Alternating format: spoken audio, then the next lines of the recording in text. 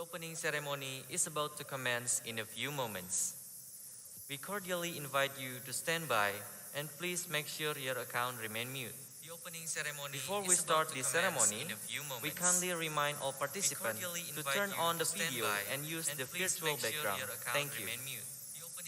Before we start the ceremony, His Excellency, we kindly remind all Minister of Education and Culture, Research and Technology of the Republic of Indonesia, Bapak Nadiem Anwar Makarim, MBA, His Excellency, Minister of Youth and Sport of the Republic of Indonesia, Dr. Zainuddin Amali, His Excellency, Governor of DKI Jakarta, Bapak Anies Baswedan, represented by Dr. Ahmad Firdaus, His Excellency, Rector of Universitas Negeri Jakarta, Profesor Dr. Komarudin MSc, the Honorable Vice Rector for Academic Affairs, Dr. Suyono MSc, the Honorable Vice Rector for Finance Affairs, Dr. Agus Dudung MPD, the Honorable Vice Rector for Student Affairs, Dr. Abdul Syukur MSc, the Honorable Vice Rector for Planning and Cooperation Affairs, Dr. Toto Bintoro MPD.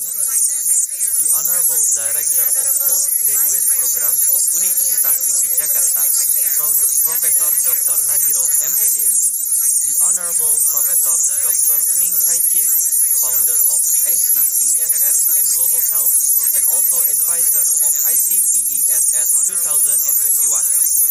The Honorable Heads of Bureaus and Centers of Universitas Negeri Jakarta, the Honorable Dean, Vice Dean, Vice Director of Postgraduate Programs, and Heads of the Study Programs of Universitas Negeri Jakarta, the Honorable Keynote Speakers, Invited Speakers, Symposium Speakers, and Future Leader Volunteers. We also would like to extend our warm welcome to all participants in the 6th Virtual International Conference of Physical Education and Sports Science 2021.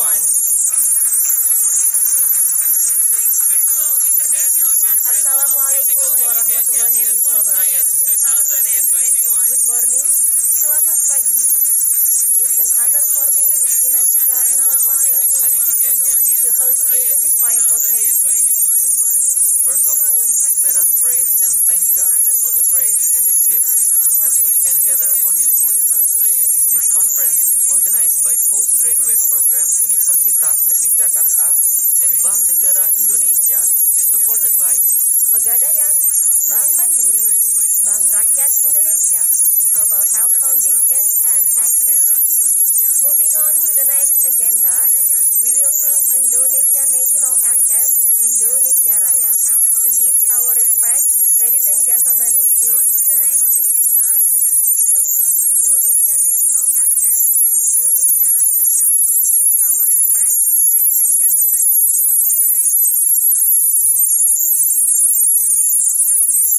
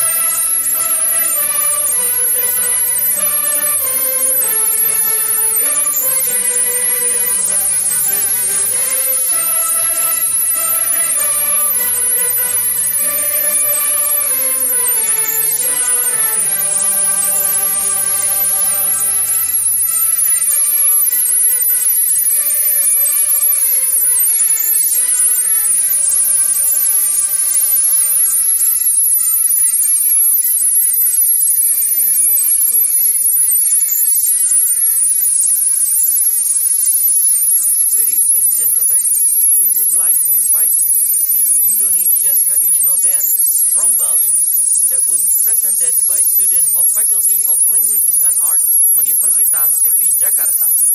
Please enjoy. Dance from Bali that will be presented by students of Faculty of Languages and Art, Universitas Negeri Jakarta. Please enjoy.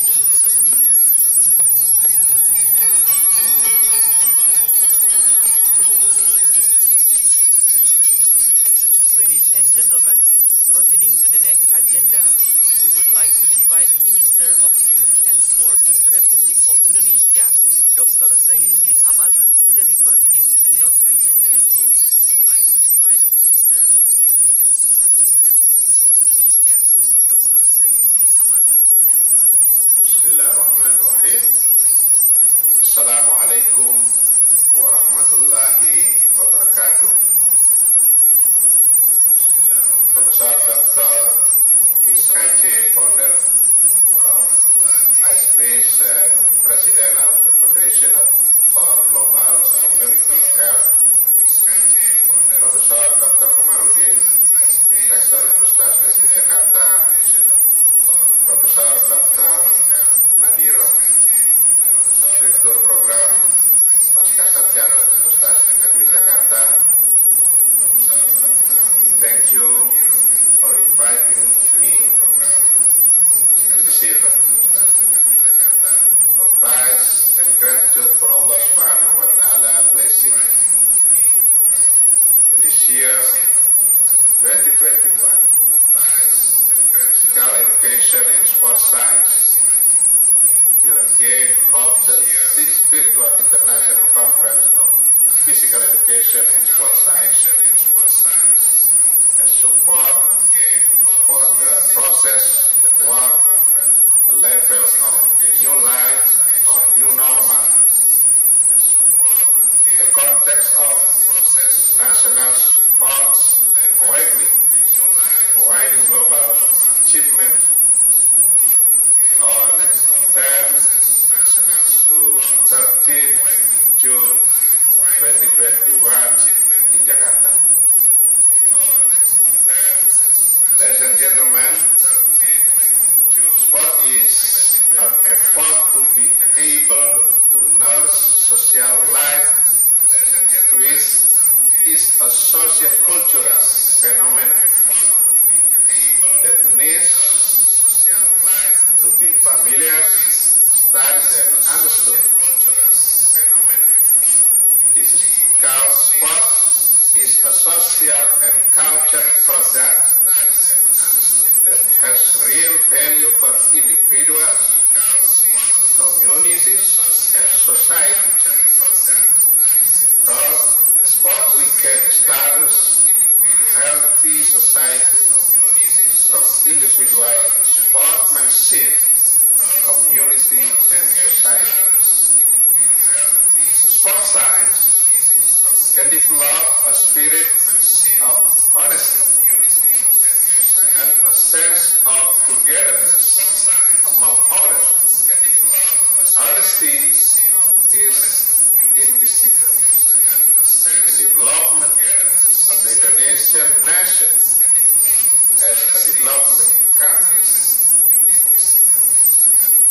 Physical education teaches about the basics of the environment, respect, values of life that are always needed by humans.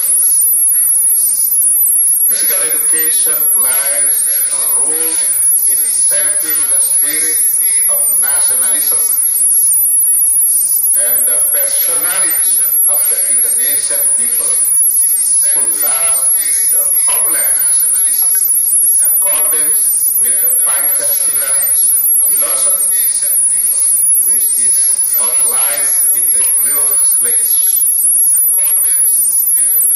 Given the importance of the role of sportsmanship in life, which will have an impact on sport development involving all components of the nation, there has been much discussion, but it is still discourse.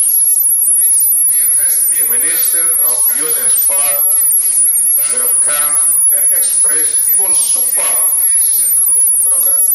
for organizing the 6th Virtual International Conference of Physical Education and Sports Science with the theme Activity, Live, Growth, Exercise, and Sports Science, Future Trend for Global Creativity and Sustainability. I hope that this conference will not only be a conference implementation, but will also produce some ideas that have been agreed upon by world experts in the field of sports science in order to exercise the community. So, that the policy that will be taken and implemented by the Minister of Youth and Sport in the future are based on the result of studies by physical education experts. Ladies and gentlemen, finally, I would like to say many thanks to Bapak Nadiem Makarim as the Minister of Education, Culture, Research and Technology, Bapak Anies Baswedan, Gubernur of DKI Jakarta, Mr. Professor Dr. Min Kai-Ching, ICPESS founder and president, the Foundation for Global Community Health, Profesor Dr. Komarudin MSc, Rektor Universitas Negeri Jakarta, Profesor Dr. Nadiro MPD, Direktur Program Pascasarjana Universitas Negeri Jakarta,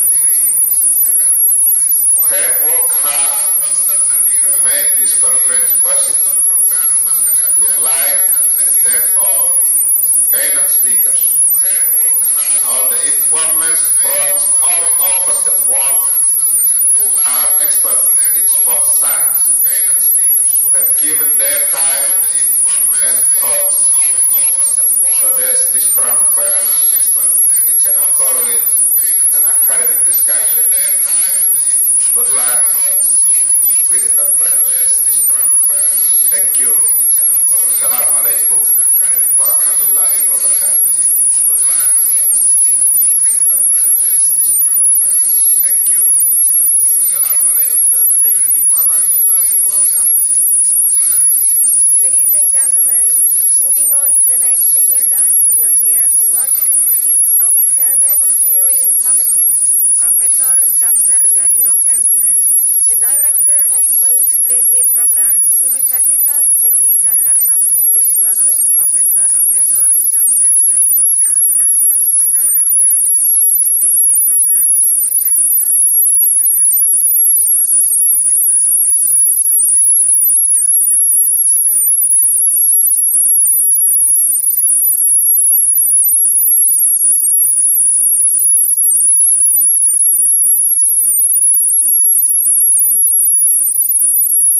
Bismillahirrahmanirrahim. Assalamualaikum warahmatullahi wabarakatuh. Good morning, selamat pagi, salam sejahtera bagi kita semua. Distinguished guests, ladies and gentlemen. The Excellencies, Minister of Education, Culture, Research and Technology, Mr. Nadiem Anwar Makarim, the Excellencies, Minister of Youth and Sport, Mr. Zainuddin Amali, Governor of DKI Jakarta, Mr. Anies Rashid Baswedan, represented by Mr. Ahmad Firdaus. Thank you, Pak Ahmad Firdaus. The Excellencies, Rektor Universitas Negeri Jakarta, Profesor Dr. Komarudin, the Excellencies, the Chairman of the Senate Universitas Negeri Jakarta, Secretary, and all Senate members. The Honorable Muri, representative with Mr. Awan and Andri. That's right? Yeah, thank you. Vice Rector, all of head institution, the Honorable Professor Dr. Min Kai-Ching, Dean, Vice Dean, Vice Director, Head of Study Program, speakers, and all participants. Welcome to the 6th Virtual International Conference, Physical Education and Sports Science, ICPESS 2021, conducted by Postgraduate Program Universitas Negeri Jakarta, and previous ICPESS was held in 2015 on behalf of the organizing committee. I am delightful that this year we can have the ICPESS 2021 due to the unfortunate COVID-19 pandemic. The ICPESS 2021 due to the is conducted virtually from Universitas Negeri Jakarta, Indonesia. Indonesia is my country. Ladies and gentlemen, the theme of the conference is the active living through exercise and sport science. Future trend for global exercise, creativity and sustainability. This conference has an important purpose, not only physically, but mentally. In healthy body, there is healthy soul. A body movement supported by soul management so that it can be harmony and honest. This is the foundation for building superior Indonesia human resources.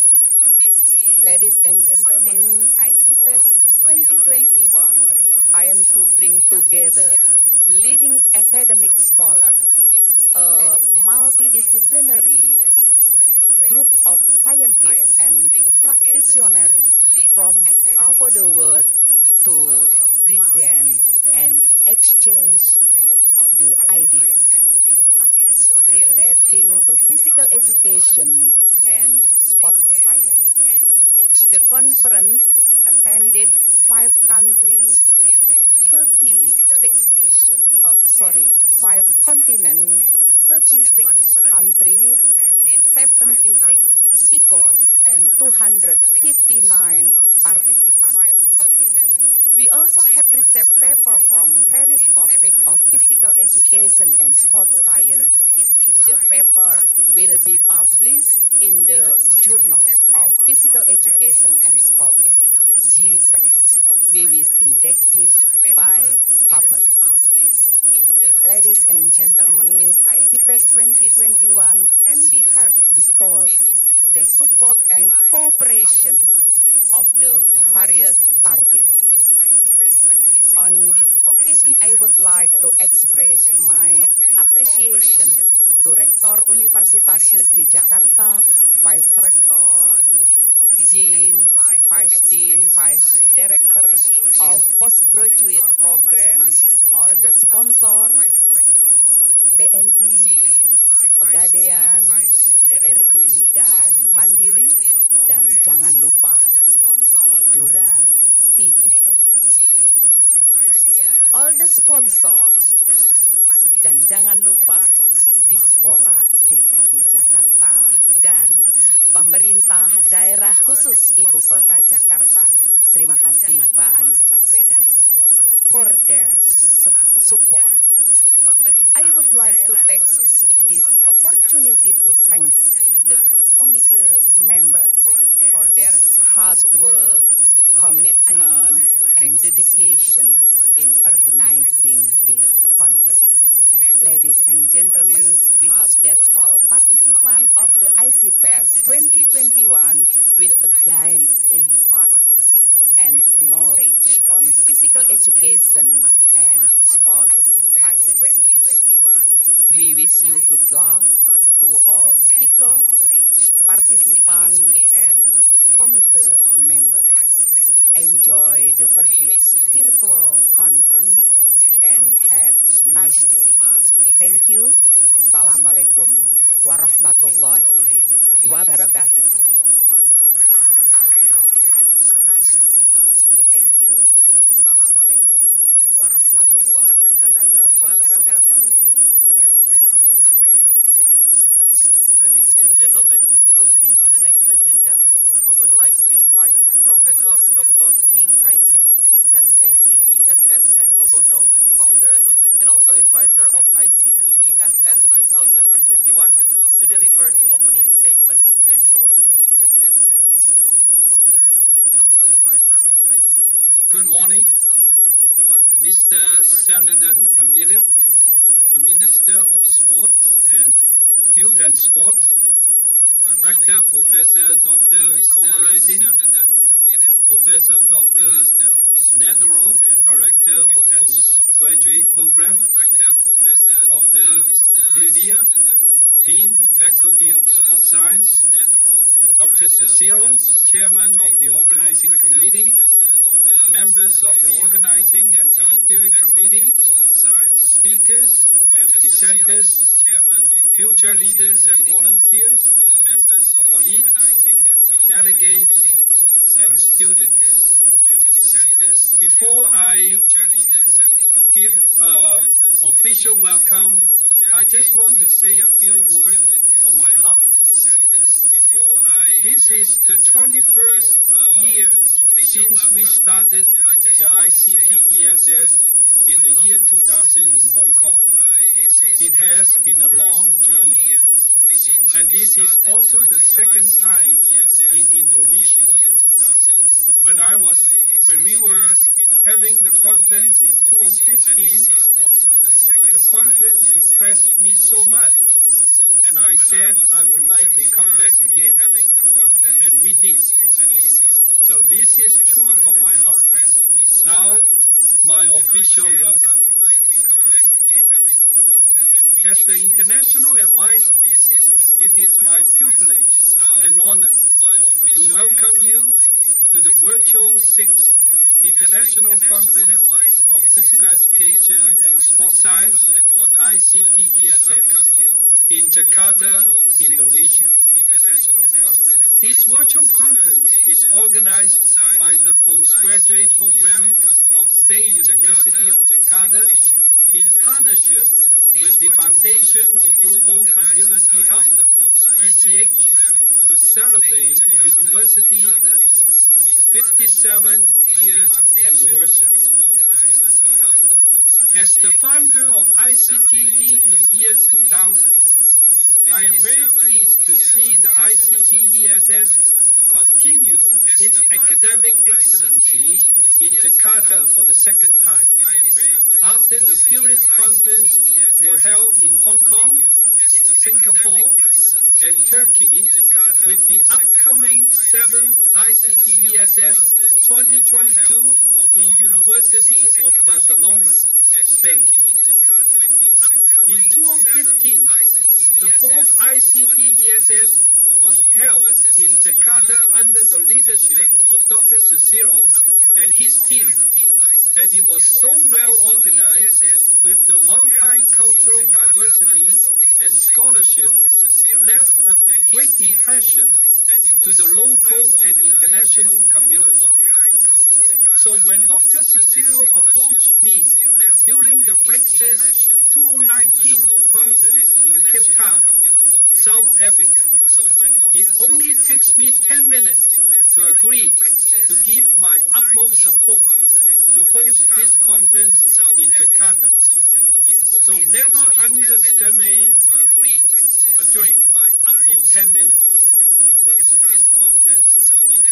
I am very pleased that Dr. Cicero and the postgraduate program from State University of Jakarta has taken up the challenge to host this historical virtual 6th International Conference for the Physical Education and Sports Science profession during the COVID-19 pandemic.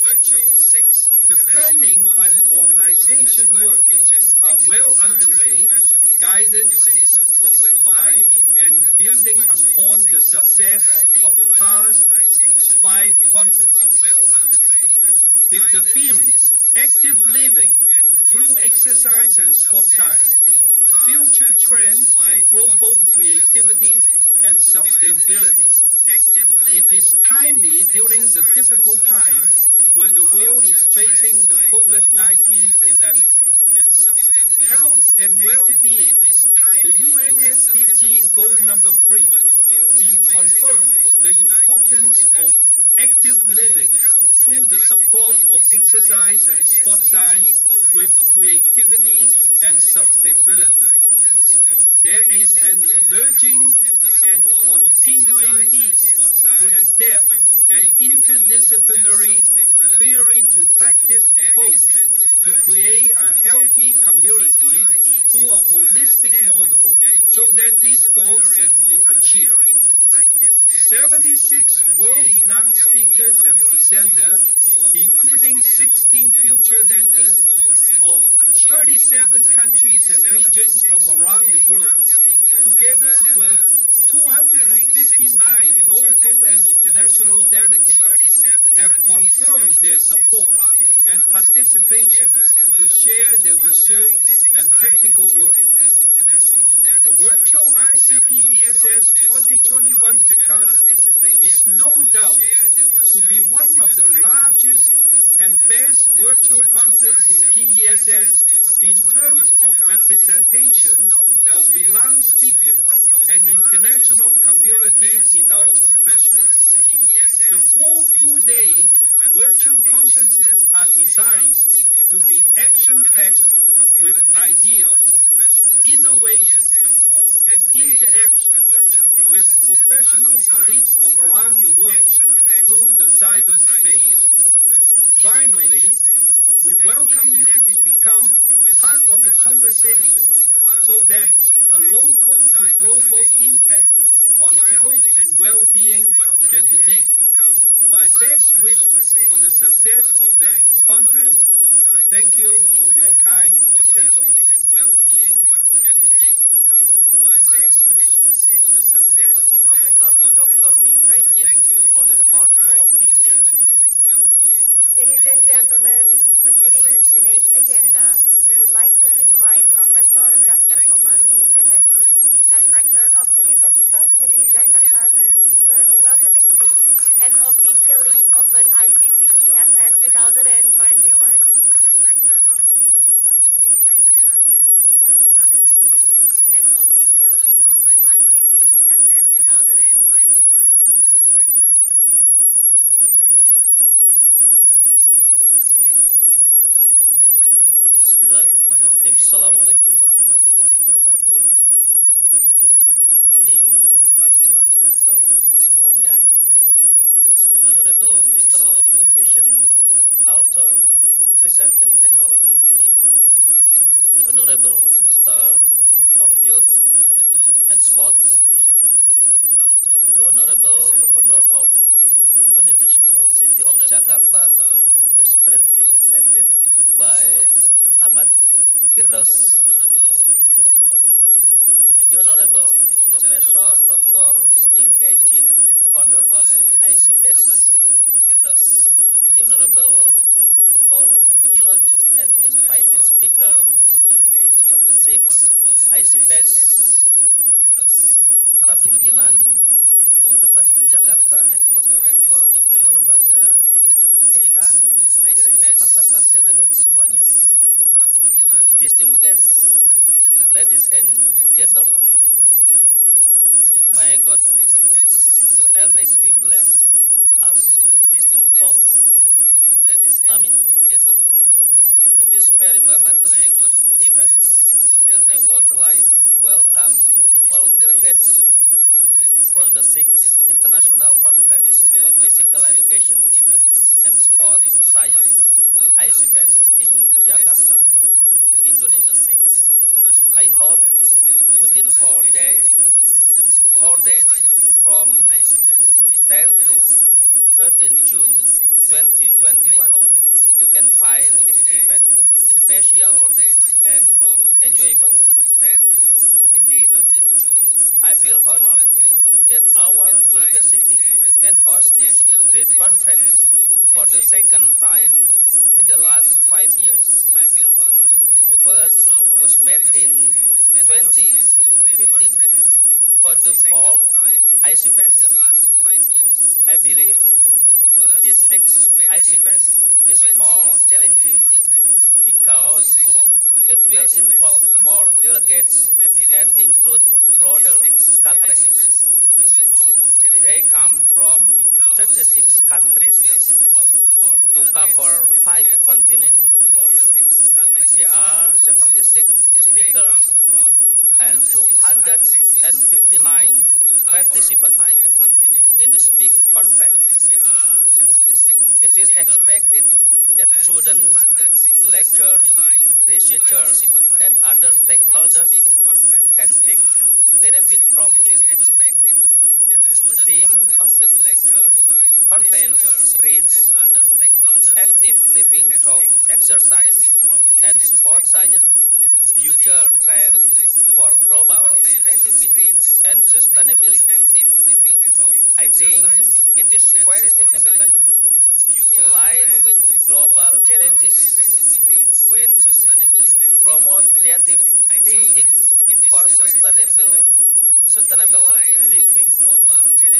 Therefore, it is expected that this conference can accommodate and disseminate research findings in physical education and sport and health science. By so doing, platform of interaction between local and international experts can be encouraged. This may be accelerated by full support from three executive bodies, such as the Ministry of Education, Culture, Research and Technology, the Ministry of Youth and Sport, and Governor of the Municipal City, Jakarta. In this occasion, I would like to extend my appreciation and gratitude to the founder of ICPESS, Professor Dr. Ming Kai-chin, who has given trust and opportunity to Universitas Negeri Jakarta to host this very important gathering. My appreciation also goes to organizing committee of the 6th ICPESS School of Postgraduate Program and Faculty of Sport Science UNJ, who have worked hard for this event. Our appreciation is also addressed to all sponsors who have given significant support to make this event happen. For all delegates, once again, welcome to this virtual conference. We hope someday you visit our university, Universitas Negeri Jakarta, and other parts of Indonesia to witness the beauty of Indonesia and to feel the warm and generous greeting from the people of Indonesia. Ladies and gentlemen, now on behalf of the committees and with permission from all of you, I declare the 6th Virtual International Conference of Physical Education and Sport Science officially open.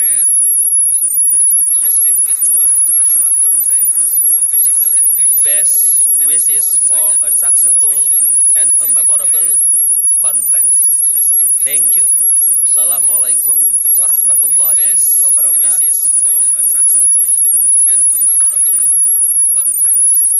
Thank you. Assalamualaikum warahmatullahi wabarakatuh. Thank you, Professor Kamarudin, for the remarkable welcoming speech. Ladies and gentlemen, in a few moments, we will be witnessing a very historical moment of postgraduate programs Universitas Negeri Jakarta. Indonesia World Record Museum, MURI, listed this 6th ICPESS Virtual Conference as the Virtual International Conference on Physical Education and Sport Science with the largest speakers from 5 continents. Konferensi Internasional Pendidikan Jasmani dan Ilmu Keolahragaan secara daring dengan pembicara terbanyak dari 5 benua. Konferensi Internasional Pendidikan Jasmani dan Ilmu Keolahragaan. It is an honor for postgraduate programs Universitas Negeri Jakarta to gain an award from Indonesia World Record Museum, MURI. We would like to invite Rector of Universitas Negeri Jakarta, Profesor Dr. Komarudin, and Director of Postgraduate Programs, Universitas Negeri Jakarta, Profesor Dr. Nadiro, to receive the award.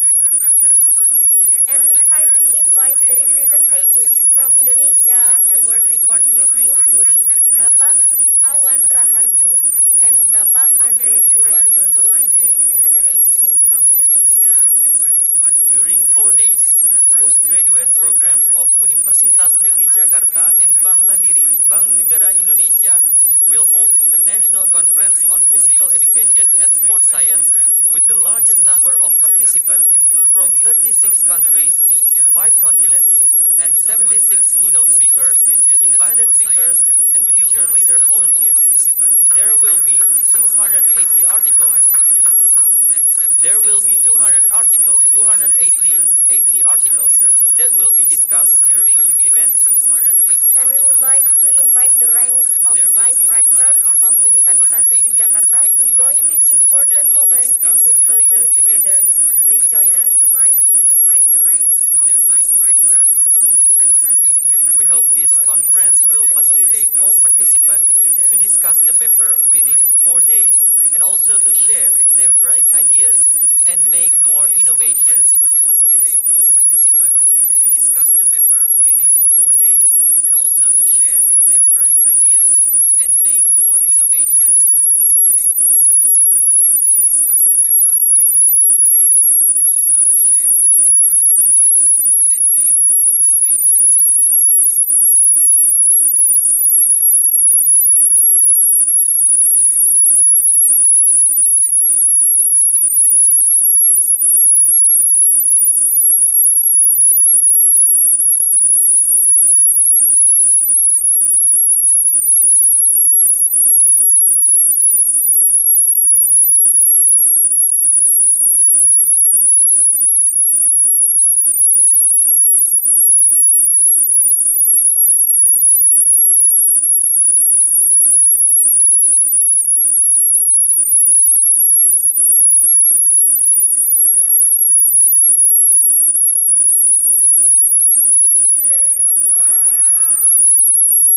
Give a warm applause. Ladies and gentlemen, we are witnessing a very historical moment of postgraduate programs Universitas Negeri Jakarta.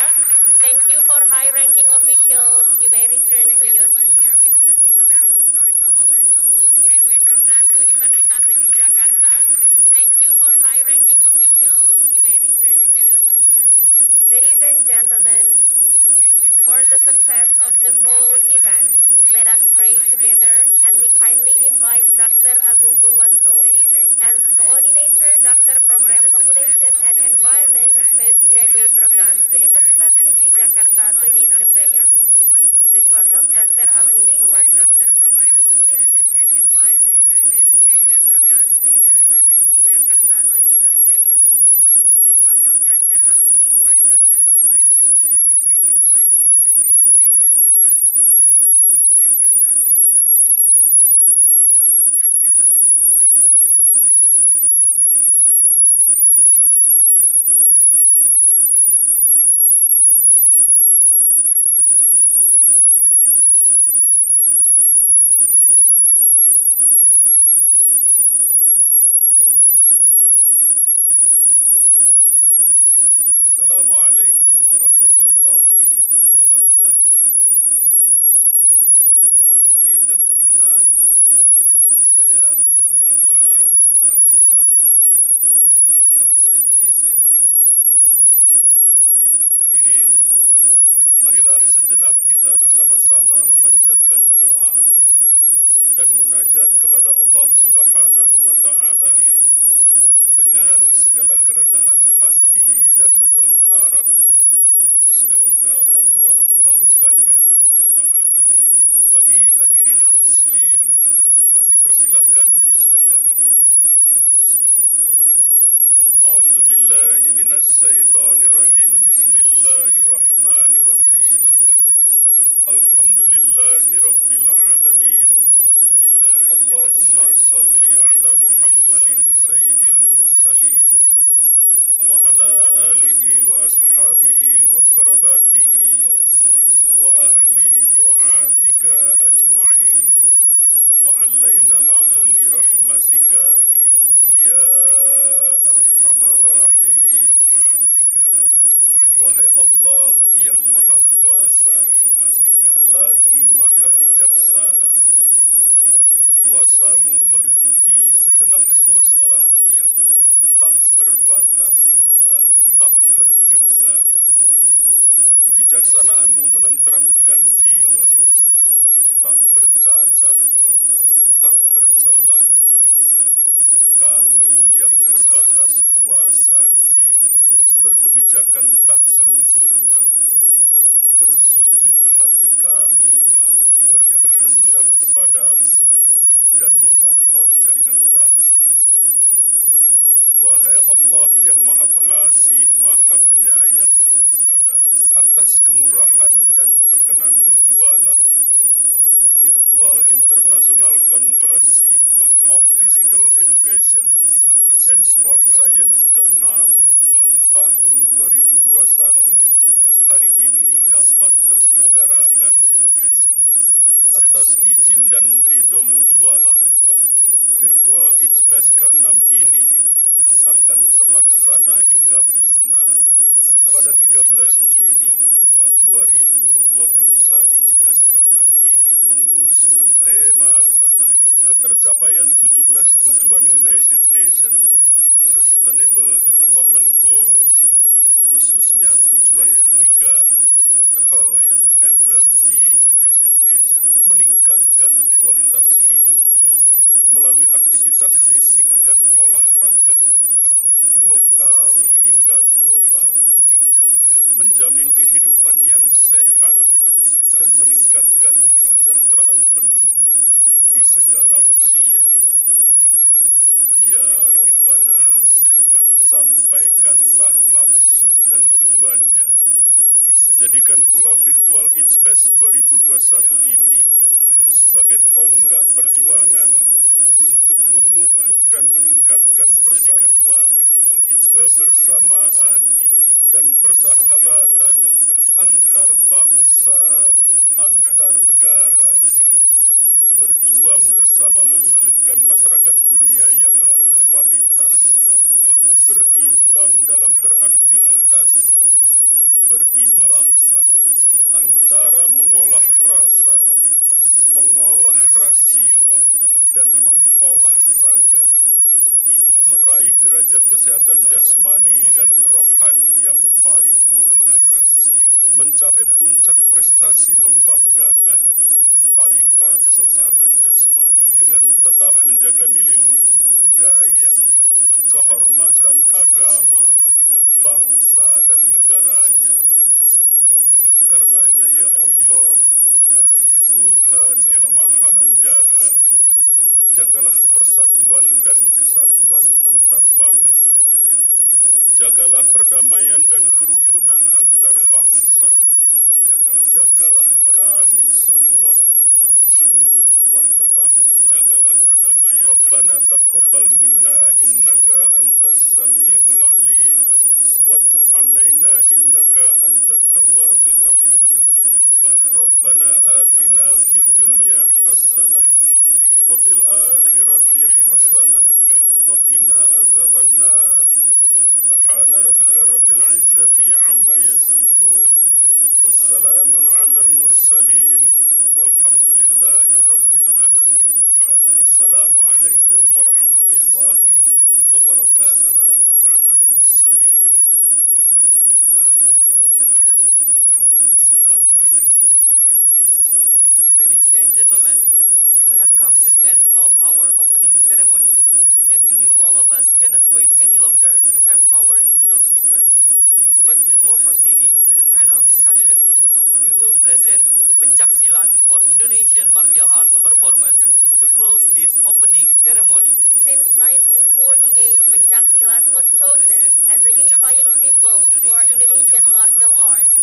Pencaksilat team of Universitas Negeri Jakarta always achieved victories from regional, national, and international Pencaksilat championship. Ladies and gentlemen, please welcome Pencaksilat team of Universitas Negeri Jakarta. National and international Pencaksilat championship. gentlemen, please welcome pencaksilat team of Universitas Negeri Jakarta. National and International Pencaksilat Championship.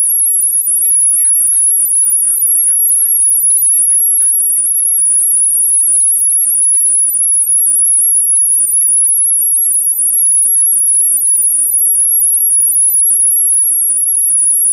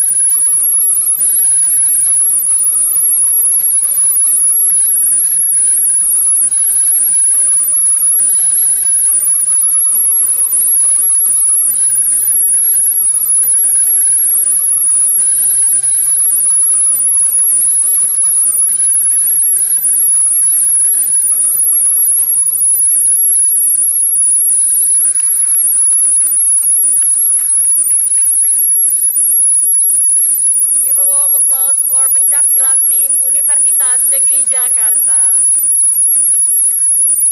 Ladies and gentlemen, we have come to the end of the opening ceremony. Thank you very much for attending this beautiful occasion. Again, we would like to extend our gratitude for all support. Special thanks to Bank Negara Indonesia, Pegadaian, Bank Rakyat Indonesia, Bank Mandiri, Global Health Foundation, and ICPESS. In a few moments, we will proceed the panel discussion.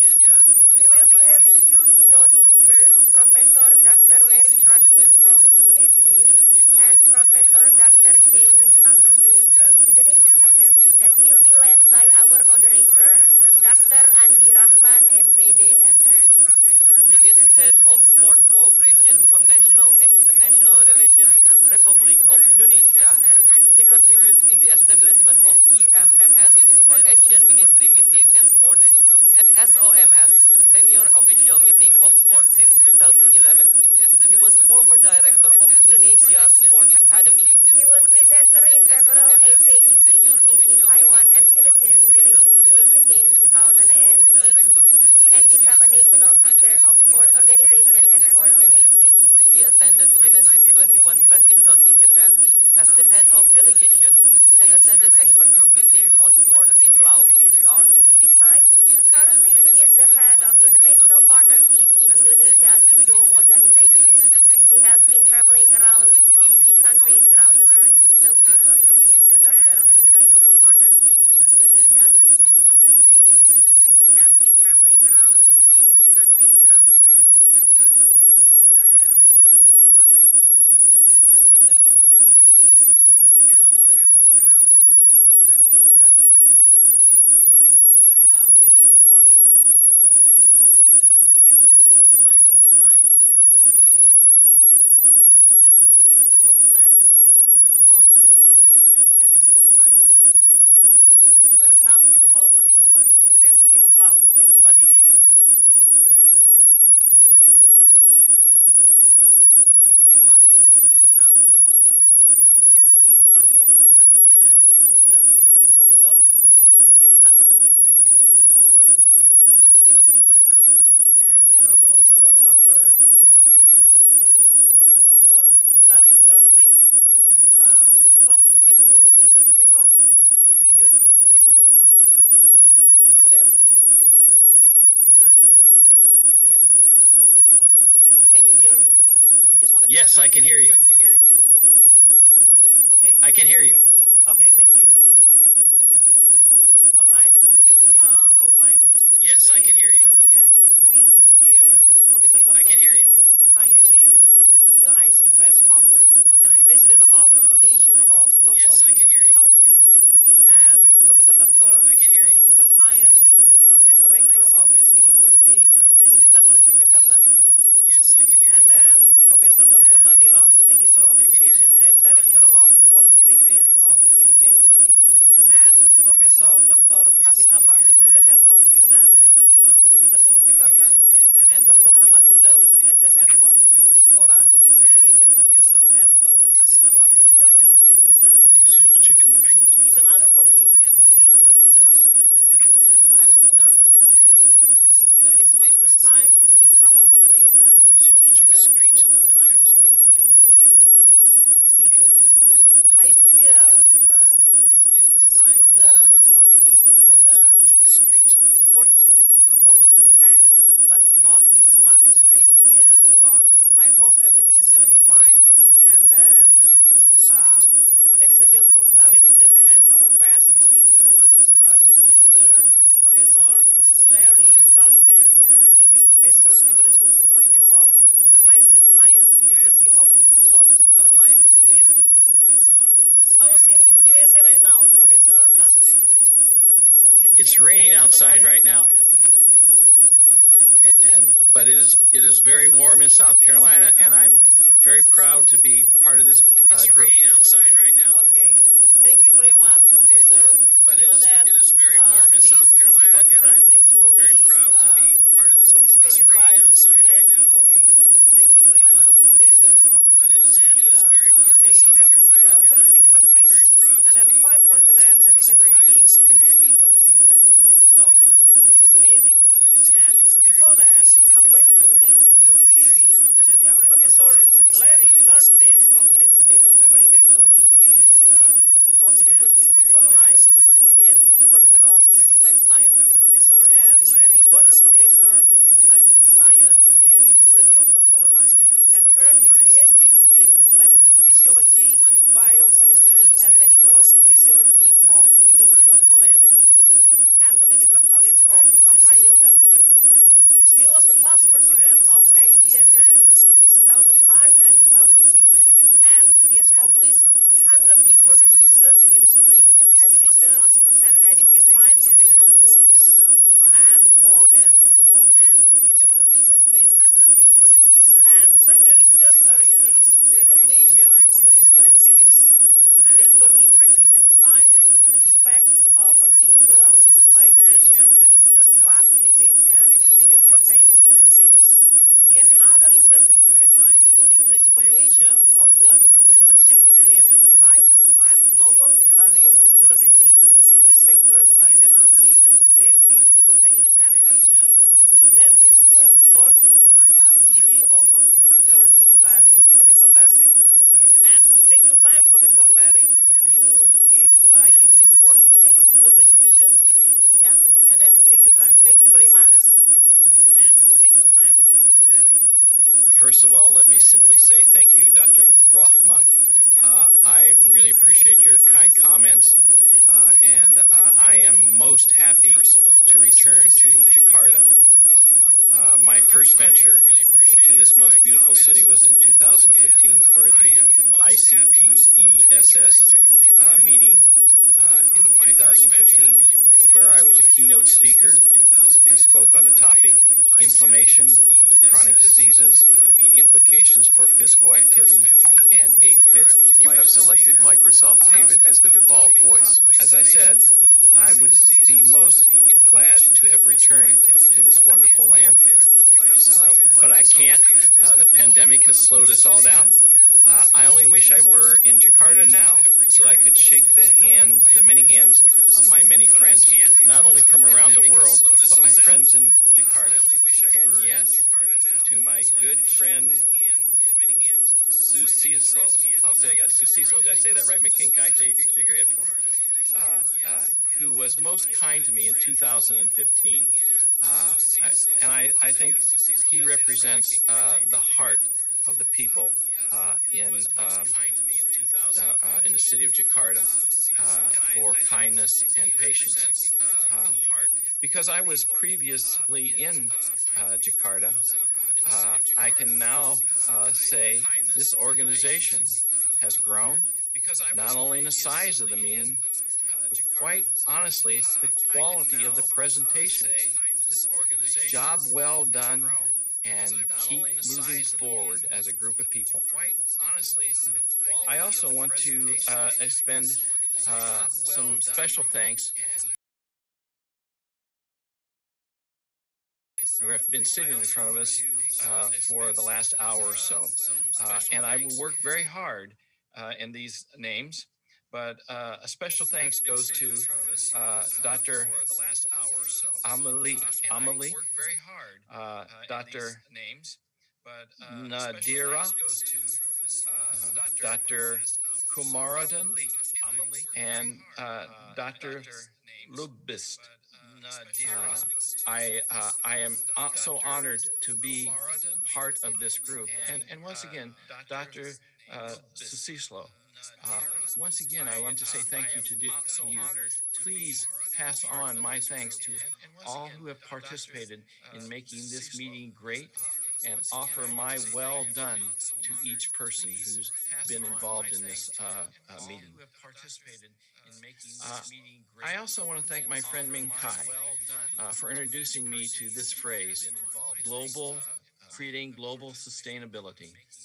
And in fact, even though I've turned in my slides without this topic, in the last few weeks as I have worked hard to prepare for this meeting, I wanted to add this. So I have added to my title, Creating Global Sustainability. I believe it is only fitting, but this title is a direct reflection of this meeting's theme. A second point. So thank you, Minkai. I appreciate your kindness and friendship that you and I have shared for almost 12 years now. My second point, though I am speaking today regarding physical activity and exercise, I do fully recognize the importance of other contributing factors to chronic disease prevention and rehabilitation. For example, nutrition, smoking cessation, stress management, and a comprehensive medical management for risk reduction for disease. And my last point in my introduction comments is my intent today is really to have a call to arms. And what does that mean? Call to arms is it's time to change. We've been saying it, and we've been saying it, and we will continue to say it. And I have seen since my last time in Jakarta was in 2015 that times are changing. And I will cheer you on, and I will simply say, as my call to arms in this meeting, what are you willing to do for our children's future? With that, I want one more comment, and then I'll begin my presentation, my formal presentation. But I saw a number of people sitting around and at times clapping, and I want to show my appreciation for Dr. Susilu and the organizing committee and all that they have done in extending this invitation to me. I want to give you my appreciation. So thank you very much. And the rest of you around there, I hope you're clapping as well. Now, let's get started.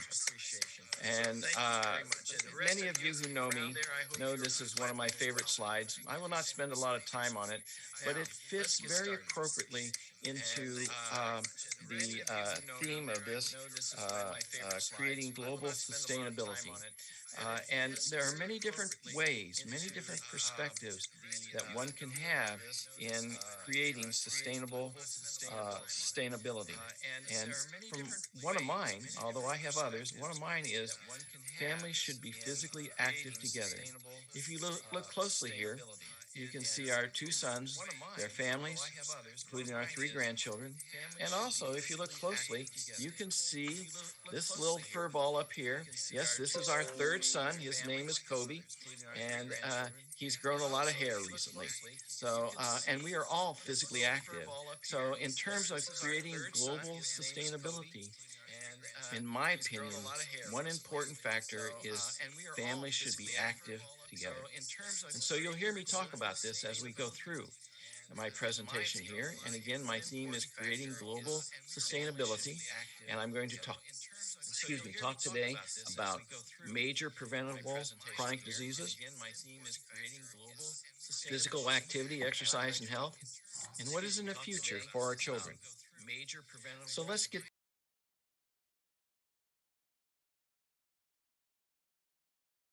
versus 2017, we can look at the red portion here and here in these two pie charts, and that represents communicable diseases.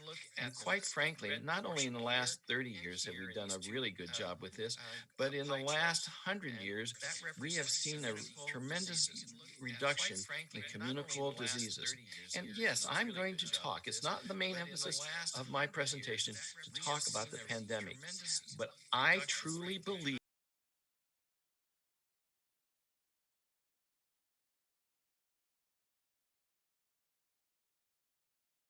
just for the United States, but for all countries, if we hadn't had good public health practices being developed and doing away with many communicable diseases over the last 100 years. Yes, I'm going to tell you, I think it's bad enough as it is, but it could have been worse. And public health is in part responsible for it not being as severe as it could have been. But then that leaves us, what's happened with non-communicable diseases? The part in blue here and part here, it's increased. And that is a major concern. And that's what I'm going to talk about is non-communicable diseases.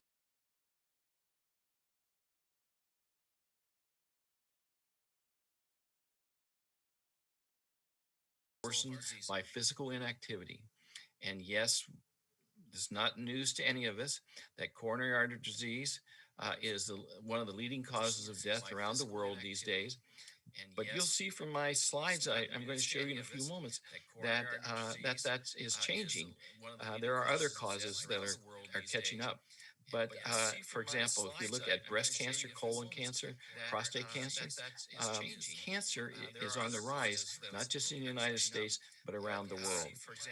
There are other concerns, certainly obesity and type 2 diabetes. Those are becoming very... Recording in progress. Okay, thank you. These concerns are becoming major problems in terms of public health these days. Now, I have the opportunity to say some very nice things about a friend of mine that I met in 2015. Her name is Gundrid Del Tepper. I met her at the Jakarta meeting, and she pointed out to me something, a trend in the next series of slides I'm going to show you. And I want you to see if you see what Gundrid pointed out to me. If we look at cardiovascular disease and in terms of what's happened in the blue in 2002, what happened in 2010 in the red, and what happened in the green here in the United States, what it's going to be, what it will be in 2030. The projection is that it's going to get worse. And when I first made the first slides of these was around 210, and the projections by the WHO were right on for 2010, and we checked these here last year, and in the green, the projections look like they're going to be right on for 2030.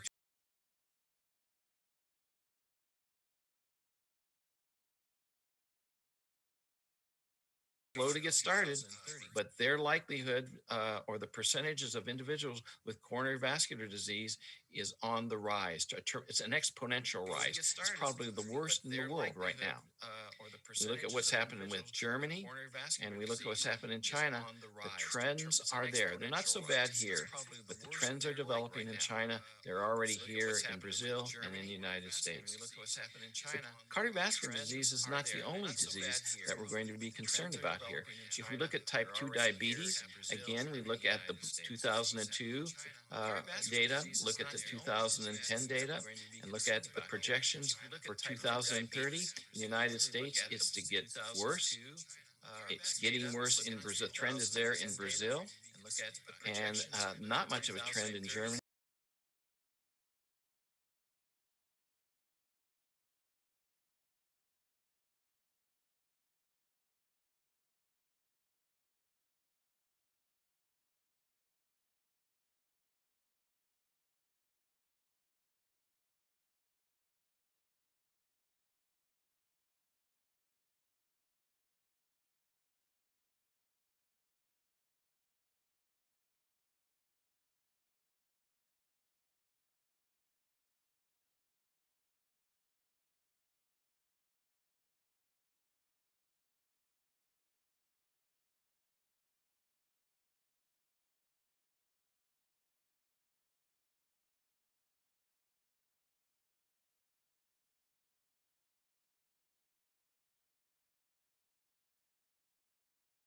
I showed these kind of these slides. They were in different form at the time, and these have been published here recently in Sports Medicine and Health Science in 2019, December of 2019. And what happened is after that presentation, in a question and answer session, Gundrid got up and said, "Larry, did you see the trend?" And in Germany, I said, "Yeah, I saw that they're not as severe in Germany. So can you help me explain that?" And I go, "No, I really have no idea." And she came to me after my presentation, and we spoke for quite a bit of time. And essentially what Gundrid said to me was, "Larry,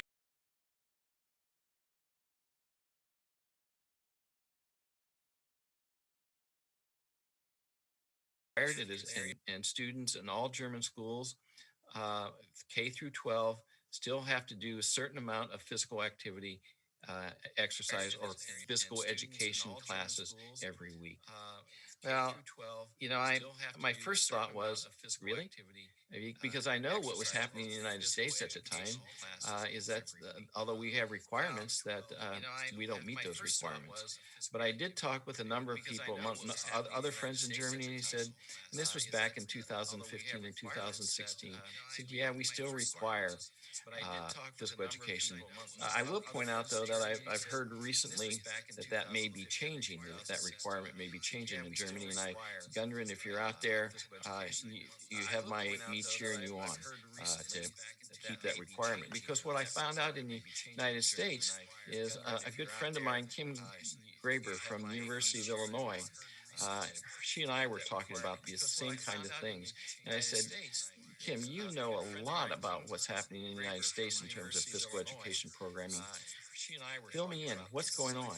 And she said, Larry, is very depressing because only schools in one state, the state of Illinois and the District of Columbia, meet the national recommendations for being physically active or for requiring physical education courses. Well, that to me is very depressing because I think there are so many things, and all of you, I know I'm talking to the choir, all of you feel the same way, that physical education has so much to offer, not only in terms of fitness and physical activity, and in my mind, for children to carry those activities on throughout their life, disease reduction. There are other kinds of things in terms of academic performance, which I am not an expert on and will not talk about, but I'm hearing a lot of good things about academic performance in people who are physically active or children who are physically active. So let's come back around for a minute and let's just talk about prevalence of overweight and obesity in children. So we've been talking about adults. Let's talk about children. And I know some of you have heard me say this before. I'm embarrassed with this slide. We are number one. Look up here in the red. United States, number one. We have the highest prevalence of overweight and obesity in female children, and also in male children. And quite frankly, I'd like to be down here where Germany is, or France, Denmark, Japan, or Switzerland, or Norway. And these are children ages 5 through 17.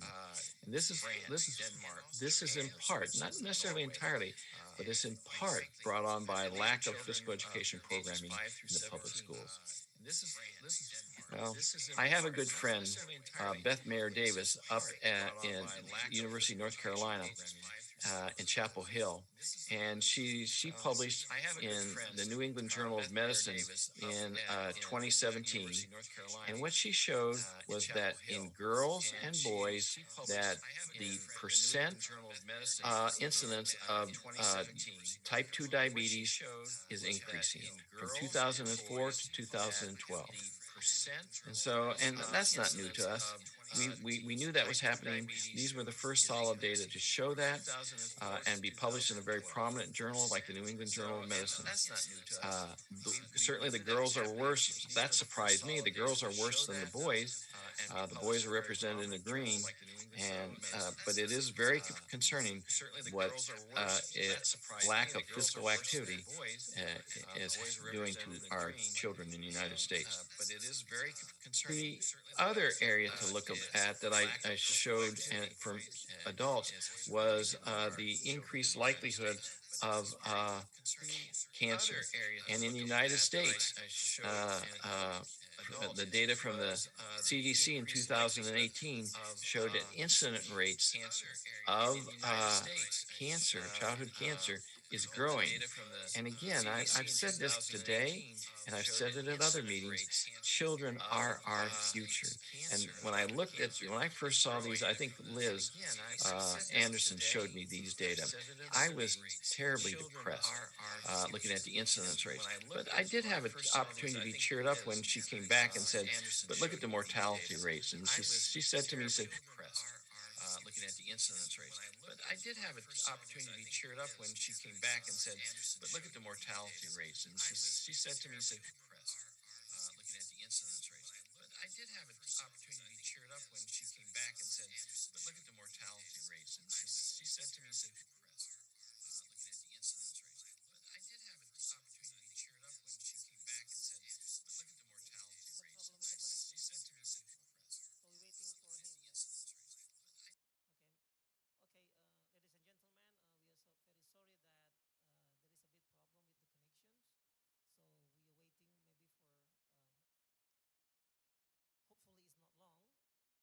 it's not long, so that the connection of Professor Larry will come back. Professor Larry Durstin, can you hear me? Prof. Larry? Okay. So, okay, we wait. I will discuss with the committee first. Prof. Nadiro, di paparannya, excuse me, we're going to go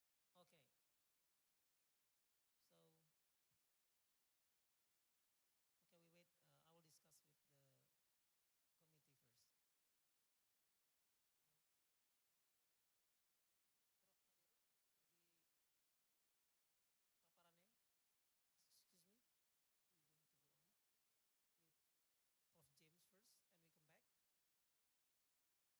James first, and we come back. Okay, all right. Okay, I'm sorry for the inconvenience because we got a problem with the connection with Professor Larry. And then while we're waiting for Professor Larry, maybe we will come back, we will go to Mr. Professor James Tangkudung. Okay, okay, maybe the last time. Prof. Larry, I will count until 3, yeah? 1, 2, 3, okay, still got a problem. All right, ladies and gentlemen, we're going to go to our next keynote speakers, and then here, Mr. Professor James Tangkudung. Give applause for Mr. James Tangkudung. Okay. Actually, I know him since 2011 when he was the deputy in Ministry of Youth and Sport, and he's a very he's a very great man. And then Thank you. The title of the presentation from Mr. Professor James is Sport Against Coronavirus. Yes. Sport Against Coronavirus. And I'll read the CV of Professor Dr. James Tangkudung. He's doing the doctoral degree on sport education in State University of Jakarta, and also master's degree on sport education and ICPESS Jakarta. And he is specialist of sport medicine at Frankfurt University, Germany, and bachelor degree on medicine on Mainz University of Germany, and got doctor specials in sport medicine with a doctoral degree developed on exercise physiology, and full professor full professor of sport medicine. Yes. And also lecturer in the Faculty of Sports Science, lecturer in Postgraduate State University of Jakarta. He has a lot of background and a lot of experience. I cannot read one by one. This is only the summary, Professor, yeah? Thank you. He was appointed as the deputy at CDM of Youth Olympic Nanjing, China, 2014, a deputy of CDM at SEA Games 2015, Singapore, and a coordinator of sport medicine at Asian University Games 2016 at Singapore. And he also had been a coordinator of doctoral degree program in postgraduate during 2 periods. And research focused on sport health science, sport science, and sport education, all sport scope. And then 2007, professor in sport health science at degree of Ministry of Education and Culture. And he has 7 grandchildren. Yes. That's amazing. And 4 children and 7 grandchildren. Yes. How old are you now, Professor James? B96. 90s. All right. Okay. No, 69. 69. Being 69. B70. And you look very healthy. And of course, it's from one wife, yeah? All right. Okay. Thank you, Prof. James. I give you time, and I give you more or less 40 minutes to do the presentation. Thank you, Dr. Rahman, distinguished guests, ladies and gentlemen. Good morning, everybody. We have our chairman, Professor Nadiro, our president of the senator, Professor Hafid Abbas, and sorry, I forget Pak Teguh, yeah, sorry. Today I will speak about how we fight the coronavirus. Like we hear before that the COVID-19, SARS, severe acute respiration syndrome.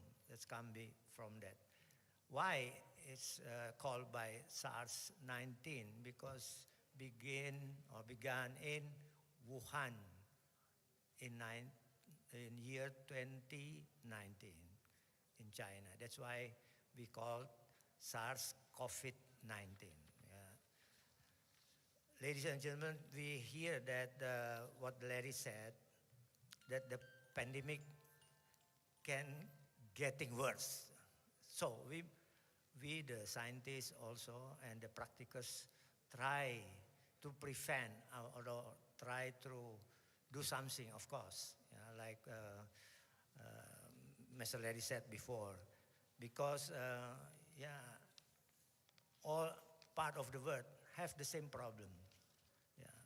That's why I try to do my best, like I do myself, exercise, means walking, jogging, and so on, every morning, about 1 hour. So I have my target always 16 walking steps every morning. It is about -3, that means about 13 kilometers. About 13 kilometers. That's why it's important, because myself, I'm practicing that. Then I didn't have influenza nor COVID-19. That's why I will give you my experience. And then I found it that our sweat exercise, after exercise we have perspiration. My sweat, after exercise we have, of course, sweat, keringat. And I make research about that, an experiment, that the sweat from our body can prevent and destroy the virus. Why? Because our sweat fluid inhaled, release, there are salt-based water. Like we know, salt can destroy everything. Our car can be destroyed by salt also. That's why, And I have a supporting also from the hyperhidrosis group. They say that the perspiration is good. That means to prevent the transmission of COVID-19. And the professor from George Washington University, Mr. Adam Friedman said, Professor Adam Friedman said that sweat has some inherent microbiological activity. That's why I try to do by my own self. That's the finding of me. Secondly, about long COVID. I have a patient or student, they have the COVID disease, and call me how to do that, how to fight that. I say, through exercise. And after, before COVID, during the sickness or illness, and then after, because in the world, there are about 2 till 3%, 3% people after illness still have long COVID. Long COVID means in our language we say chronic chronic, sorry, I forgot the word. Chronic, same like that. I will come back to this word. Why? Because this long COVID, chronic fatigue syndrome, yes, chronic fatigue syndrome, CFS, and still exists by the research in the world, in the Europe. About 3 months, still long COVID there for the middle age, and for the older, can be longer, about 6 till 1 year. And the therapy, of course, we must do activity again or exercises. Yeah. That's why I said exercise is the better activity or physical activity to fight the COVID-19 as a prophylaxis or to prevent, and also after the sickness, because there are 2 till 3% in the world statistic exists still long COVID. We call long COVID with other name chronic fatigue syndrome. Chronic fatigue syndrome is a psychosomatic illness. That means the patient still think in cognitive, still think that he or she still have the COVID in his body. That's why to help them, they must go to do exercises. And why I said that? Because in our body, through exercise, we will activate our psychobiological weapons. Against, through exercises, we will activate our psychobiological weapons. Yeah, sometimes we hear that the virus is one of the weapons, but we have in our body our weapons. Yeah.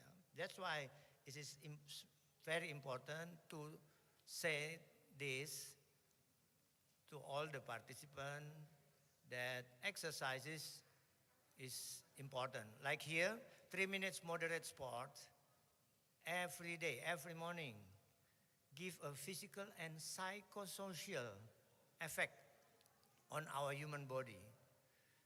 Like Mr. Larry said also, that's good for against infection and diseases. And of course, enhance antibody like immunoglobulin M, G, D, A lymphocyte and B and T lymphocytes. WHO already renamed all the variant, yeah, using a category. For example, for UK, WHO said that's the virus variant from UK be called by Alpha. Yeah. And then the virus from South African be called by Beta. And the virus variant from Brazil called by as a Gamma. And then Brazil also as a Gamma. And the last one is there are 4 variants from India, they call as Delta variant. Of course, in my interest, I don't know really what kind of variant we have. Of course, I want to know what kind of variant exists in Indonesia. That's why I said perhaps we must do more, the scientists in Indonesia, because it can be a multiple or combinations variant exist in Indonesia.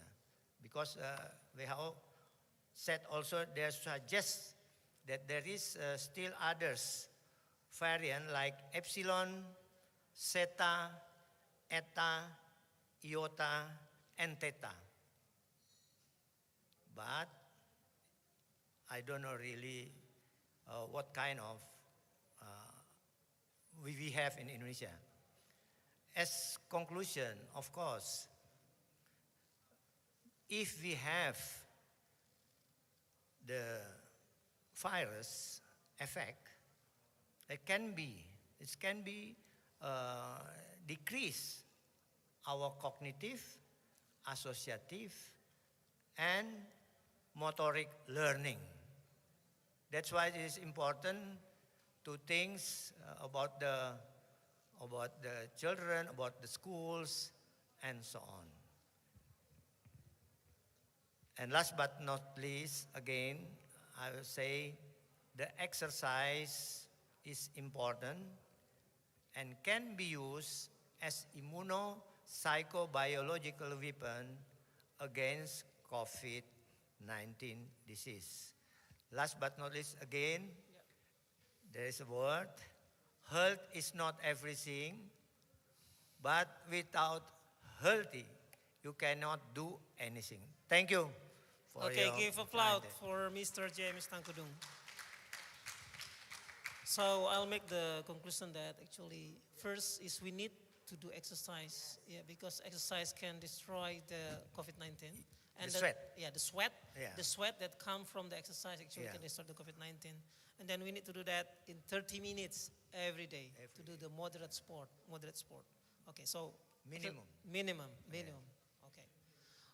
Okay, thank you very much, Prof. James. And then actually, I'll try to check again with the committee whether Professor Larry already come up in the online or not. Okay, still talking to him? Can he back? Hopefully, okay. All right, so while we're waiting for the Prof. Larry, maybe we give, there is a question and answer that maybe can be addressed to Mr. Professor Dr. James Tangkudung related to sport against coronavirus. Prof. James, I checked in the online, there is at least 150 people, 50 participants attend, because I have in my tab also.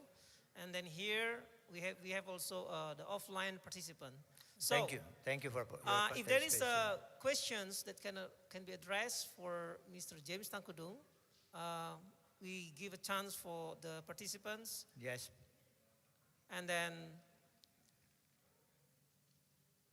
maybe can raise hand, if there are any participant who wants to give a questions. Yes, please, I give you time.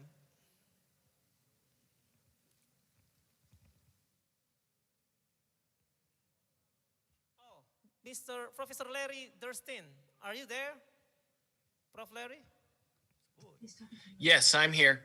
Okay, thank you very much. I'm so sorry because suddenly you just offline, so I take the opportunity to be changed by Prof. James. Mr. Larry, yes. Will you continue your presentation because you still have 20 minutes to go just now to complete the presentation?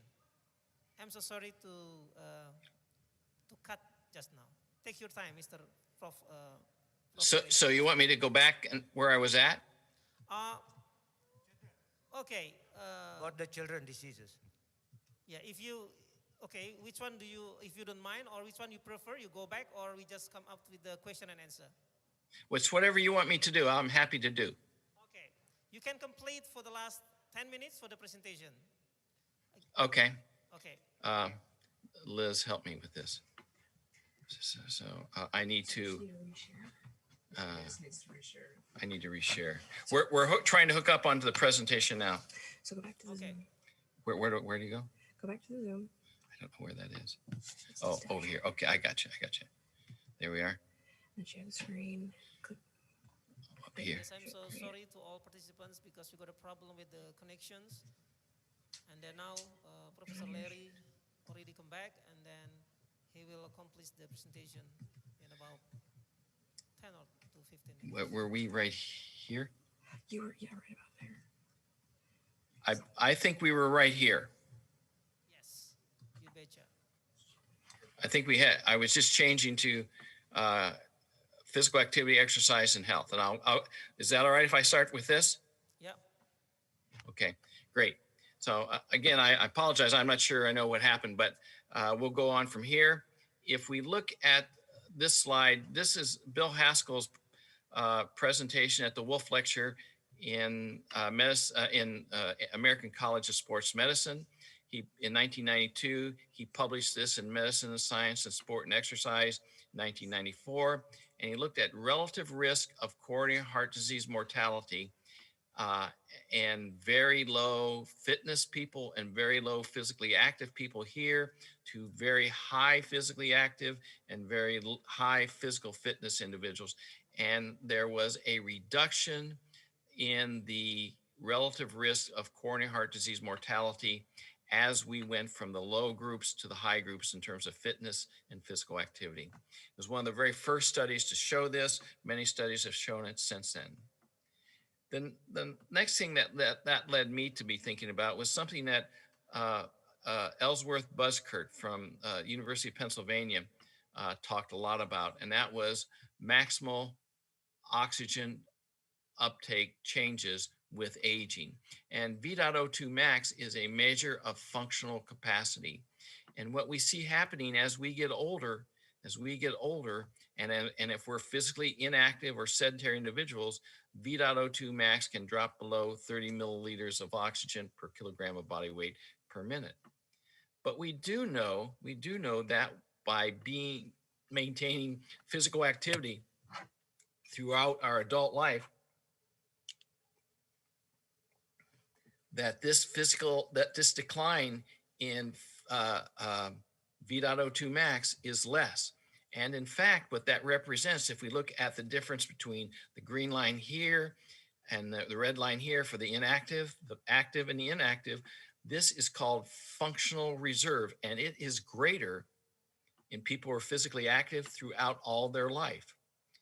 Well, the question that people raise many times is, what if I become physically active? What if I become physically active? Can I get some of this increased functional reserve back? And the answer to that question is yes, you can. What's so important about this increased functional reserve? There's a thought or a theory that people who have greater functional reserves will have reduced risk and reduced susceptibility to disease. And so by remaining physically active throughout our lifetime, that risk is reduced. If we look from another perspective, and that's the quality of life, if we look at good health here and not so good health as we get older, look what happened to the quality of life curve after the age of 30. It slowly decreases for the person who's physically inactive. So what happens if we compare this person who's physically active throughout all their life? They have a greater quality of life. And what does that mean? It means that they're less susceptible to disease, they're less likely to have chronic health conditions, and they enjoy life more. So a person, again, who's 35 or 45 years of age saying, I want to have a greater quality of life. Can I get some of that quality of life back if I become active? And the answer to that is yes. Now, one of the questions that people ask all the time is, if I exercise, will I live longer? Now, there's a little data to show that you might age a little longer if you're physically active. But we're not talking 10 or 15 years. We're talking a few years. And that's great. But when I first started many years ago, when I graduated from undergraduate school and went to graduate school, that was my thought. I want to live longer. Well, when I finished my graduate program It was, well, I want to live longer and I want to have better quality of life. And by the time I turned 40, it was, well, I want to have reduced risk for health. And when as well as living longer and having good quality of life. But by the time I turned 60, my thoughts wasn't for longevity, it was for quality of life and improved health. And that's what these curves are showing us. Well, in terms of creating global sustainability, what is in the future for our children? And if we look at these physical activity guidelines for the United States, they are very similar to every country's guidelines for being physically active. For adults down here, it's 150 minutes a week of moderate intensity or 75 minutes a week of vigorous intensity aerobic exercise with some muscle strengthening activities 2 or 3 times per week. But if we look at children, it's 60 minutes or more of physical activity every day, and it's moderate or vigorous intensity aerobic exercise at least 3 times per week, vigorous intensity activity with some muscle strengthening exercises as well. And these again are across all populations in all countries. These are very similar guidelines. Most recently, the WHO guidelines, new guidelines came out for children, and they're very similar to this. And they stress the importance of physical activity for children. Well, if we look back to 2012, this study by Eklund I think is most impressive, and they're looking at moderate to vigorous physical activity and sedentary time and cardiometabolic risk factors in children and adolescents. And what they found is that there was some relationship here in terms of moderate vigorous physical activity in terms of low, moderate, and high tertiles, and in terms of time spent in sedentary, that the rectangles represented the highest tertile for moderate to vigorous physical activity. They had the lowest waist circumferences. They also had the lowest blood pressures. But what is equally and more important is you looked at fasting insulin levels. Their insulin levels were lower. That meant that the less active individuals had higher insulin levels, and their insulin sensitivity was less, and they were more prone as children to develop type 2 diabetes. Fasting triglycerides associated with certainly cardiovascular disease, but more recently associated with fatty liver disease, and children who were physically active had low levels, whereas children who were not very active had the highest levels. So they're susceptible for fatty liver disease. And then the last one over here on the right is high density lipoprotein cholesterol, and the levels were most highest in the physically active group. So what this study showed is that children who are physically inactive are already showing cardiometabolic disease risk factors at an early age, between 6 and 17 years of age, whereas the ones who are physically active did not display those cardiometabolic risk factors. So exercise is good for you. And as I start to wind down, what do you want for your children's future? This, and I picked these pictures up from friends of mine in China, Germany, and we picked these up here in the United States. I'm not trying to pinpoint any country in particular. I'm just saying that this is a problem in the world. Do you want your children to look like this? Or do you want your children to look like this or be active like this? And I'm saying we need to bring back more physical activity and exercise and physical education programming into our schools for our children. So, in terms of creating global sustainability, where am I starting? Well, I'm starting with my family. And I'm not only starting now, my wife and I, Linda, started this 45 years ago when we had our first son, Jason, over here. And we maintained that for our 38-year-old son here, Michael, for their wives and their children and our grandchildren to be physically active. And I still promote families should be physically active together. And it's a one way of creating global sustainability. And finally, to close out here, going back to Carol Graber's slide, what are you willing to do for our children to reduce their legacy for risk of poor future health? I'm willing to go the extra mile. Are you? Thank you very much.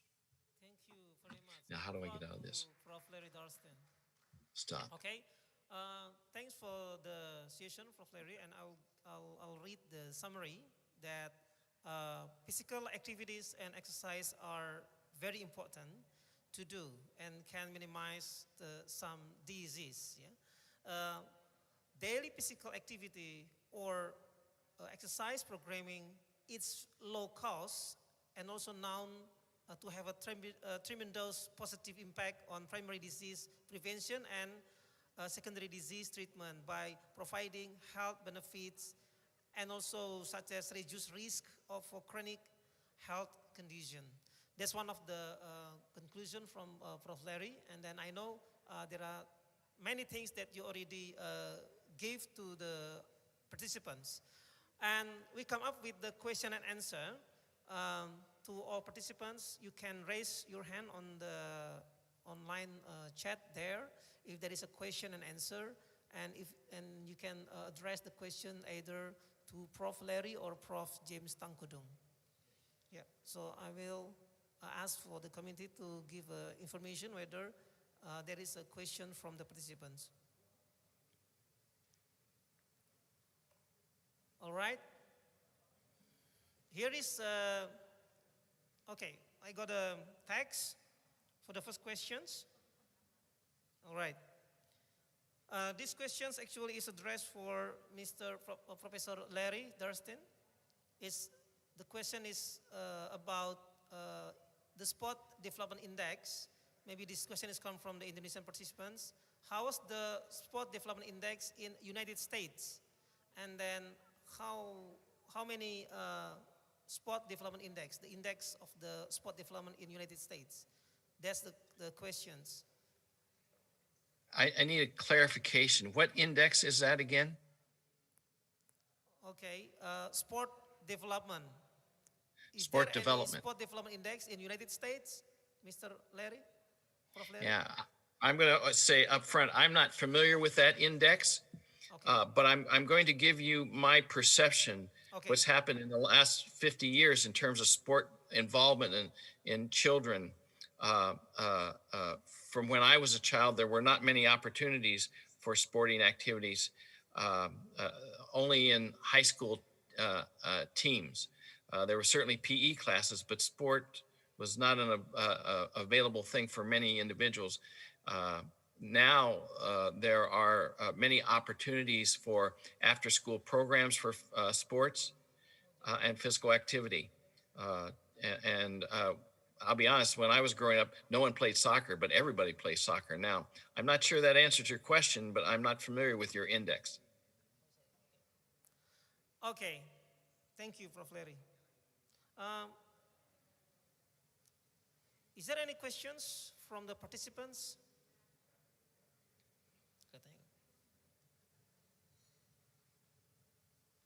Okay, let's check in the tab. Are you familiar with that? You can raise your hand or sending by chat. We hear there is 155 participants online.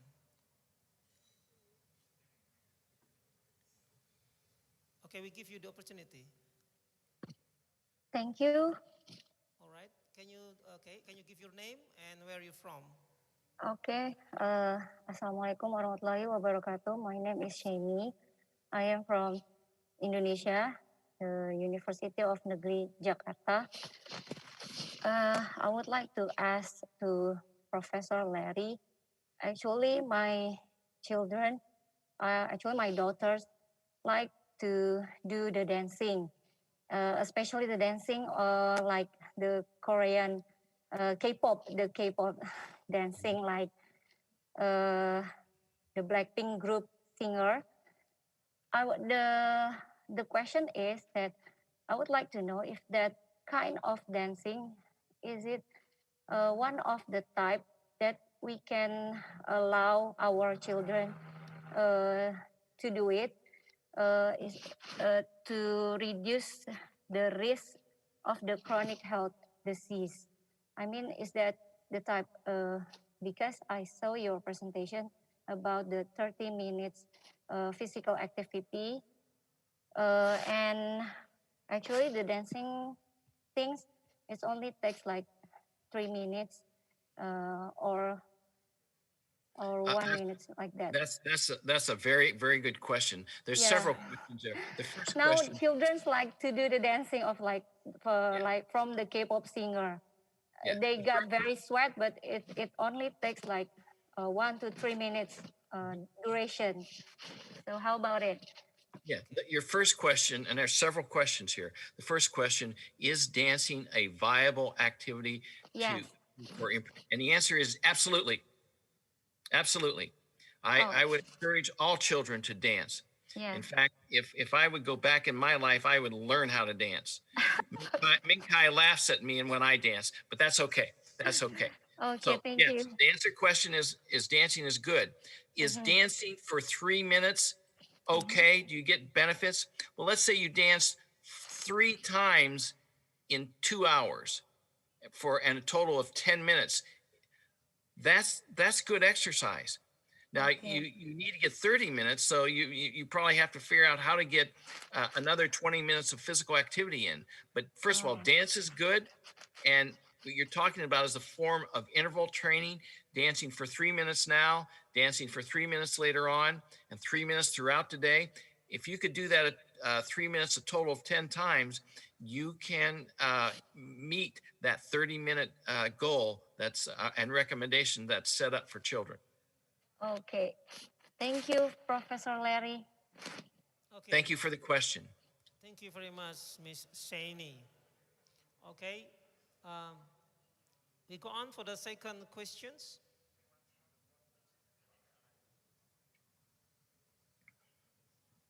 Second questions, we give opportunity for all participants. Is that Felipe? Okay, Yongki Priya. Yongki Priya raised their hand. Please, Yongki. I saw on the screen, Yongki. Okay, take your time. Yongki, can you listen? Okay, thank you for the brief. All right. So, Mr. Rary, regarding PE class in the school, especially in the elementary school, how we can increase our PE learning when we don't have sport facilities that supports our program. So how we can increase when we don't have sport facilities, that we need to increase the physical level in the elementary student, because that is the basic before they grow up for the middle school and high school. Thank you. There are several things there that you're asking, and I'm going to tell you a quick story and try and keep it brief. But my wife and I, about 10 or 12 years ago, were touring Brazil, and I was going from university to university giving lectures, and we would drive from university to university. And in rural Brazil, they're much as you just described, not having a lot of facilities for sports. But one of the things that we came upon in more than one town, but it's very memorable one night, it was starting to get dark, and we saw all these cars in the distance in a big circle.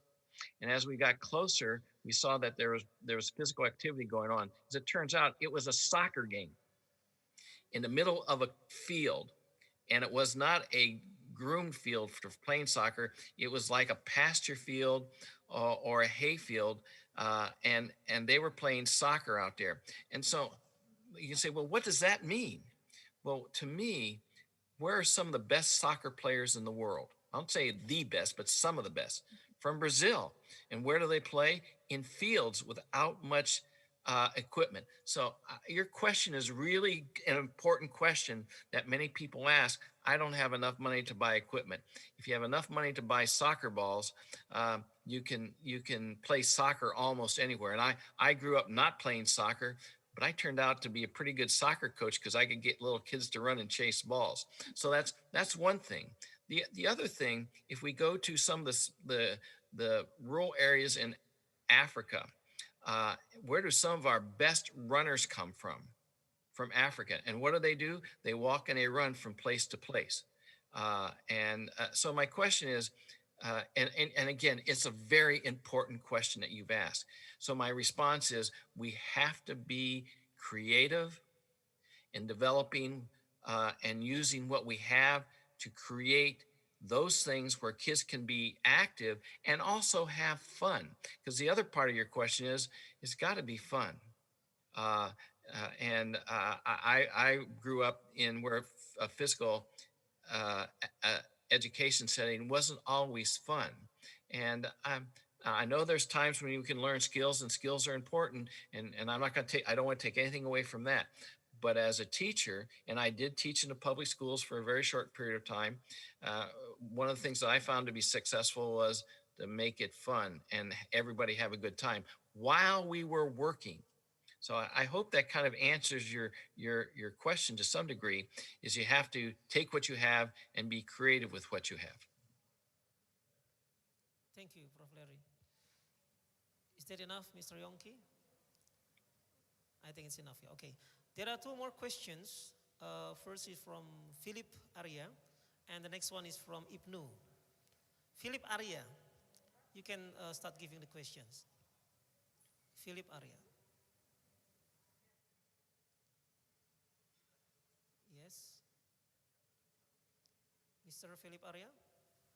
Felipe? Hello. Yes. Felipe? Dr. Dustin, how are you? I'm doing well, my friend. How are you? I'm doing well. Greetings from Costa Rica. Yes.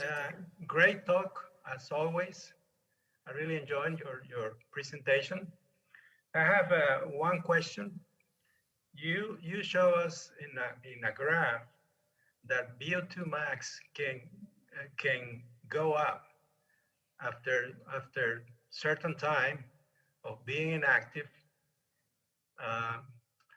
If there's a difference, how long it will take to your VO2 max to go up between children and adults? Again, this is another good question, and Felipe, that is being asked. And and there is a difference. Children have higher V.O2 maxes than older people. And that's only because if you watch children normally, they play. When they're out on the playground, they play. In fact, if you watch them closely, they even do interval training out there. They run and then they walk. And they run and they walk while they're playing, and then they don't know what they're doing. So my experience with children is that you can raise their V.O2 max, and I don't have a lot of experience with this with children, but you can raise their V.O2 max at a pretty quick rate.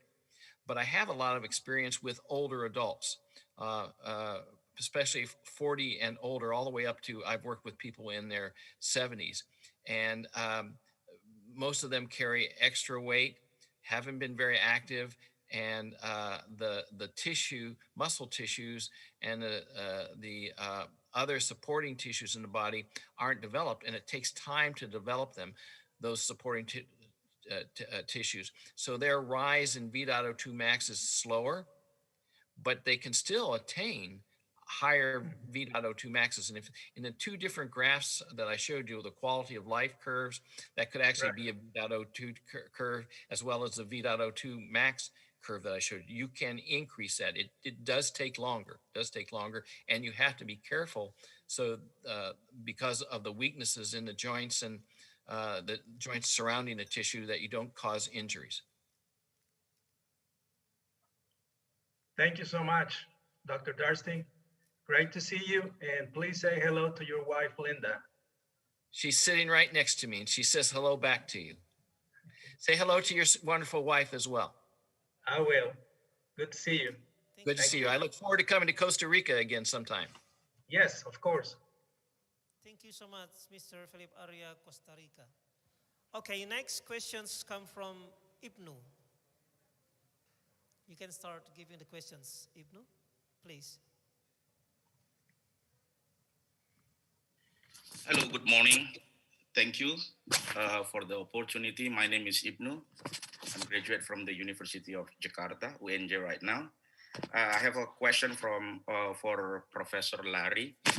But first of all, it's very nice. It's very good seminar that we can develop our knowledge, especially for our PE teacher here. Good morning, Professor Larry. Good morning. Well, it's good evening for me. It's it's after 11 o'clock. Right. So I have a question. Actually, maybe the fact is just two questions. Number one, I just would like your opinion. Number one, how big is the government policy can lead this perfect educational system, especially for physical education? I mean, I'm talking specifically for Indonesia. I'm just asking your opinion. Number two, if there's such a way to create perfect educational system, especially for PE, how they can start it from. Why do I ask this question? Because many of the policymakers are joining this seminar, which is the fact that we just only have a PE teacher 1 week's only 2 period. 1 period is approximately 45 minutes. It's very hard for us as PE teacher, especially for primary PE teacher, to develop such a ideal situation that we are talking about it. All right, thank you, Professor Larry. Give me your question. Review your question one very succinctly for me again, and I'll do with question one, and I'll go to question two. What's question one? Question one is I'm asking about your opinion. How big is a government policy can lead system, educational system, especially to develop physical education system that at least ideal physical education system? I think that, again, that's another good question. And I will compare our policy in the United States to the German policy. We have the policy, and the policy isn't the problem. It's enforcing it and making it happen. And in Germany, so far, they've been able to make it happen. So policy is important, but I think the missing component in the United States is reinforcing that policy and providing resources.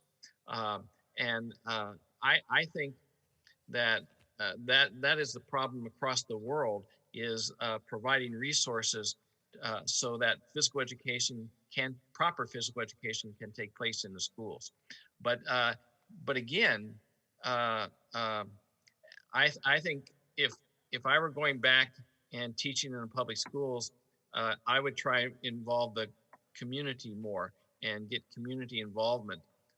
So there are better after-school programs where kids can be physically active. Is just one thought. I do know that here in the United States there are after-school programs that are coming into place that are growing, where physical activity is represented, but it's still a minority. So policy is important, but for me, it's not so much the policy as it is reinforcing that policy and making it happen. And making it happen depends on resources, and resources are funds, money. Can I have your second question? Yeah. Mr. Ibnu Susilo? Ibnu Susilo, are you with us? Yeah, okay, now they unmute me. All right, the second one, let's say if you do have, the government is very part of this solution, then how they can start it from? If they would like to start it the good policy to develop physical education system, then how do we start it from? Because I don't know, from I was primary school until I'm now a PE teacher, I don't feel that we do have such a support from the government in terms of the physical education system. Thank you. Thank you. Again, a good question. As I understand what you're asking is, okay, now you have the policy. You've worked hard to develop a policy. How do you make it happen? No, I mean, how do they start the policy to support the PE curriculum? Because in my opinion, from I was a primary student until I'm become a teacher, I don't see any huge support in terms of developing physical education curriculum in this country. Then, yeah, I'm not sure how I would do it in your country. I know that what I have seen successful in the state of South Carolina, because what that one slide I said that Carol Graber from University of Illinois said is only Illinois schools are meeting that requirement. So what I found was happening when I went back and talked with my friends here in South Carolina who were working in public schools is they were actually on those days when they could get off to visit their representatives in the state legislature, that they went up and talked with them specifically about funding and developing policy, developing funding. They went there and they didn't go there just once. They went there as often as they could. And in fact, on 2 occasions, I accompanied them to, we called it a march, but it wasn't a derogatory march. It was a good march. We got people on the state capitol in Columbia, South Carolina, which is where our university, it was easy for me to go because it was 2 blocks away. And we went into the state legislature and we met with our representatives, we met with our senators, and we showed that they asked us, the scientists, to show them the data. And the data we showed them were twofold: the risk reduction and the cardiometabolic disorders are happening in children. But more importantly, the thing that they were interested in was the increased academic performance in many of the physically active children versus those who were sedentary, leading sedentary lifestyle. So in terms of how do you get them to implement or develop and implement those programs, we had to go visit our state legislature, and that included the senators and the House of Representatives in our state. And I know other states are doing that. It's long and slow, but we're seeing progress. Thank you. Thank you. Mr. Ibnu Susilo, is that enough? Okay, thank you so much. Every country have their own policy. So in terms of in the United States, maybe you already shown and explained about how the policy actually is giving impact to the people of the United States. Okay, we have one more, I guess, is from Shishebai.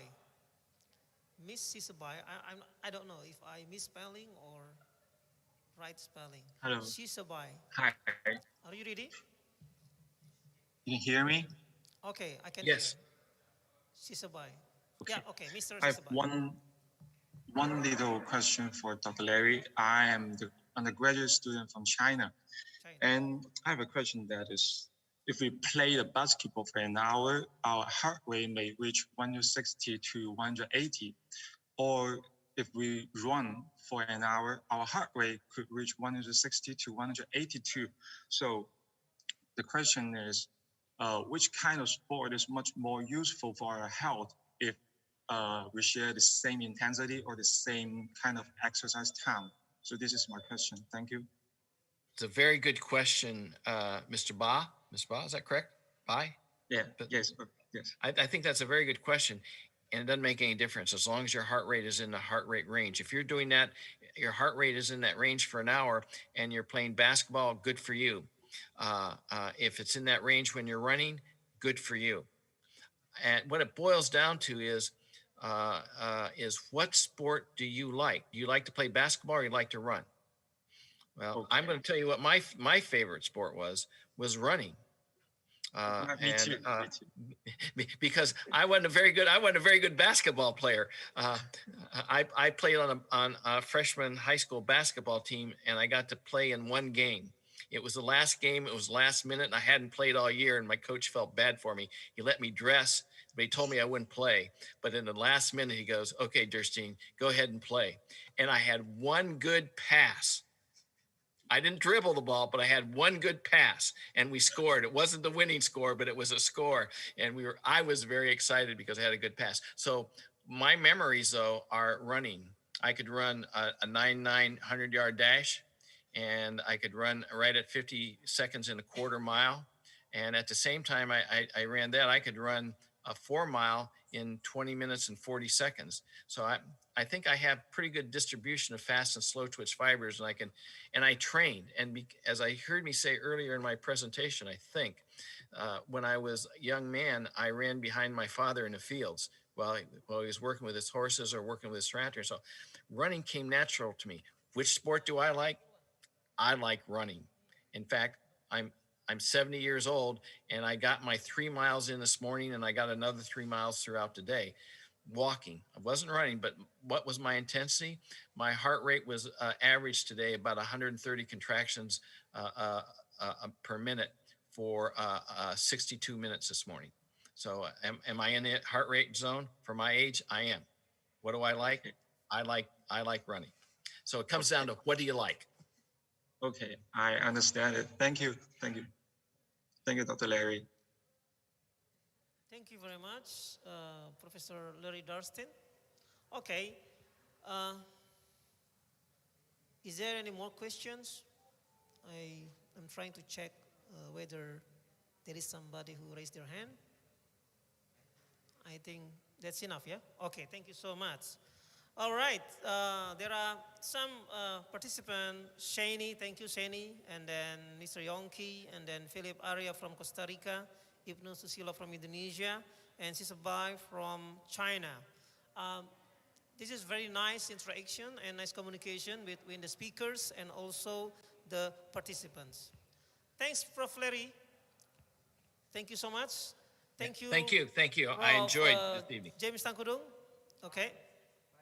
Yeah, this is the end of the session, of our keynote speech of our first session, ladies and gentlemen. And finally, we're going to come to the end of the conference, and then I would like to say thank you to all speakers and participants who are online and also offline here. And let's give the final applause to all speakers, everybody. And I'm Andi Rahman, and then as the moderators, I would like to say, apologize if there is something that may be inconvenience during the session. Thank you so much, and then I will say, Billahi taufiq wal hidayah, Assalamualaikum warahmatullahi wabarakatuh. Good morning from Indonesia, good evening to Larry in America. Thank you so much. Thank you, Prof.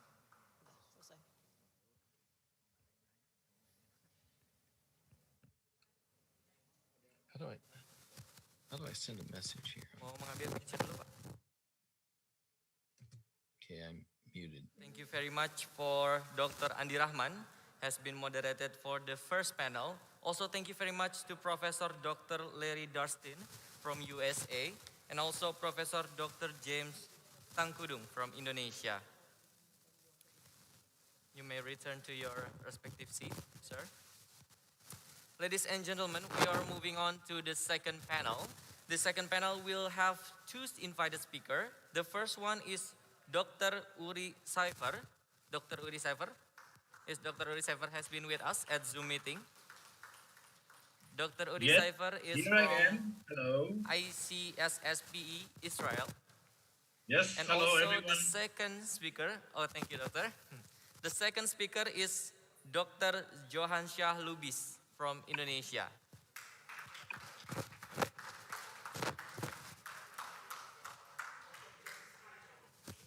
Still outside. Okay, we're gonna wait for Dr. Johansyah Lubis.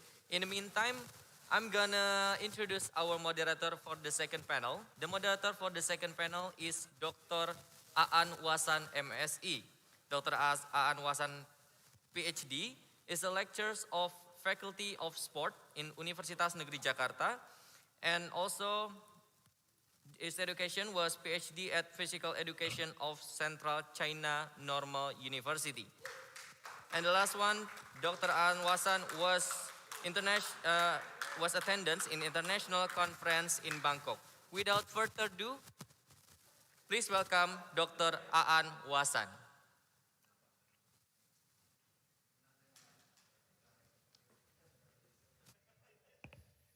Okay, thank you.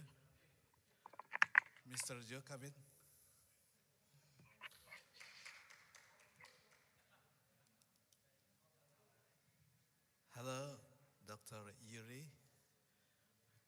Skyver, that's right?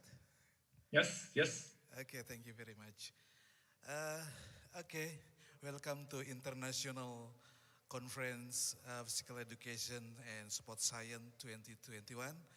I am Aan Wasan from Indonesia as a moderator in this session. This time we have two invited speakers. The first is Dr. Yuri Skyver from Israel, and then the second, Dr. Johan Salubis from Indonesia. It's my colleague. Welcome to this conference. Dr. Yuri Skyver from, I'm sorry, wait a moment, from, I'm sorry, from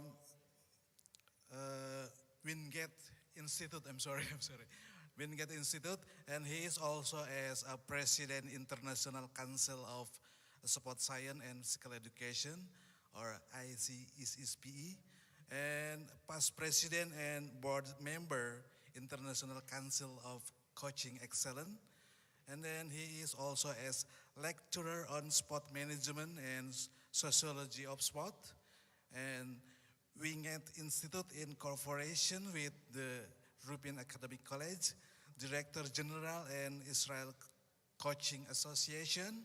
He's always received this master degree at the Tel Aviv University in the field of study and research in education.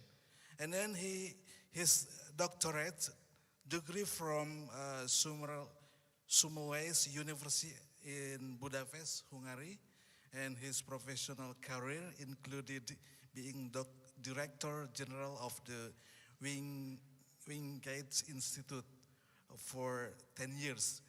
And he is as Deputy Director General and Director of the Sport Administration in the Ministry of Culture and Sport for 8 years. And so on and so on. It's very a lot of. And the second presenter in this conference is Dr. Johan Salubis. Wait a moment, I will read his CV. Johan Salubis is Dean in Sport Science Faculty of Universitas Negeri Jakarta. Also, he is a lecturer in Postgraduate State University of Jakarta, and he is a former national athlete of Pencak Silat, of course Pencak Silat, because he is expert in this in Pencak Silat. Okay, maybe then Dr. Johnson Lubis will presentation with Pencak Silat. That's right. Okay, it's many career from Dr. Johnson Lubis. Maybe because time is limited, we will start to presentations. Dr. Yuri will talk about physical education and training. Physical education and training activity in the context of the pandemic. Okay, this is your time for your presentation. You just have 30 minutes for your presentation. Please come in. Thank you so many times for introducing me.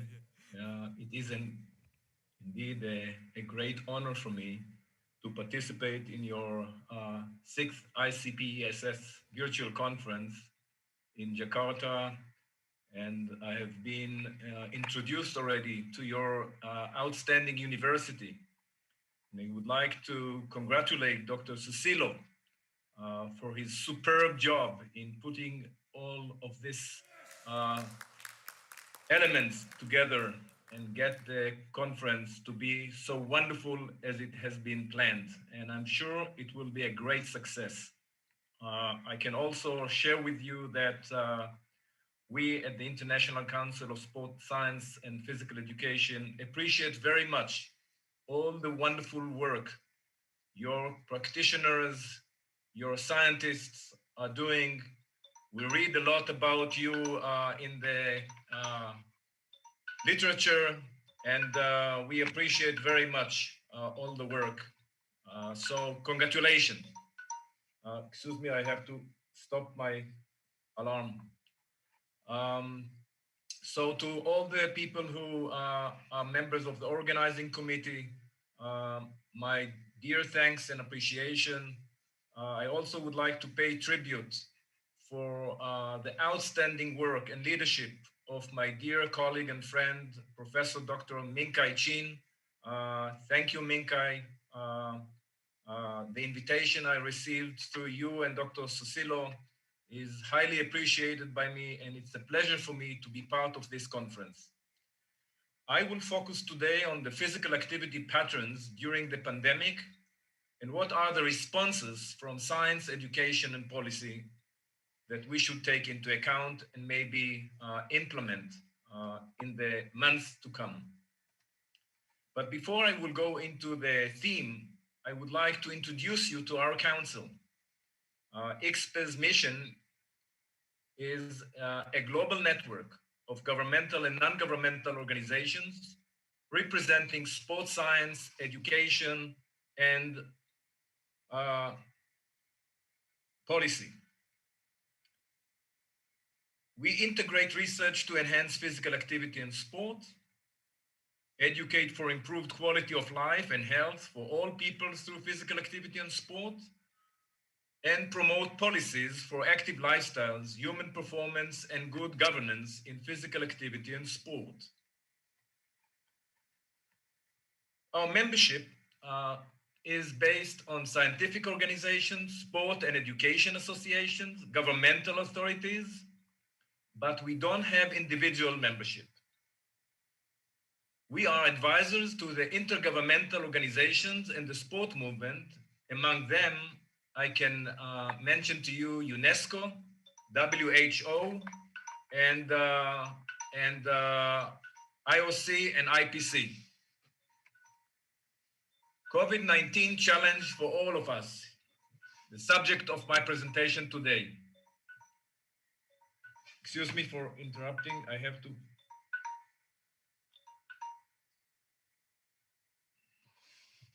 Problem with my alarm system.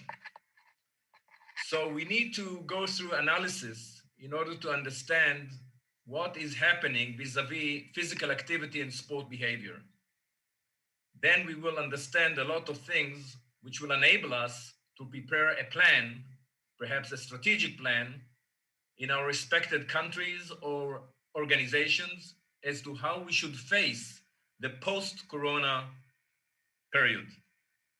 I can already share with you that the results we have already found based on some data we have collected from recent research that I will present to you in a minute are indicating that it is more significant among girls and women compared to boys and men, the effect of the inactivity level during the pandemic. And the same relates to the elderly versus the time prior to the pandemic, or if we compare them to adults or young adults. So what are the scientific responses? The impact of COVID-19 and associated lockdown on physical health is still analyzed. Because as you all can imagine, in some countries, there are still a lot of people who are affected by the virus. Many are still in hospitals, but all in all, we can say that the pandemic is actually slowly out of our life. It's going to disappear based on the vaccination processes that are taking place globally. Especially at the beginning of the pandemic, more studies were conducted which analyzed the physical activity and sporting behavior of children and adolescents. Some findings contradict each other. This could be because of different research methods, different samples, age groups, timing of the respective research during the lockdown, and different usage of terminology, not to mention socio-cultural levels, different geographical areas, and so on and so forth. When we analyze the motor behavior and physical fitness, we believe we need to take some areas into account and focus on them. Among them, I can mention the daily physical activity, the rate children or the intensity or the duration of the time that children are active in physical activity, or youth or adults or the elderly. Physical education, basically in the school system and in the community. Organized sports in clubs, active transportation, and others such culture and socioeconomic levels and so on and so forth. I will present to you right now results and findings of 5 studies that were conducted basically in Europe and USA during the beginning of the pandemic, and what kind of findings can we share with you all to give us an idea of what happened during the pandemic and what are the consequences and the results following the pandemic. At least I can share with you the fact that I'm coming from a small country where we actually were successful in beating the pandemic. I think that yesterday we reported by the health ministry that only 2 people were infected. So actually the pandemic here is behind us.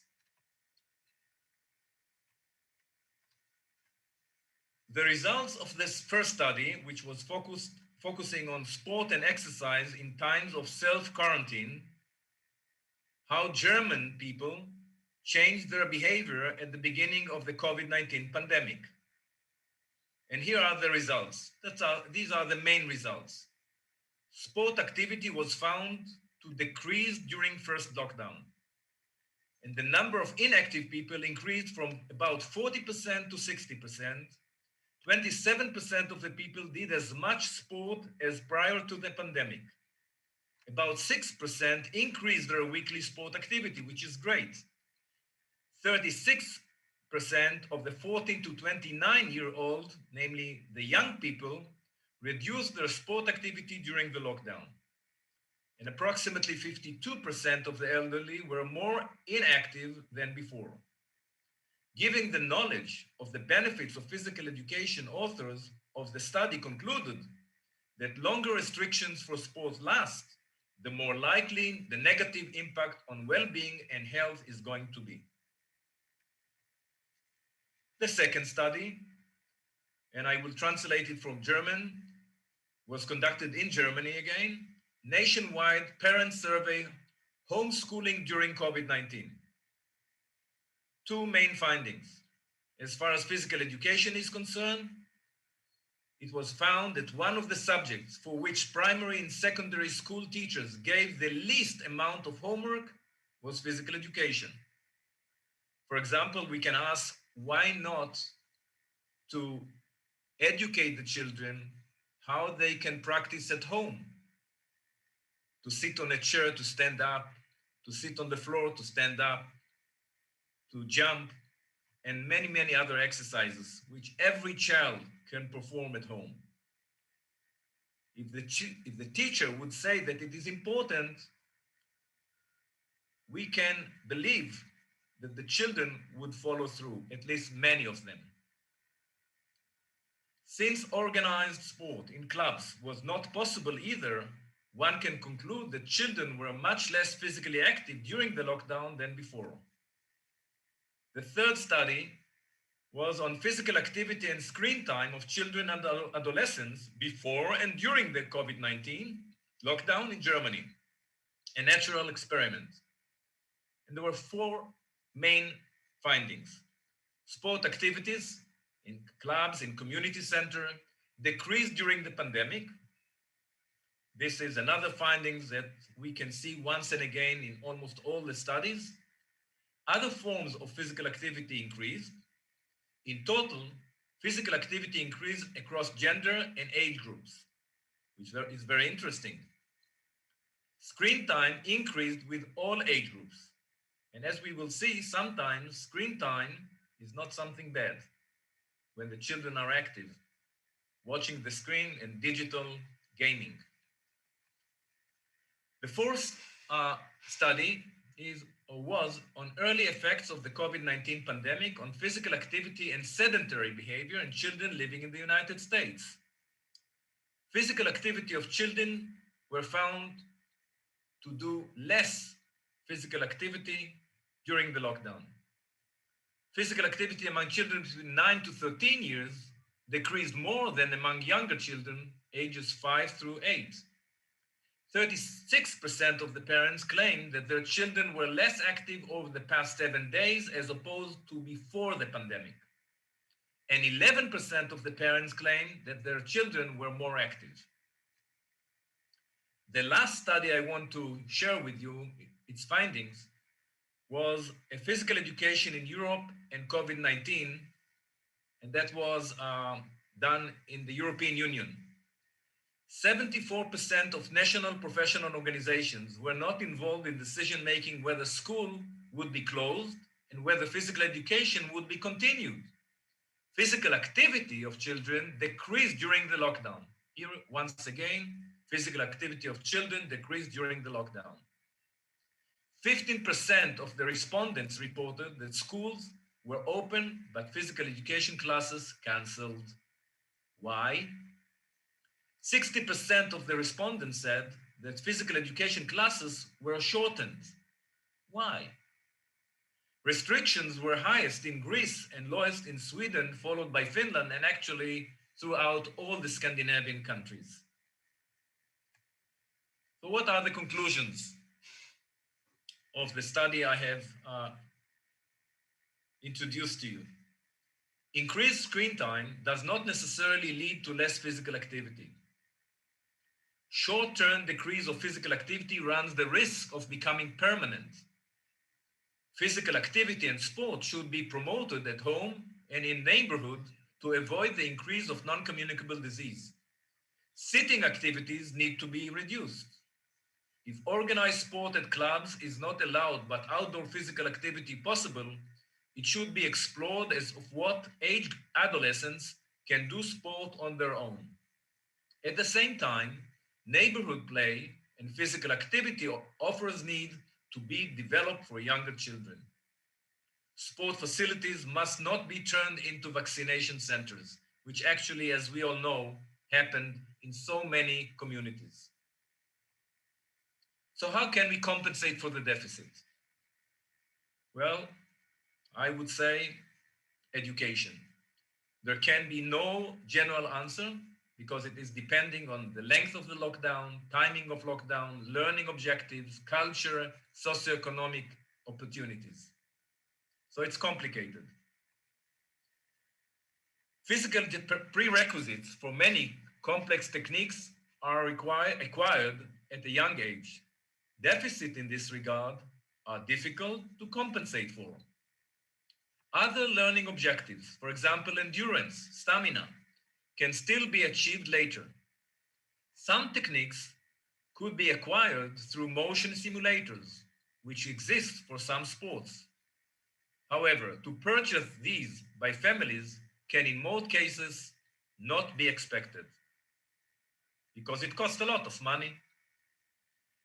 Young high-performance athletes may be able to learn and train certain techniques and competences on their own. But even very experienced athletes need corrections from teachers and coaches. Demand for multidisciplinary cooperation to minimize risks of infection is actually needed. And let me share with you what is a in Slovenia task force recommendations. Composed of experts in kinesiology and other sports science disciplines, environmental physiology, pedagogy, medicine, and epidemiology, develop national guidelines for physical activity under consideration of the World Health Organization recommendations. So what is their way? Do exercise outdoors wherever possible and perform your choice of low to moderate level physical activity daily, either alone or with your family. Do engage in a variety of exercises in your home and with your family. Climb stairs, hop, skip, jump, and dance with children and other household members. Perform strength exercises or even active video gaming in short bursts of activity to increase heart rate, blood flow, and circulation periodically throughout the day. Do incorporate stretching and breathing deeply each day. Take at least 10 minutes each day to slowly move arms and legs throughout the range of motion comfortably. Do follow online exercise classes or post photos, videos on social media of yourself doing exercise at home and maybe in the neighborhood, if that keeps you motivated and connected to others. Physical education.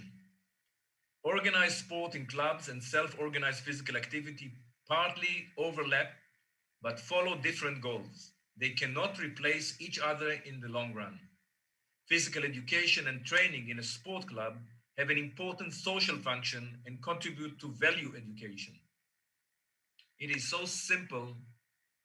However, in so many communities, we don't see it.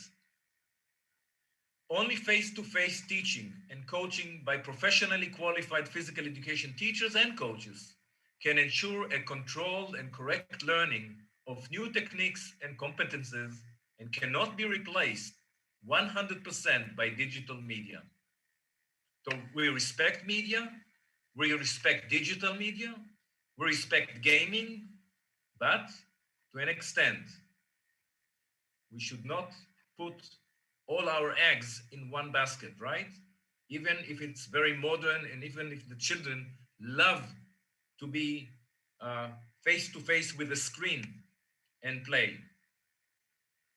To some extent, okay. Too much, it is not good. Partial learning with digital media can be helpful for physical education, teacher education, and coach education. Sufficient opportunities for teaching how to swim and how to prevent people from drowning. Swimming is not only a sport, but a life-saving competence. And this is very important for our sport ministries, for our sport administrations to cope with and actually implement. Allocation of physical education must not be shortened or discontinued because gymnasiums are being used as additional classrooms. This has to be stopped. Outdoor facilities for physical education should be expanded. The more, the better. But it is not an excuse for an individual, a child, a young adult, or the elderly, not to walk upstairs, not to walk outside, or go out whenever it is possible nowadays and be active. What else can we do? I have sent a letter to the WHO, UNESCO, and IOC and asked them to promote the need for more opportunities to be physically active during the pandemic and related shutdown, wherever possible, particularly outdoors, realizing social distancing. We don't find any problem when people are walking with masks near their homes. We don't see any problem when people are riding bikes. We don't see any problem when people are swimming in the ocean, in the lakes, or wherever it is possible during the pandemic. So we have to enable people to do what is possible, while we should not allow them to do what will endanger them. We have requested to ensure the inclusion of physical education, physical activity, competitive sport as the post-pandemic period begins, and emphasize the importance of regular physical education when reopening schools. There were the main messages ICPESS tried to bring up to the policymakers among WHO, UNESCO, IOC, and IPC. And what else can we do? To some policy departments, we would recommend the following. In regard to education, physical activity and sport have a positive impact on the cognitive and emotional development of a child. I think we all agree on that. We don't have to go further. We need to do something with the findings. We have to do something to implement physical activity in order to reach better cognitive and emotional state. Health. Physical education, physical activity, and sport are the most important preventive measures against non-communicable diseases. We heard the very interesting and informing lecture by Professor Larry Distin. I don't think we have to go further. It speaks for itself. Transportation. Dear friends, dear colleagues, dear participants, let us convince parents that children should walk to school, should ride bike to school, wherever it is safe and possible. And governments and communities and cities should pave roads in order for bikes to have the possibility to ride their bikes from home to school. Environment, active transportation helps to reduce toxic emissions. Urban planning. We know already today that architects of cities, whenever they start to plan a new neighborhood, they start with the questions how sport and physical activity will relate to transportation, to education, to welfare, to economy, to transportation, and to all the factors that are taken or should taken into account when building and planning a new neighborhood. Space for physical activity makes neighborhoods more attractive and safer. Why is it so urgent that we all collaborate and work together? Non-communicable diseases kill 40 million people each year. It's about 70% of all deaths globally. Can you believe that? 15 million people aged between 30 to 69 years, and 80% in low-income and middle-income countries. It costs the world $47 trillion. Can you understand? Can you imagine 47 trillion US dollars? You know, it's 47 and 12 zeros.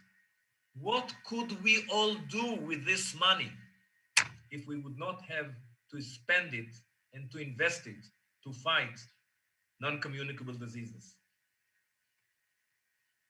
And that is why the World Health Organization came with this recommendation and actually statement. The provision of physical education is in decline across all world regions. Rising levels of physical inactivity along with a sustainable associated disease risk have been described as a pandemic by WHO. So we are not talking just about the coronavirus and the pandemic of the virus. We have a much problematic issue concerning the inactivity level of people globally. And this is actually even a worse pandemic than the COVID-19. And that's why the World Health Organization is coming up with a new motto: every move counts. Whatever you do physically is important. Whether you walk, whether you jump, whether you swim, whether you ride, whether you play, whatever you do is important. The less you sit, the better.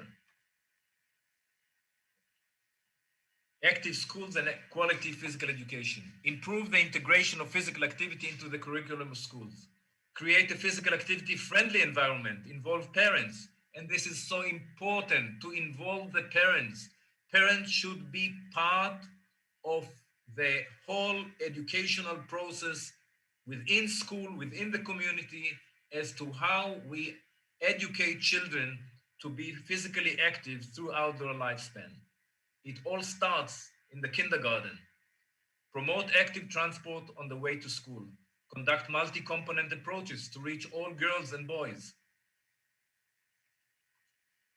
Quantitatively increase the amount of time for physical activity, more physical education lessons, as well as active breaks. Qualitatively improve the opportunities for physical activity. Develop the competences of the school staff responsible for physical activity. And the physical literacy. Improve the integration of physical activity into the curriculum of schools. The physically literate individual will enjoy discovering new activities and will welcome advice and guidance, confident in the knowledge that they will experience some success, and will be able to look ahead through the life course with the expectation that participation in physical activity will continue to be part of life.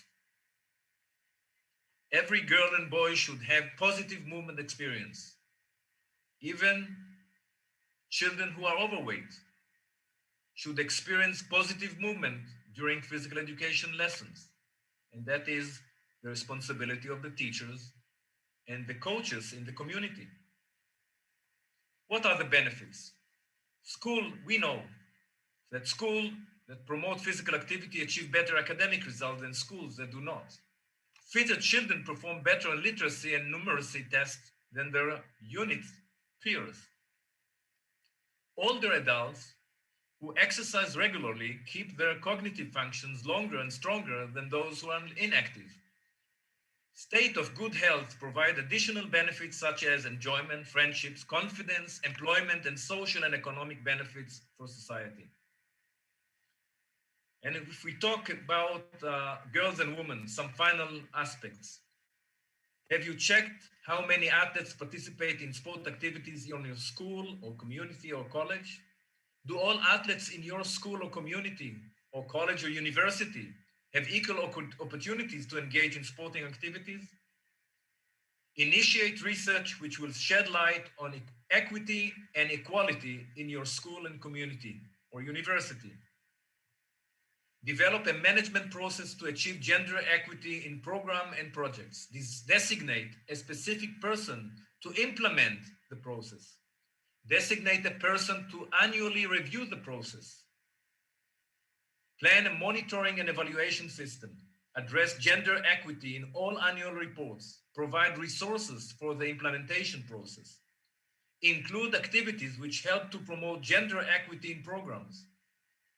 And make new staff familiar with your gender equity program. And as far as vulnerable communities are concerned, lockdown needs of people with disability often ignored. And that is something we have to take seriously into account. We have to make sure that people with special needs have the opportunity to practice and to be physically active as much as they can during lockdowns or shutdowns. We have to take into account logistical challenges. For certain disabilities, high infection risk. Fear of infection seems to be higher than in other groups. And we have to take all these components, all these factors into account when we plan activities for the disabled. So we all know and support the 17 sustainable goals of the United Nations. Some of them are specifically focusing on physical activity, physical education, and sport. And we should think in much broader way than just physical activity, getting our clients, especially the young ones, the children, the future of our world, to understand that well-being needs a holistic approach where we focus also on nutrition, sociability, meditation, coaching, and mindfulness. All these important factors are trainable, and we, coaches, professional, practitioners, teachers, are responsible for it, together with the parents. We also should continue and promote the use of technological innovation and virtual means that have gained great momentum during the pandemic. We should also identify the practical actions that we can collectively together build forward better, a stronger and fairer system. So my last word will be, it is time for all of us to better activate our governments, our environments, our societies, our communities, our school, colleges, universities, ourselves. We need to activate everyone, everywhere,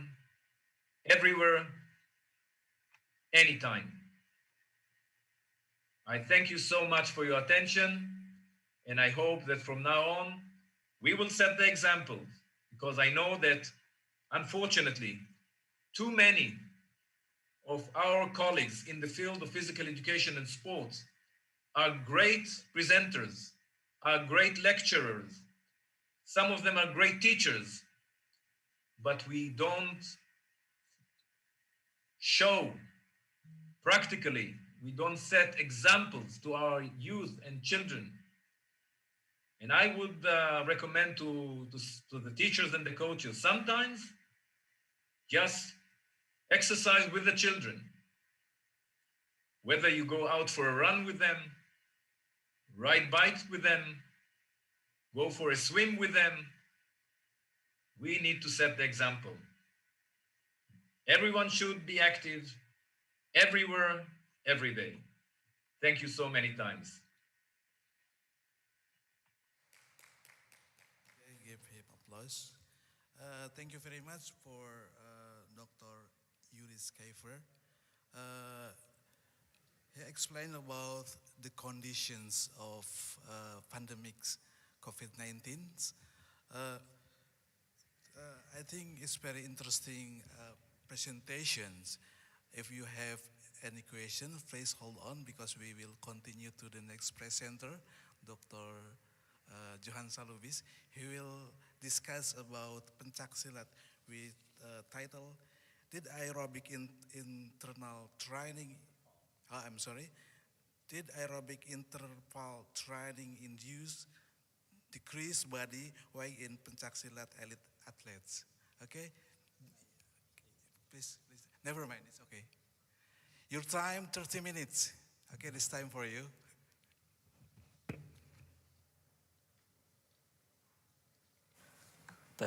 Thank you very much, Mr. Aan, my colleagues in University, Sport Science. Assalamualaikum warahmatullahi wabarakatuh. My slide.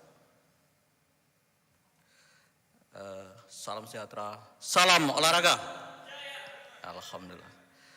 Your Excellencies, Minister of Youth and Sport, Mr. Zainuddin Amali, Minister of Education, Culture, Research and Technology, Mr. Nadine Makarin, Government of DKI Jakarta, Mr. Anies Rashid Baswedan, and Your Honorable Rector of Universitas Negeri Jakarta, Professor Dr. Komarudin, Master Science, and Your Honorable Director of Postgraduate Program, Mr. Nadiro, and stay in here. And Honorable Founder of International Conference Physical Education and Sport Science, Professor Dr. Ming Kai Ching, and Honorable Keynote Speaker, Professor and invited speaker, Dr. Uri, and ladies and gentlemen, first of all, let me introduce myself. That's my name is Johansa. I'm from UNJ, Indonesia. I have background athlete, ex-athlete in 1991, and so now national coach Pencaksilat. In this lovely morning, I would like to thank for opportunity that has been given to me to present my research about Pencaksilat. Pencaksilat is very important for me, actually. This title, Did Aerobic Interval Training Induce Decreased Body Weight in Overweight Pencaksilat elite athlete.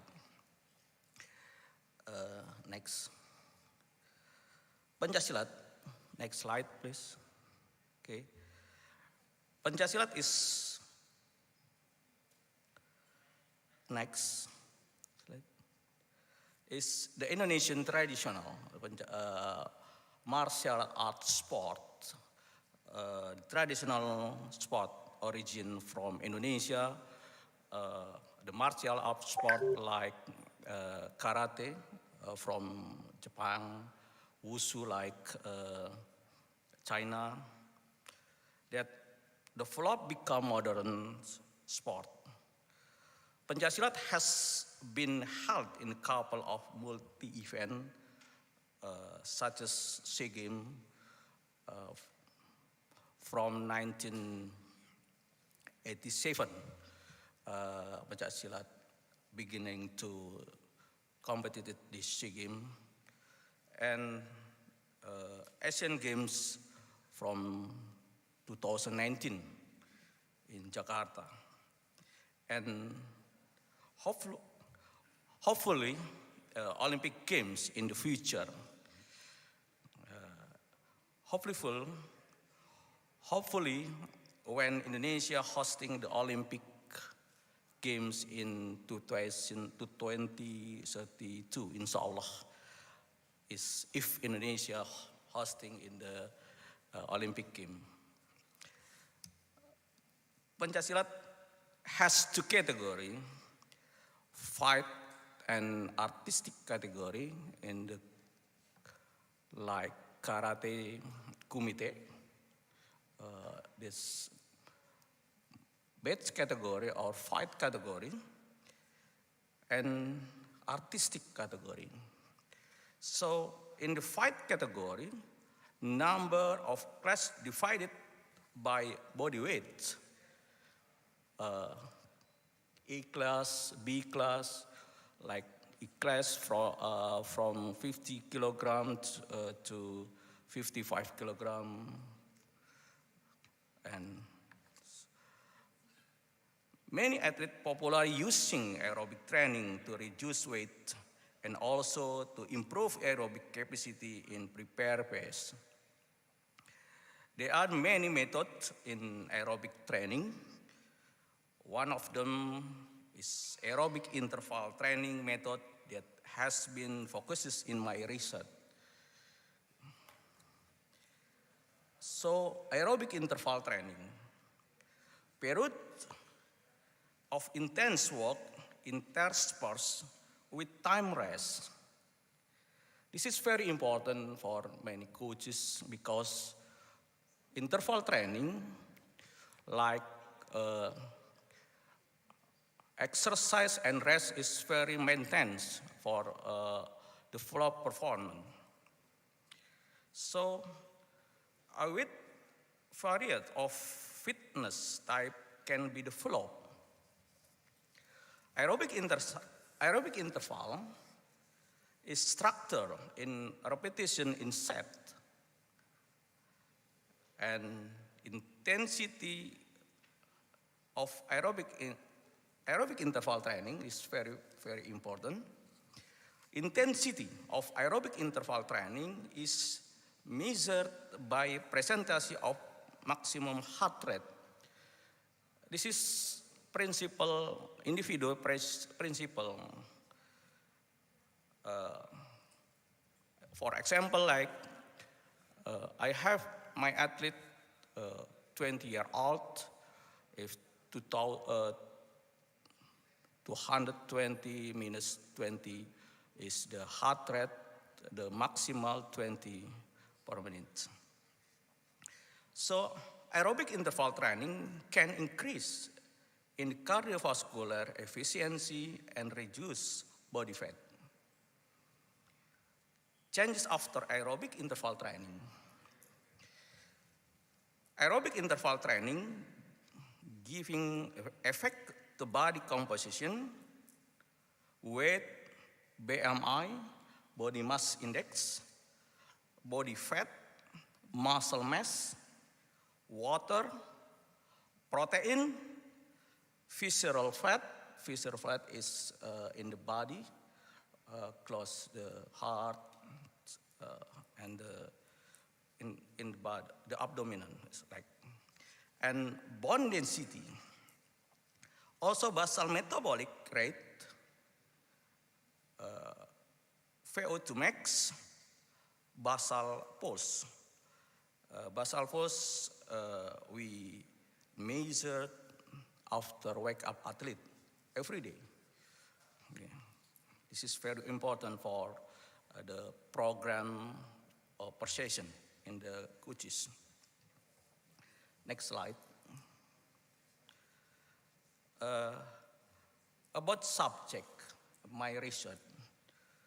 The subject my research are 8 participants overweight. Actually, I have 30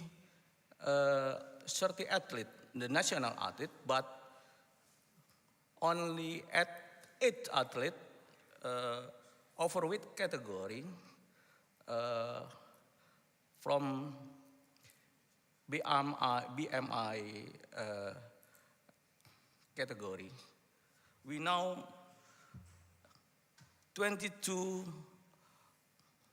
participants is normal category, but 8 overweight category because BMI-nya from 20 to 30 kilogram meter square.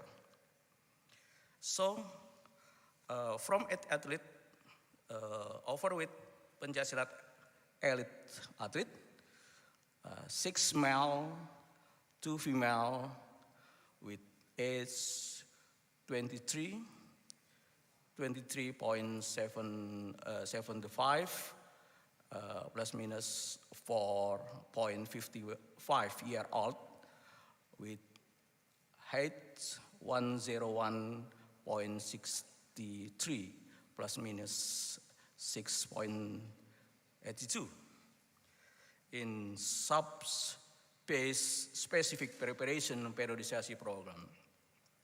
We know the preparation program is very important because the first stable is physical, technical, and psychological base.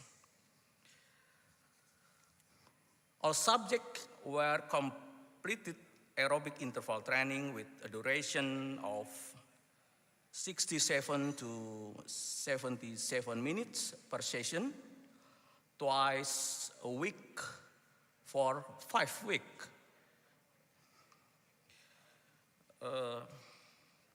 And also warming up and cooling down for 10 to 15 minutes each. Before training, their temperature were checked using thermogun infrared on the forehead with 10 centimeter distance. This infrared is very famous now. This is COVID pandemic, COVID protocol in every exercise, every experimental, in the platnas, in my athlete. Aerobic interval training was performed for 5 minutes with 80 to 85% intensity of heart rate. All athletes we control by polar. All athletes use the polar with rest interval for 1 minute or 5-on-5 of training and rest ratio. This is a principle in interval training.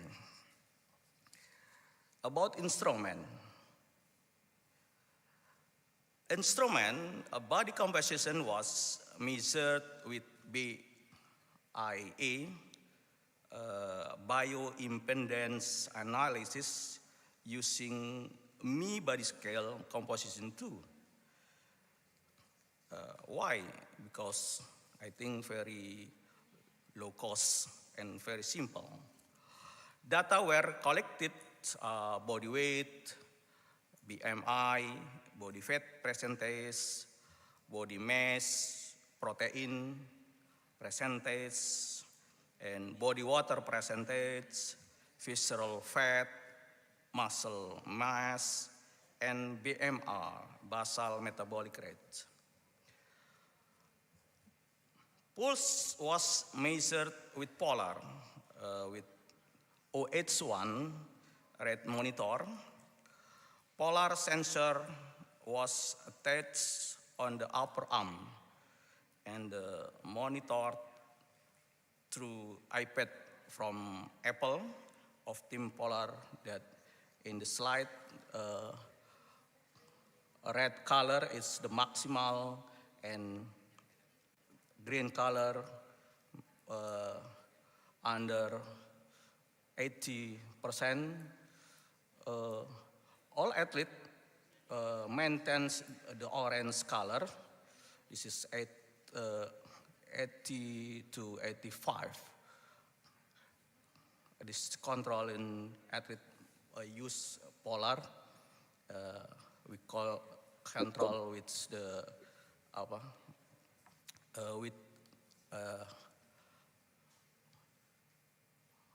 the control. Okay. Next slide.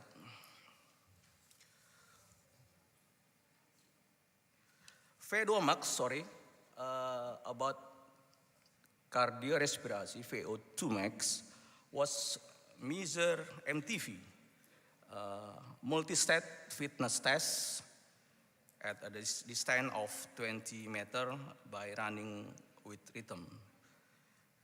Multi-state fitness test is very famous in the coaches in the athlete Indonesia.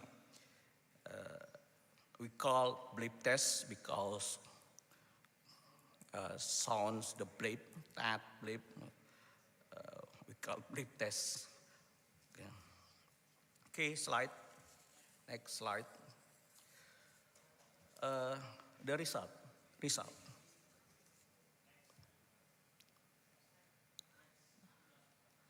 Moving on. This is statistical analysis. Yeah. These are descriptive statistic for before and after the aerobic training. There are changes on variable of body composition, VO2 max, and basal pulse. Was calculated using ICPESS version 228 for window. This is analysis baseline from before and after exercise 5-week aerobic interval training. So next slide.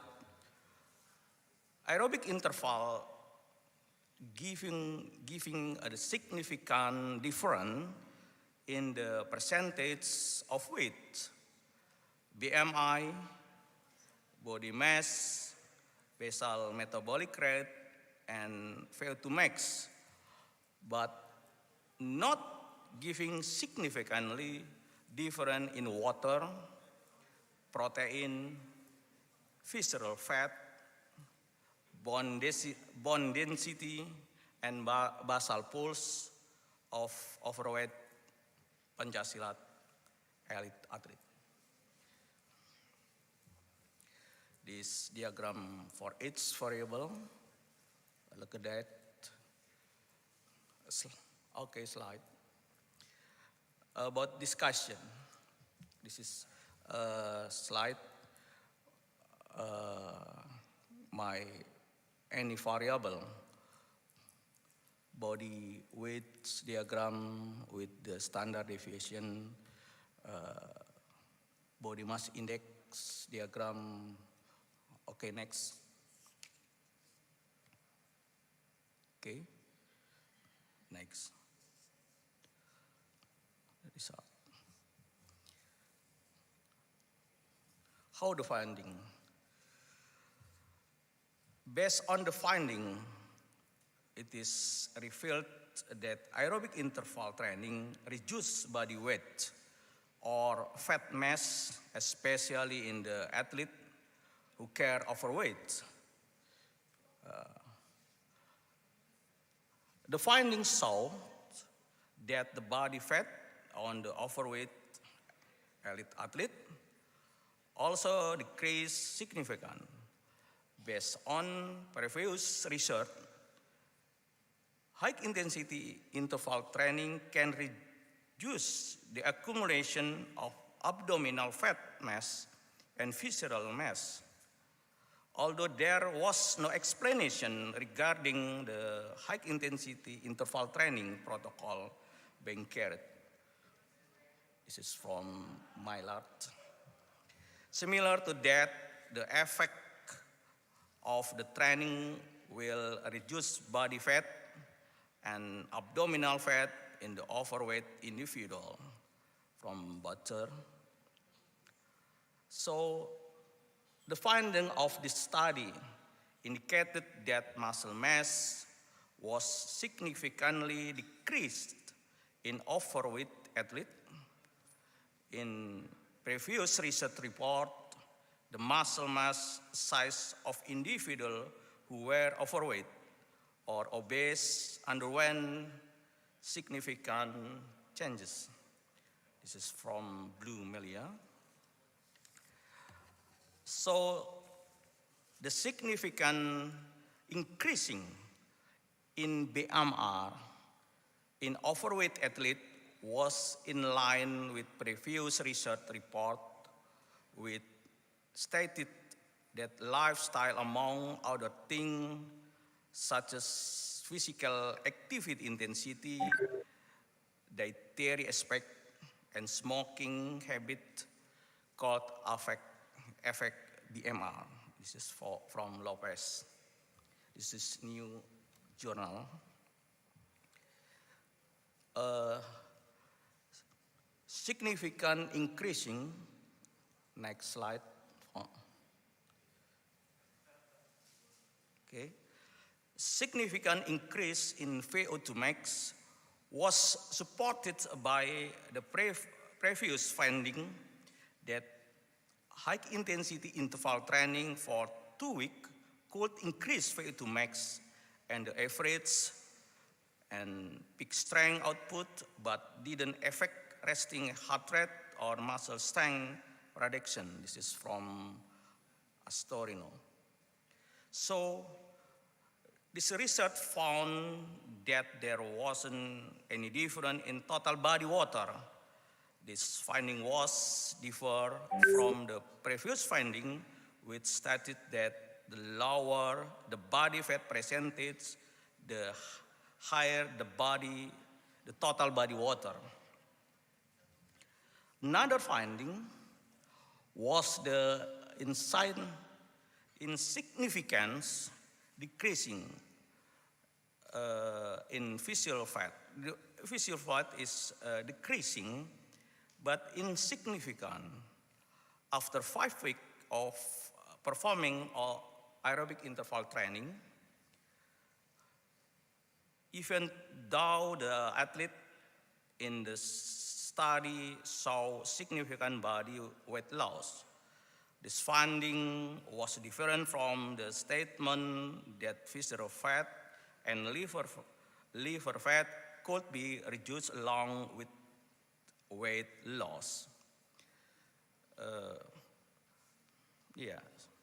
The finding of this study show no significant increasing is bone mineral density. This is BMD is increasing but no significant. Although aerobic interval training for week result in decrease in fat mass and muscle mass, in contrast to research reports that stated that BMD was positively related to lean mass in the female population in Korea. This is from Kim, research scheme 2009, it was also said that fat mass didn't show inconsistent correlation with BMD. So, in conclusion, let me sum up the main point. First, for significant for 5 week had effect on overweight athlete, weight loss, the decrease in the BMI, body fat, muscle mass, increase the BMR, and also increasing VO2 max. But insignificantly, result are total body water, protein profile, basal pulse, bone density, visceral fat. That's all my presentation. Thank you for your kind attention. I would like to thank my research toward PBFC, Organisasi Pencaksilat, Lab FIK UNJ, national team, athlete and coaches in the national team for SEA Games. I know I have bad news or bad news, because I hear SEA Games Vietnam 2021 delay in 2022, but 7 countries is like protest. And LPDP, thank you very much. Wassalamualaikum warahmatullahi wabarakatuh. Salam olahraga. Thank you very much for Dr. Johnson Lubis. All presenters have done presentations. Dr. Yuri Seifer talk about conditions of pandemic 19, just not in his country but in the world. And this condition has effect to all sides of social life in the world, include physical education and physical activity. Meanwhile, Dr. Jansa Lubis talk about aerobic interval training to decrease body weight in pencaksilat elite athletes. In pencaksilat consists several categories. One of the categories is standing or match. Yeah, five category. It is categories based on the athletic body weight. That's right. Okay, this time for you all audience, if you have any questions, please ask to Dr. Yuri or Dr. John Salubis. Any question, please? Okay. Okay, Professor Dr. Nadiro asked to Dr. John Salubis, please. Ya, terima kasih, menarik sekali karena yang dipaparkan itu tadi itu langsung praktek gitu ya. Pencaksilat itu yang tadi itu ya. Saya melihat kayaknya tidak hanya olahraga ya, tetapi juga bela diri dan juga kok kayaknya ada konsentrasi dan kayaknya ada kekuatan-kekuatan tertentu gitu atau bagaimana? Ataukah ini murni empiris atau memang ada lintas empiris gitu ya? Dia fokus, tajam gitu kan, membela diri atau bagaimana? Ya, mohon dijelaskan dan bagaimana kaitannya dengan kebugaran, kesehatan. Sepertinya pencaksilat itu lebih pada bela diri ya, tidak pada kebugaran dan kesehatan atau bagaimana? Terima kasih. Okay, thank you very much, Professor Nadiro asked about pencaksilat. Pencaksilat correlation with healthy and so on and so on. I think Mr. John Salubis very understand about that. Please, it's time for you.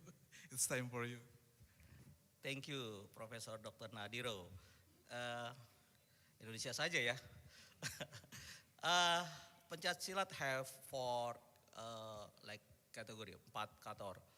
Sport, olahraga, artistik, seni, like this, seni, performance in the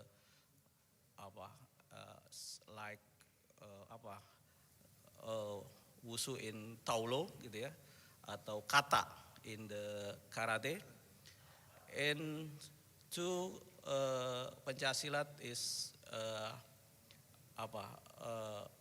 health, kesehatan. Pencaksilat have to breathing, pernafasan, and another pencaksilat is like mental spiritual gitu, for health, no health, for the medicine, kesehatan penyembuhan tuh, this is recovery gitu, like mentality gitu.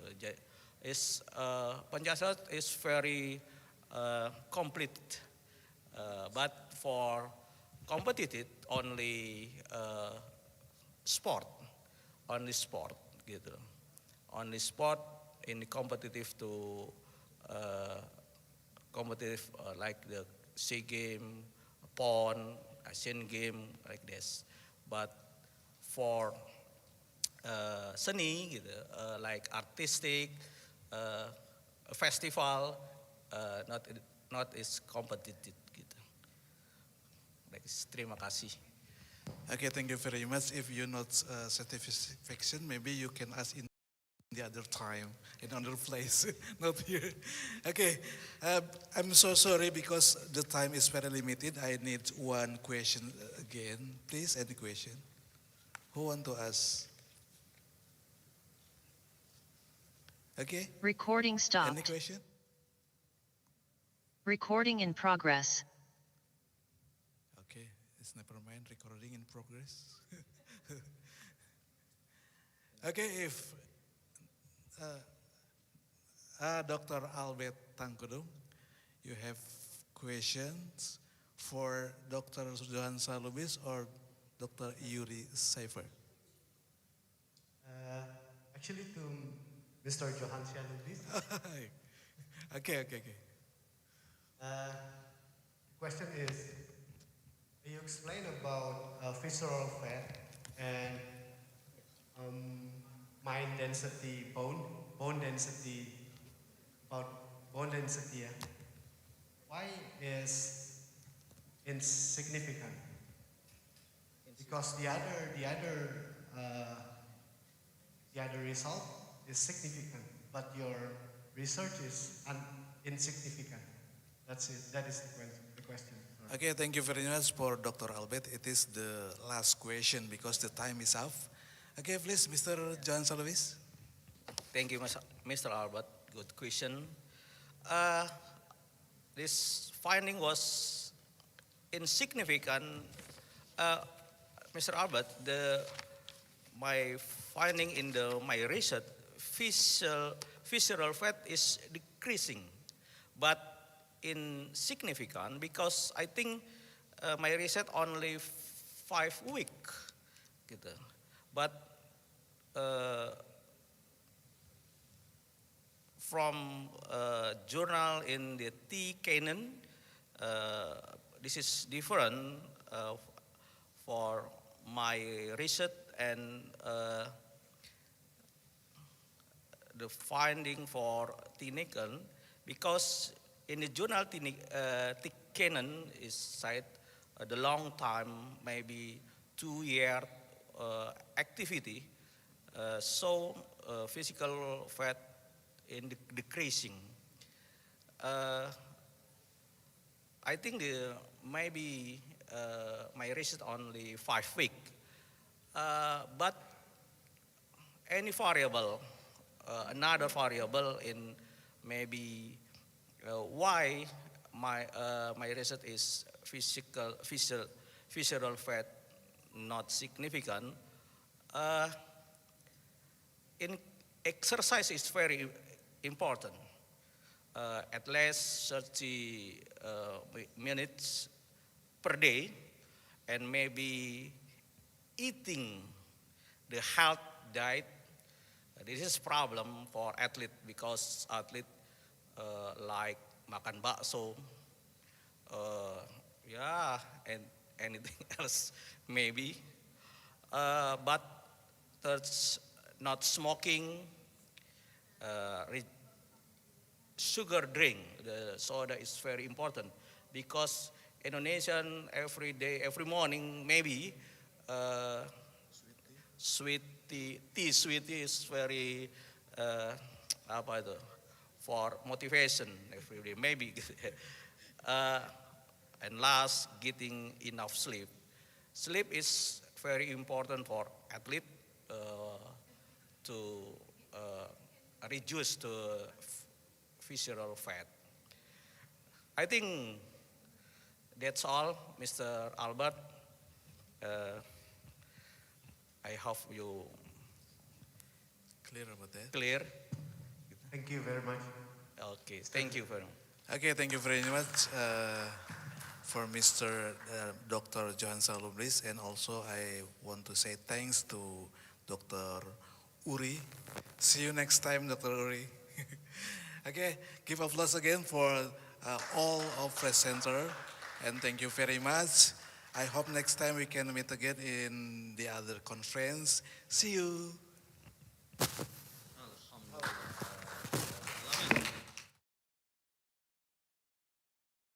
Thank you very much, our moderator, Dr. Aan Wasan MSI.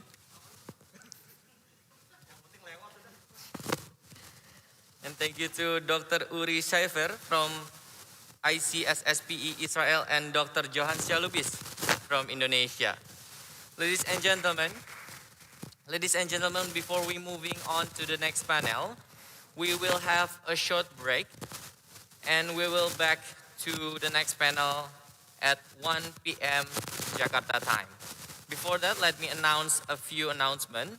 The first event today will be finished at 4:30 p.m. Jakarta time.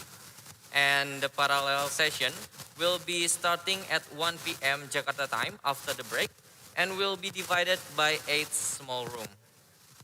Ladies and gentlemen, once again, I reminded to all participants, distinguished speaker, that the session will continue with a short break and will be continue at 1 p.m. Jakarta time.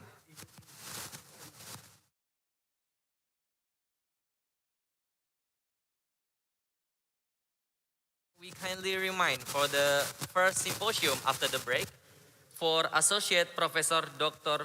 Phung Kiu Uy from Malaysia and Dr. Rebecca Randall, Professor Dr. Felipe Araya Ramirez, and Dr. Michelle Lombardo, and lastly Professor Dr. Nara Rejane Cruz de Oliveira to be ready at before 1 p.m. at Jakarta time. Thank you very much.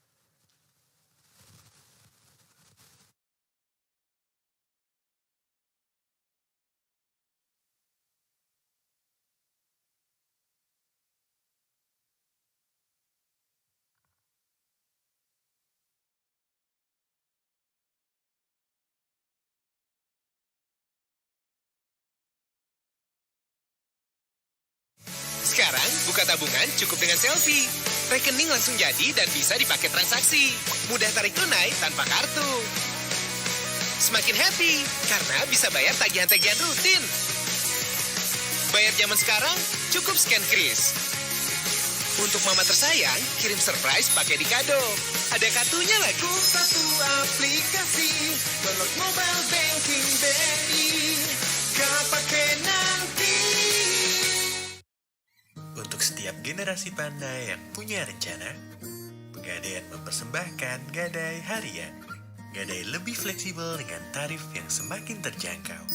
Untuk gadai Rp1.000.000, kamu cukup membayar Rp900. Dengan beragam jaminan dan berbagai pilihan waktu pelunasan, siapkan rencanamu dan wujudkan mimpimu dengan Gadai Harian di Pegadaian.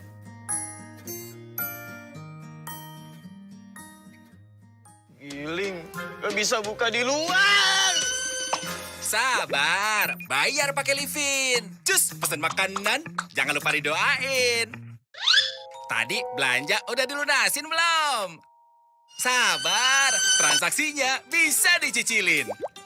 Kartu hilang, gak usah mikir, langsung blokir. Mumpung Ramadan, uangnya disedekahin. Livin emang bikin hidup lebih asik.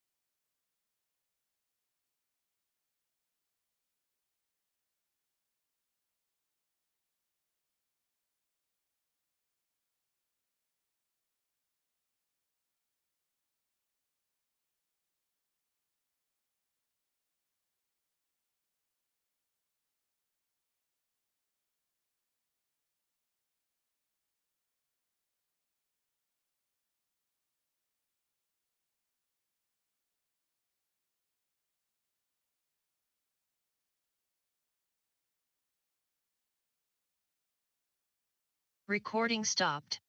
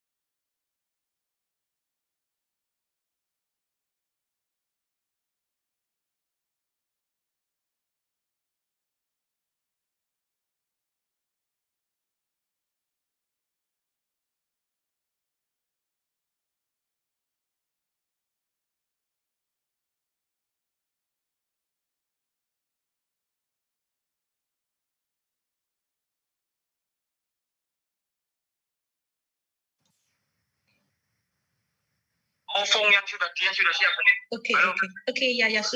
Sudah unmute loh saya. Oke, oke. Thank you, thank you.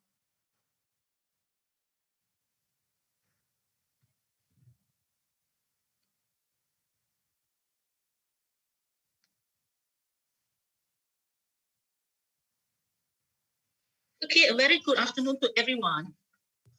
I'm Associate Professor Dr. Ifung Kiu from University Science Malaysia, Chairman of this symposium. First of all, I would like to say thank you to you for joining this symposium session. And the title of our symposium is Contemporary Strategies to Enhance Health and Well-being Among Children and Youth. There are altogether 5 speakers in this symposium.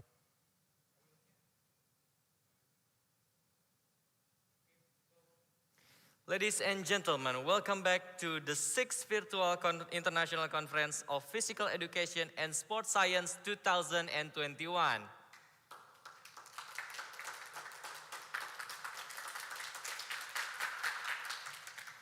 Ladies and gentlemen, we will continue to the next panel discussion. There will be the first symposium of today. There will be 5 speakers for the first symposium. The first one is the chairman and also the moderator for this symposium is Associate Professor Dr. Fung Kiu Uy from Malaysia. Hello, Professor Dr. Fung Kiu Uy.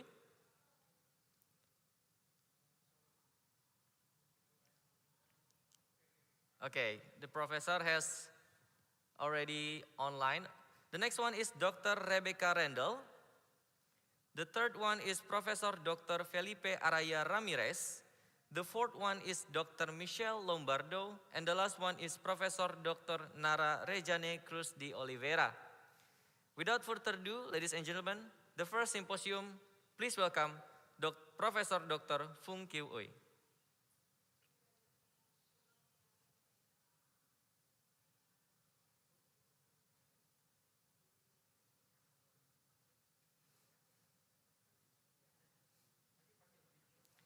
Hello, Professor Fung Kiu Uy, can you hear me? I think you haven't unmuted the... Okay. Oh, okay. I have muted. Yeah. Yeah. Okay, thank you very much. Yeah. Should I introduce? What I mean is, should I read out the CV of all the speakers? Sure. Okay. Okay. A very good afternoon. Yeah, I'm the chairperson of this symposium, and I'm Dr. Ifung Kiu from University Science Malaysia. And welcome to all the speakers, and it is our honor to have you all as our invited speaker in this symposium today. Okay, without further ado, let me start off with my presentation first, and then it will be followed by the other speakers. And here is the brief introduction of myself. I'm currently the program chairman and lecturer in Exercise and Sports Science program, School of Health Sciences, University Science Malaysia.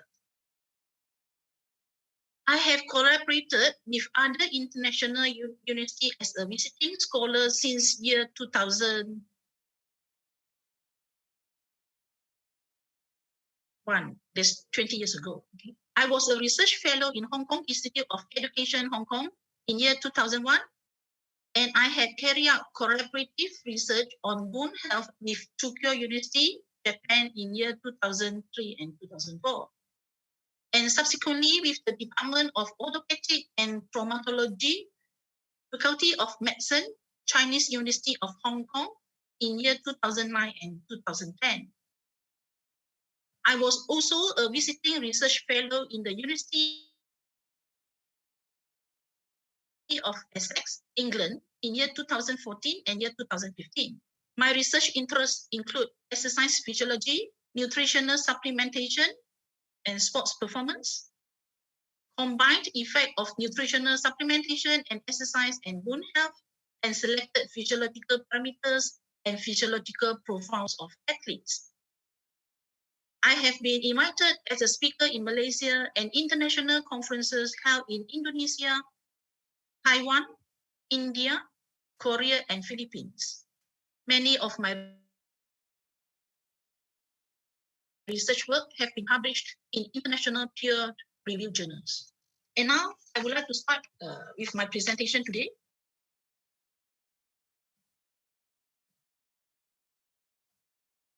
Excuse me, do I have to share my PowerPoint, or the organizer will show for me?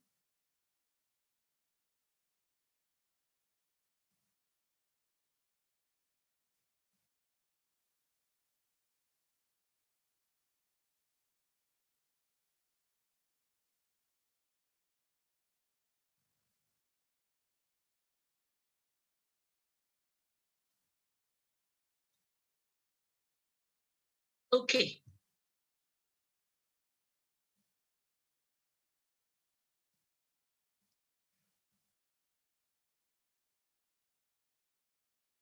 Thank you. I'm sorry, I'm Yes. from the UNJ Jakarta, Yes. and I have granted you being an co-host, so you can, if you have any PowerPoint from the speaker, and you can screen share from your laptop maybe. Or I only have PowerPoint of my own. This is my PowerPoint. okay, I will try to find Yeah. out the first. Should I start with my PowerPoint? Should my presentation first? Yeah. Should I start with? Okay, I use my own PowerPoint. Okay, you can start by your own. Yeah. Okay, this is my PowerPoint.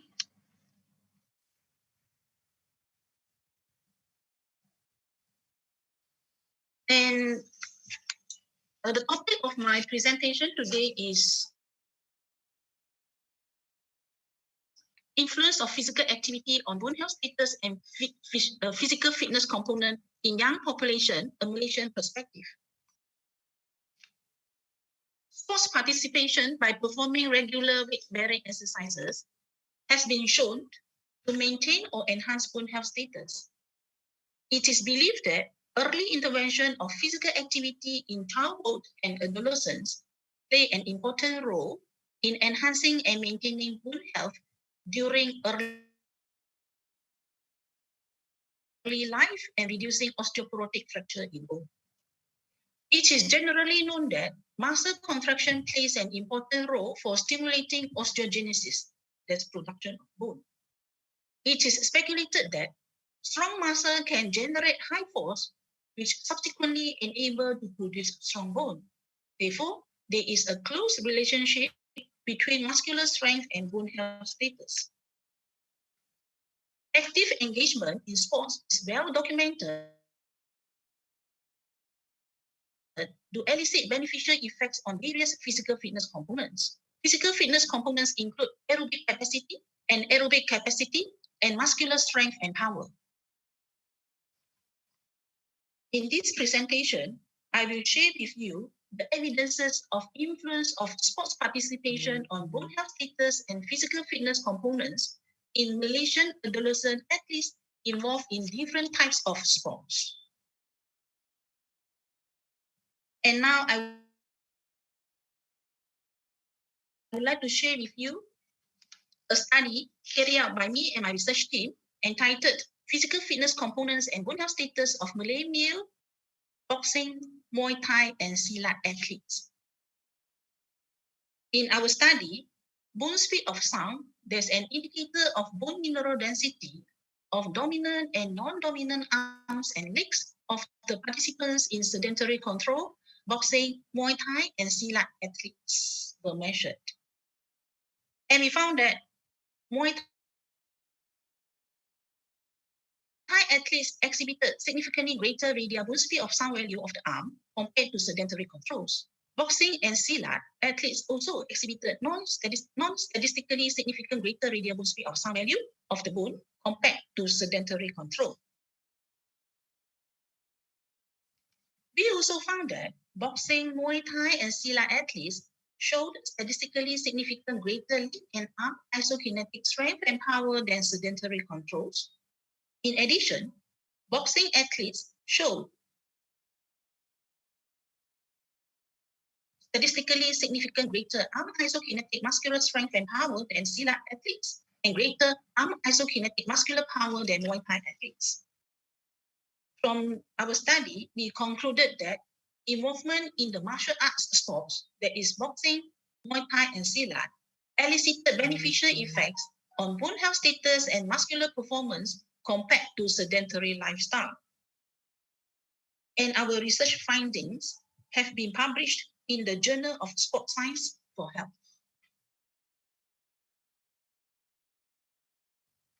And now I would like to share with you another study carried out by me and also my research team. The title of this study is Evaluation of Bone Health Status, Muscular Performance, Aerobic and Anaerobic Capacities in Malaysian Athletes of Sports with Different Mechanical Loading Characteristics.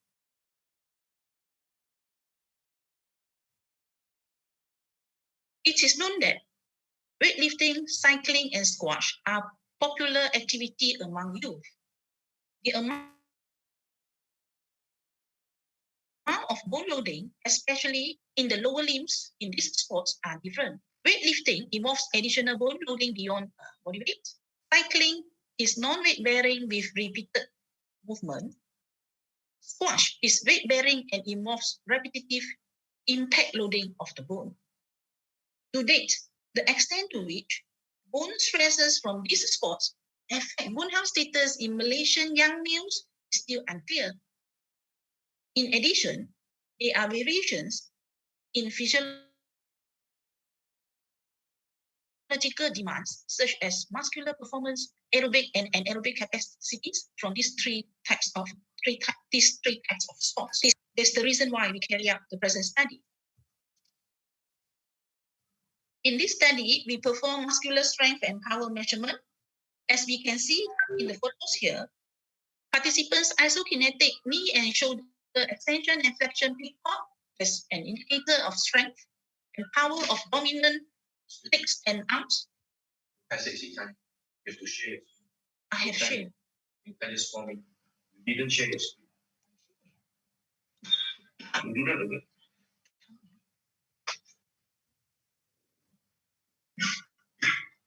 I see your screen.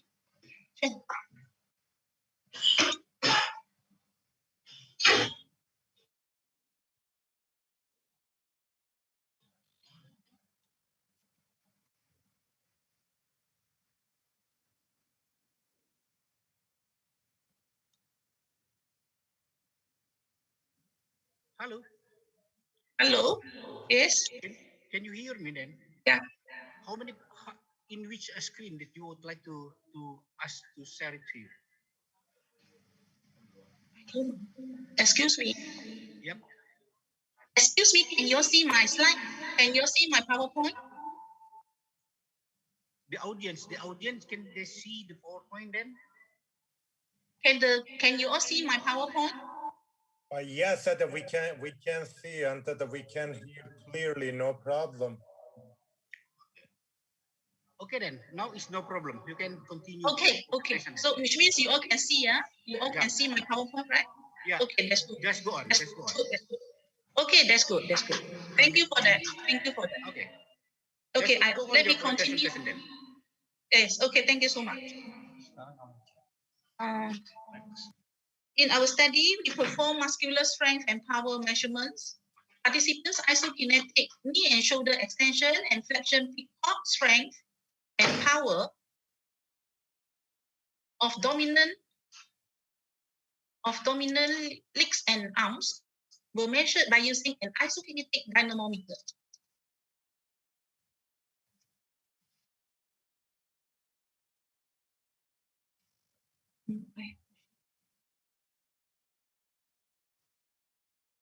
Okay.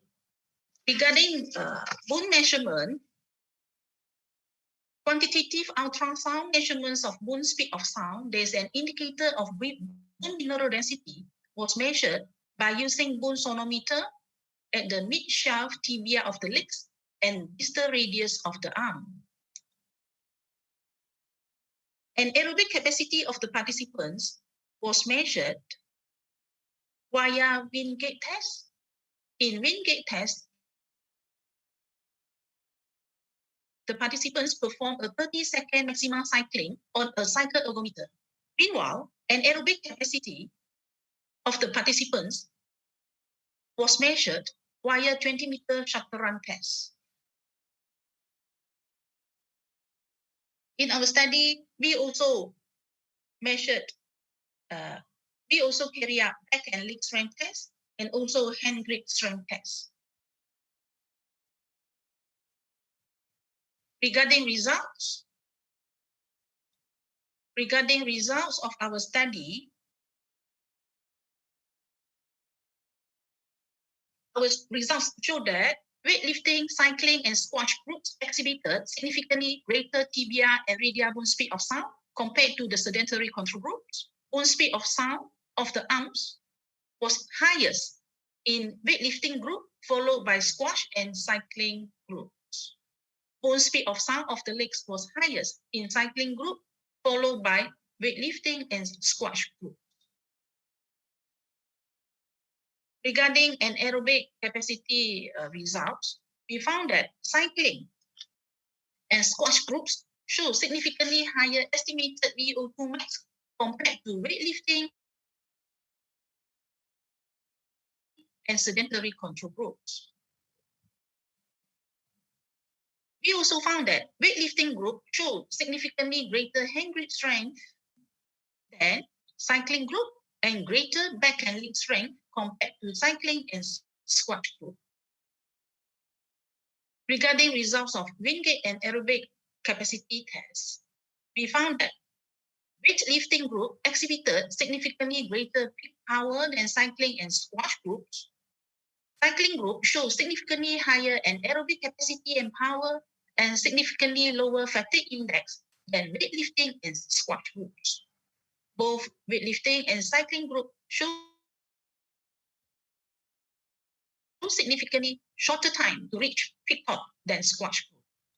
Regarding results of isokinetic muscular performance of the leg, we found that weightlifting and squash athletes show higher isokinetic knee extension peak torque and average power than cycling athletes. We also found that weightlifting and squash athletes show higher isokinetic knee flexion peak torque and average power than cyclists. Nevertheless, cyclists show higher knee flexion peak torque per body weight than weightlifting and squash athletes when body weight is taken into consideration.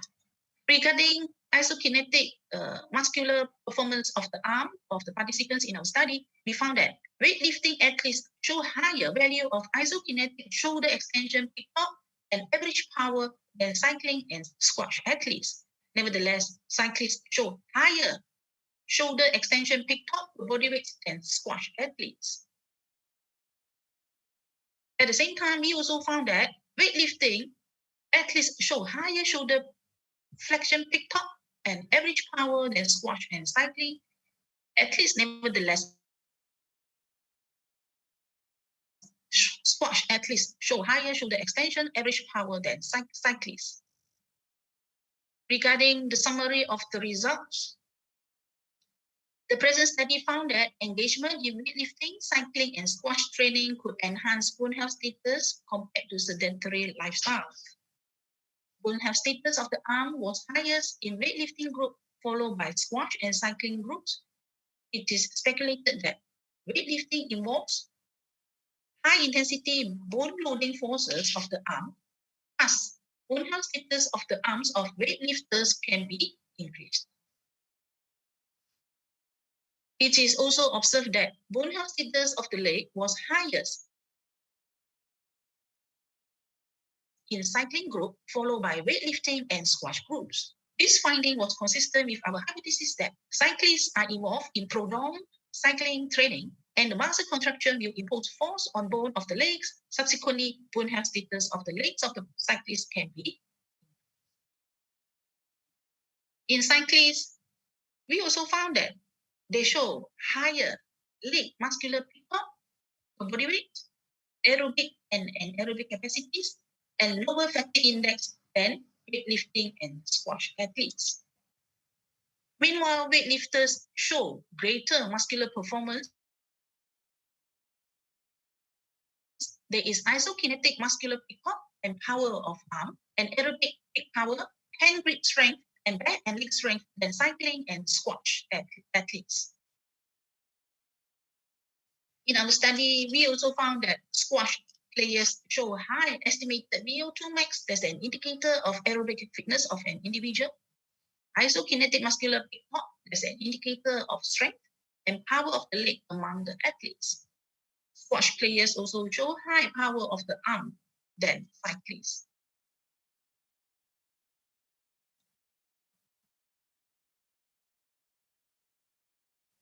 In conclusion, our study results implying that bone health status and physical fitness component of the athletes are dependent on sports events that were involved in. And part of our study results have been published as chapter of a book, as we can see here.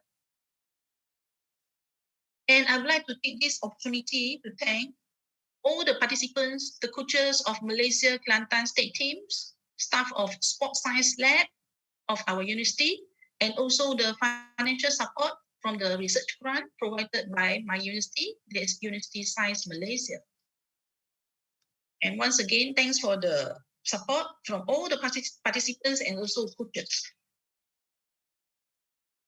for making our project a success. And lastly, thanks for your attention. Thank you. That's all for my presentation.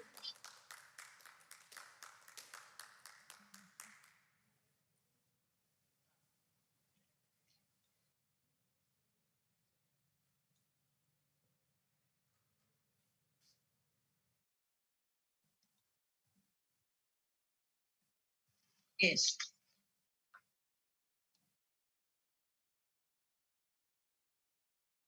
And our next speaker is Dr. Rebecca Randall. And over here, I would like to share with you the brief CV of Dr. Rebecca. Dr. Rebecca Randall is a scientist with a background in exercise physiology and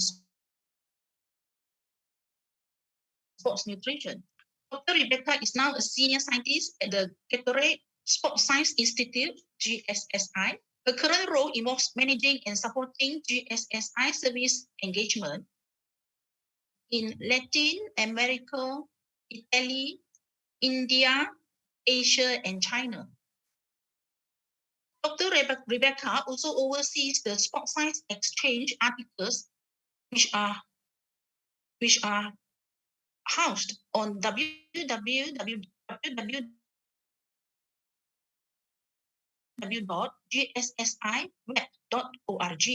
Dr. Rebecca is passionate about sports nutrition and enjoys working with athletes to design appropriate and personalized nutritional strategies.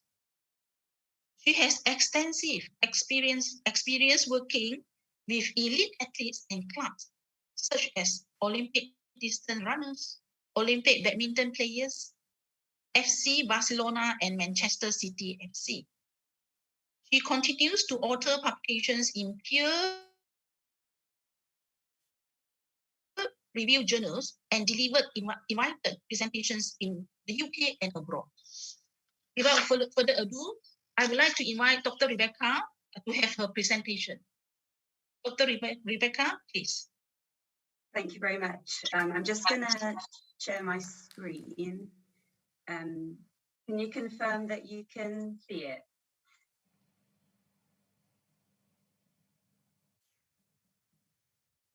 Yes, Dr. Rebecca, we can see your screen.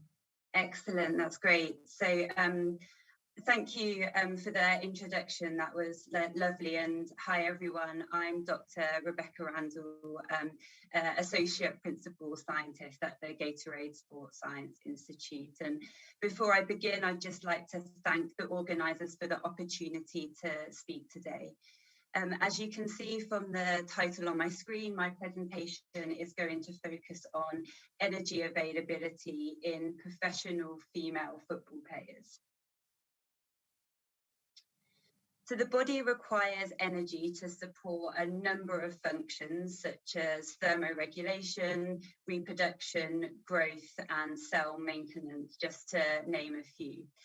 And the term energy availability indicates the amount of energy that's available to support these functions once the cost of exercise energy expenditure has been deducted from energy intake. And energy availability is expressed relative to an individual's fat-free mass. And insufficient energy availability can occur if there's an increase in energy expenditure. So if you're exercising a lot more and it's higher than the amount of energy that your calories that you're consuming. Or insufficient energy availability can also occur if energy intake, so the amount of calories that you're consuming, is significantly reduced. And it can also arise if there's a combination of both of these things. So you're increasing your energy expenditure, but you're also decreasing your energy intake. If periods of low energy availability are sustained, then many detrimental health consequences can occur in females. So for example, menstrual function. So females may become amenorrheic, which means that they stop menstruating. Bone health can also be compromised, and in extreme cases, this can result in osteoporosis. Growth and development is also compromised, so there's a reduction in protein synthesis. And we may also see a lowering of resting metabolic rate. Now, chronic low energy availability can also be detrimental for many aspects of athletic performance. And you can see some of them on the screen here. And it can also increase the risk of injury, which is something that professional athletes and professional teams are always trying to prevent. But also we're always wanting to get the best out of our athletes so they can perform at their best. Now, globally, female football has become professionalized, and that means that there's now a higher training and competition demand on these players. And as a result, this could put them at high risk of low energy availability. But at the moment, our current understanding of this population is lacking, so we need more research in this area. So the aim of our study was to assess energy availability, energy intake, and energy expenditure over a typical 5-day period for professional football players. We wanted to see if players were able to alter their calorie intake to match the different exercise training demands over this 5-day period. We also wanted to assess any between-day differences in any of the variables that I just mentioned that are presented above. And then finally, we wanted to look at any potential risk factors that are associated with low energy availability. So for this study, we had 13 professional football players that competed in the top league in England. They typically trained around 10 hours per week. You can see the average body mass of our 13 players here and our average height of our players. And the protocol for this study was conducted in 2 stages. So stage 1 took place in the 2 weeks leading up to the second stage. And the aim of this was to assess the players in various measures of things that are linked to low energy availability. So firstly, resting metabolic rate. And as I said previously, if you're in a state of low energy availability, then your resting metabolic rate is decreased. So to measure this, we had our players arrive at the training facility. They lay down for 30 minutes with as little movement as possible, and we took a measure of resting metabolic rate. We also performed a DEXA scan, so this had a dual purpose. Firstly, to look at bone mineral density to see if bone health have been compromised, but also to measure fat-free mass so that we could calculate our energy availability relative to fat-free mass. Blood samples were taken for hormonal and immune blood markers, as well as micronutrient status.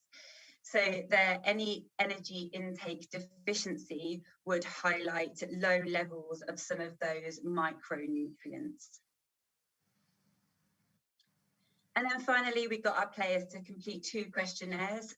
Firstly, the LEAF-Q questionnaire, which looks at the assessment of low energy availability, and then also an eating disorder questionnaire. So just to summarize this section, all of these measures were taken to identify players that might be at risk of low-term energy availability, and then to see if there's any associations between these factors and low energy availability. So then our second stage was to estimate energy intake and energy expenditure. So for energy intake, we got our players to complete a 5-day weighed food diary. Verbal and written instructions were given, and players were also asked to take pictures of their food to add more context and accuracy to our records. Energy expenditure was calculated using GPS. And for strength training sessions, we asked the players to keep a log, and then we were able to assign a net equivalent and calculate energy expenditure. So both of these variables, energy intake and energy expenditure, were put into the equation for energy availability, and then we divided that by fat-free mass to get a measure.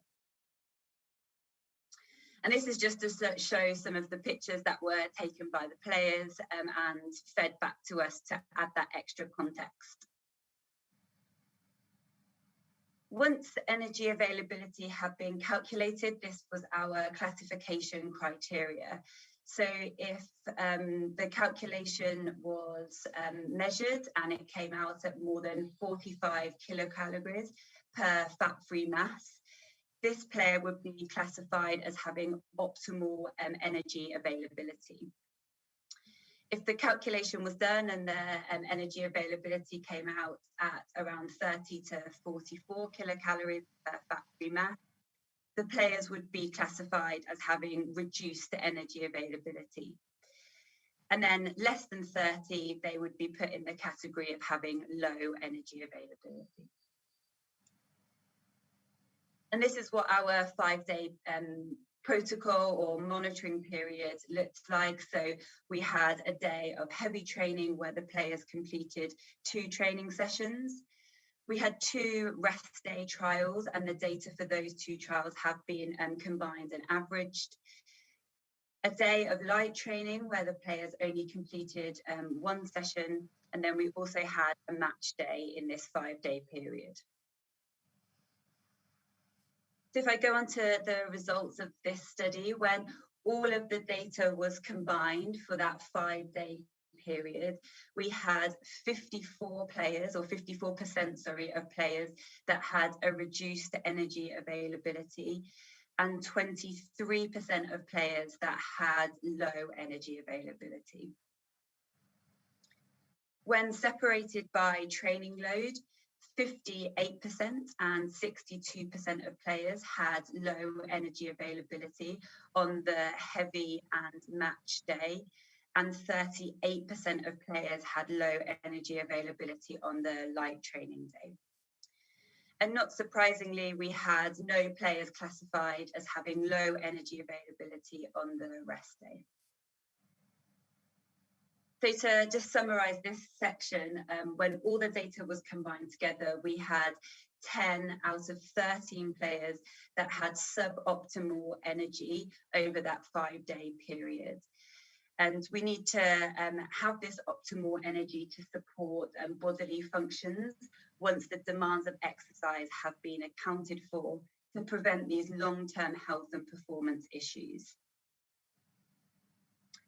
You can see that data again here. So by looking at the exercise energy availability, the exercise energy expenditure, you can see that this differs across all the different days that were tested. So it was higher on our heavy and match day, and then exercise energy expenditure was much lower on the light training day and on the rest day. But if you look at the energy intake, you can see that it's similar between all days that we tested, so around 2,100 calories. And that's what this summarizes here. So although energy expenditure differed significantly between the days, total energy intake remained similar. Now, what was evident from looking at our data was that players did not increase or periodize their carbohydrate intake. And this was particularly evident on the heavy training day and on the match day. So on the graph here, it shows carbohydrate intake. Each bar represents a different player and their carbohydrate intake for the heavy training day. And this dotted line shows the minimal cutoff of what we would expect carbohydrate intake to be. Although in actual fact, for a heavy training day, we would really like players to be consuming around 6 grams per kilogram or above. But if we look at this cutoff point, you can see here that only 5 players actually reached this minimal threshold or increased it. So we have a lot of players that had a very low carbohydrate intake. This again shows the carbohydrate intake, but for the match day, you can see that more players are in green. So that indicates that they're reaching that minimal cutoff of 3 grams per kilogram. But we still have some players that are in this red zone. And as I said previously, we'd ideally like players to have a much higher carbohydrate intake on match day when performance is key for football players. So if we now look at the risk factors associated with low energy availability, this table shows the bone mineral density and the resting metabolic rate. And if I draw your attention to the percent of players which were classified as being in the abnormal range, we found that no players displayed low bone mineral density, but we had 3 players, or 23% of our population, which showed a lowered resting metabolic rate. And therefore, these players might be at risk of low energy availability. Now, this slide shows the micronutrient blood profiles, and the numbers in each of the shapes is the percentage of players that had normal plasma micronutrient content. So on the whole, micronutrient status was good. Vitamin D was low in some players, but that might be indicative of a lack of sunlight, as this study was conducted in England, so not necessarily what the players were eating. We also had around 50% of players that had a low iron status. So this could be a result of low energy intake or an increase in blood loss, which we often see in females and female athletes. And then finally, the questionnaire data. So the LEAF-Q questionnaire, this, as I said previously, assesses the players that might be at risk of having long-term energy deficits. So the LEAF-Q questionnaire actually identified 3 of our players scoring more than 8 in the questionnaire, which actually categorized them as having a risk of long-term energy deficiency. However, we didn't find a relationship between the LEAF-Q findings and our calculations of energy availability, and that was not significant. And then our eating disorder questionnaire, we didn't find any of our players of having an eating disorder assessed by using that questionnaire. So if I finish with my take-home messages from our data, the majority of players did display suboptimal energy availability over that 5-day period, but specifically on the heavy training day and on the match day. For players, they need to support, to alter their energy intake in relation to the demands of exercise. So we need to make sure that when exercise expenditure is increased, that they're also increasing their energy intake to match it. Specifically, more education needs to come around the carbohydrate intake, because as I showed, there was a much lower carbohydrate intake in the players, but fat and protein intake was sufficient for what they should be consuming. This is all really important because we need to ensure that our players are fueling appropriately. We need to try and control as much as we can to make sure that injury doesn't occur. So if we can control this one piece of the puzzle, then hopefully we can reduce that risk of injury occurring. And then my final point is that obviously this study was just done over a 5-day period and doesn't really show the long-term energy availability of these players. So we need to do consistent long-term monitoring to be able to get a better understanding of energy availability in the professional female football players and to understand the possible implications. So I'd like to finish there. I'd like to again thank the organisers and thank the other speakers that are a part of this symposium, and thank you to you for listening.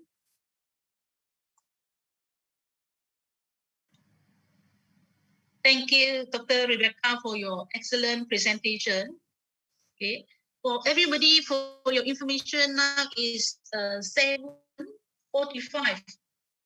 the morning in UK. Good morning, Dr. Rebecca. Thank you. Okay, thank you, Dr. Rebecca, again for your excellent presentation. Our next speaker is a professor from Costa Rica. Our next presenter is Professor Dr. Felipe Araya from Costa Rica, and Professor Dr. Felipe is a professor in the School of Human Movement Science and Quality of Life, National University, Costa Rica. Dr. Felipe Araya was the director of the cardiac rehabilitation program at the National University from year 2009 to year 2020. Currently, he is the Dean of the College of Health Sciences at National University, and he received his PhD degree in exercise physiology, Department of Kinesiology from United States in year 2010. Dr. Felipe Araya served as President of Exercise is Medicine, Costa Rica from year 2010 to year 2013, and he is a member of the American College of Sports Medicine, ACSM, since year 2007. Dr. Felipe Araya has been working as a professor and researcher for more than 20 years in the field of exercise physiology and cardiac rehabilitation. Dr. Felipe Araya has 42 publications, including 18 papers, 2 book chapters, and 22 abstracts in exercise physiology and cardiac rehabilitation in English and Spanish.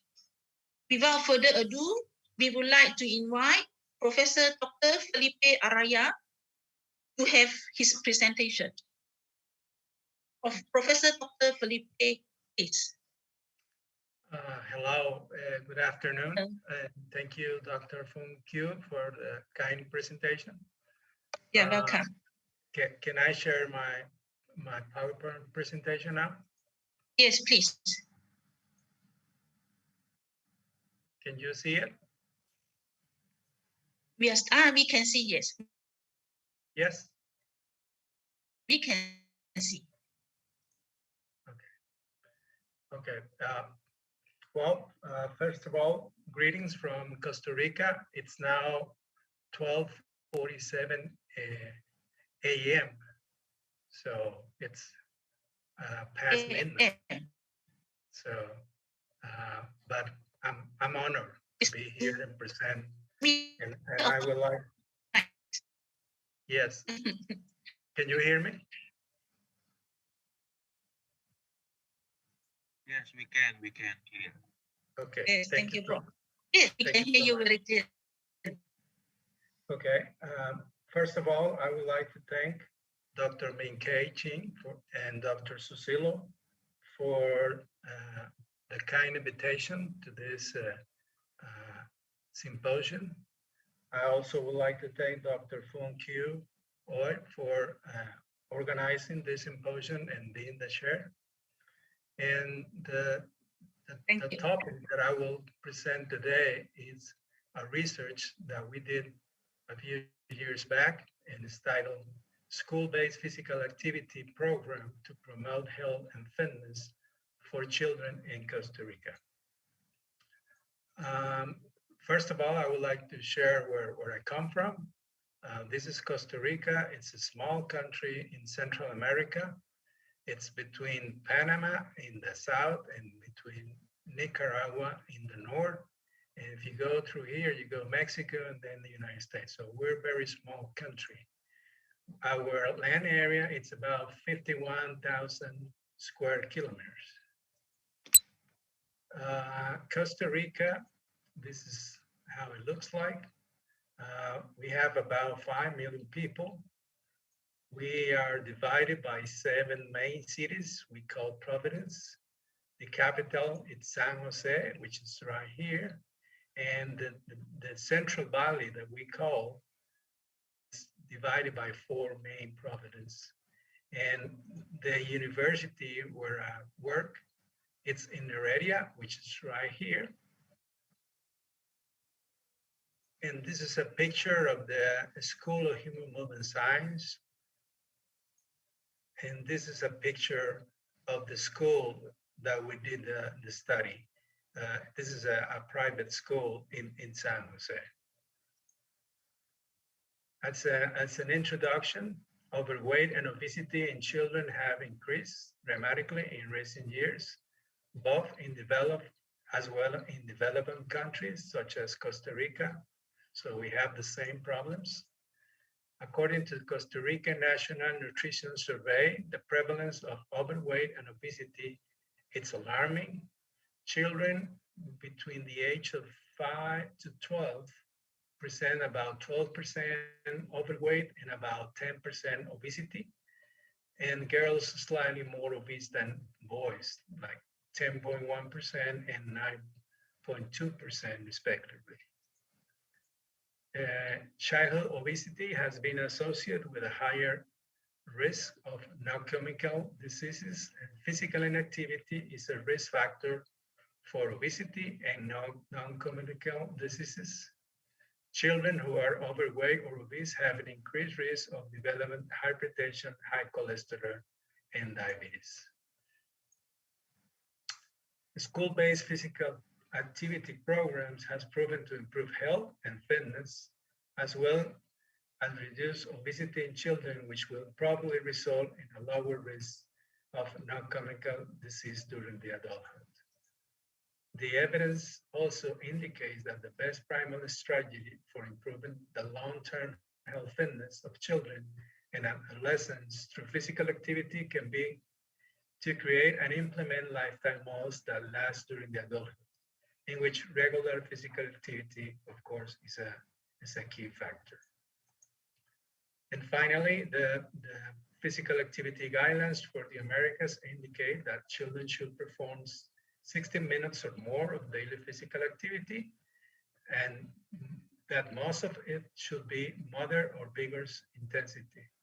In addition, people or children who cannot meet these minimum recommendations can also benefit from less physical activity. So the purpose of this research was to examine the effect of a school-based physical activity program on health fitness in children. We had 227 children as participants, 116 men and 111 women. The age average was 8.8 and height average was 1.35 meters.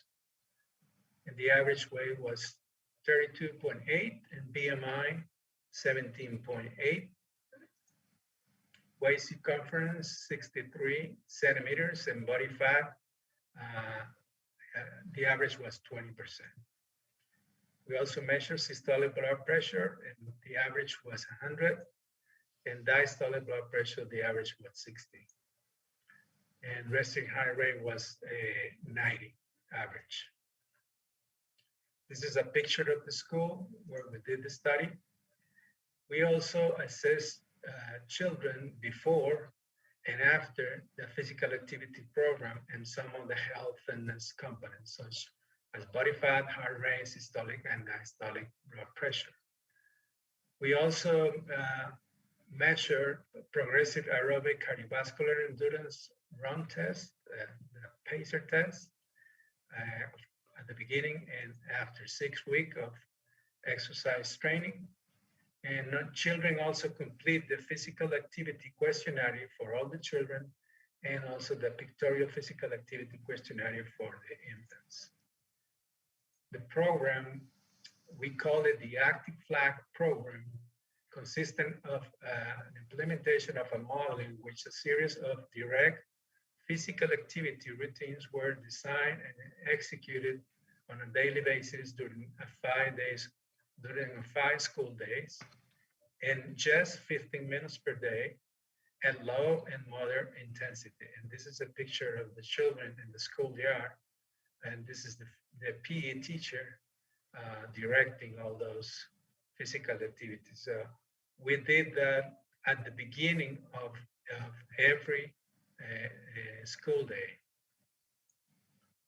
The model as well as the routines were designed by the physical education teachers, as I mentioned, in order to implement the model, which includes directing all the routines as well as other activities regarding promotion of physical activities in the school community. In addition, the physical activity routines, they were carried out by all the students as well as school staff and parents. This is something new that we encourage not just the student to do the activities, but also the school staff and also the parents that they want. They were invited to participate, and they were gathered in the central on the schoolyard. The Active Flag program also contemplates the design and application of some complementary actions aimed to promote healthy lifestyles. We did some statistical analysis using SPSS. We did descriptive statistics, means and standard deviations, and we did a PERT test to compare variable of interests, like the ones that I mentioned before: BMI, body fat, waist circumference, heart rate, systolic and diastolic blood pressures, the results from the PACER test, and also from the questionnaires. At the beginning and after completing the 6-week physical activity program. These are the baseline characteristics of children. As you can see, this is the average age. We have children with 6 years old until 13 years old. This is the average weight. Children with 16.5 kilograms up to 65.8.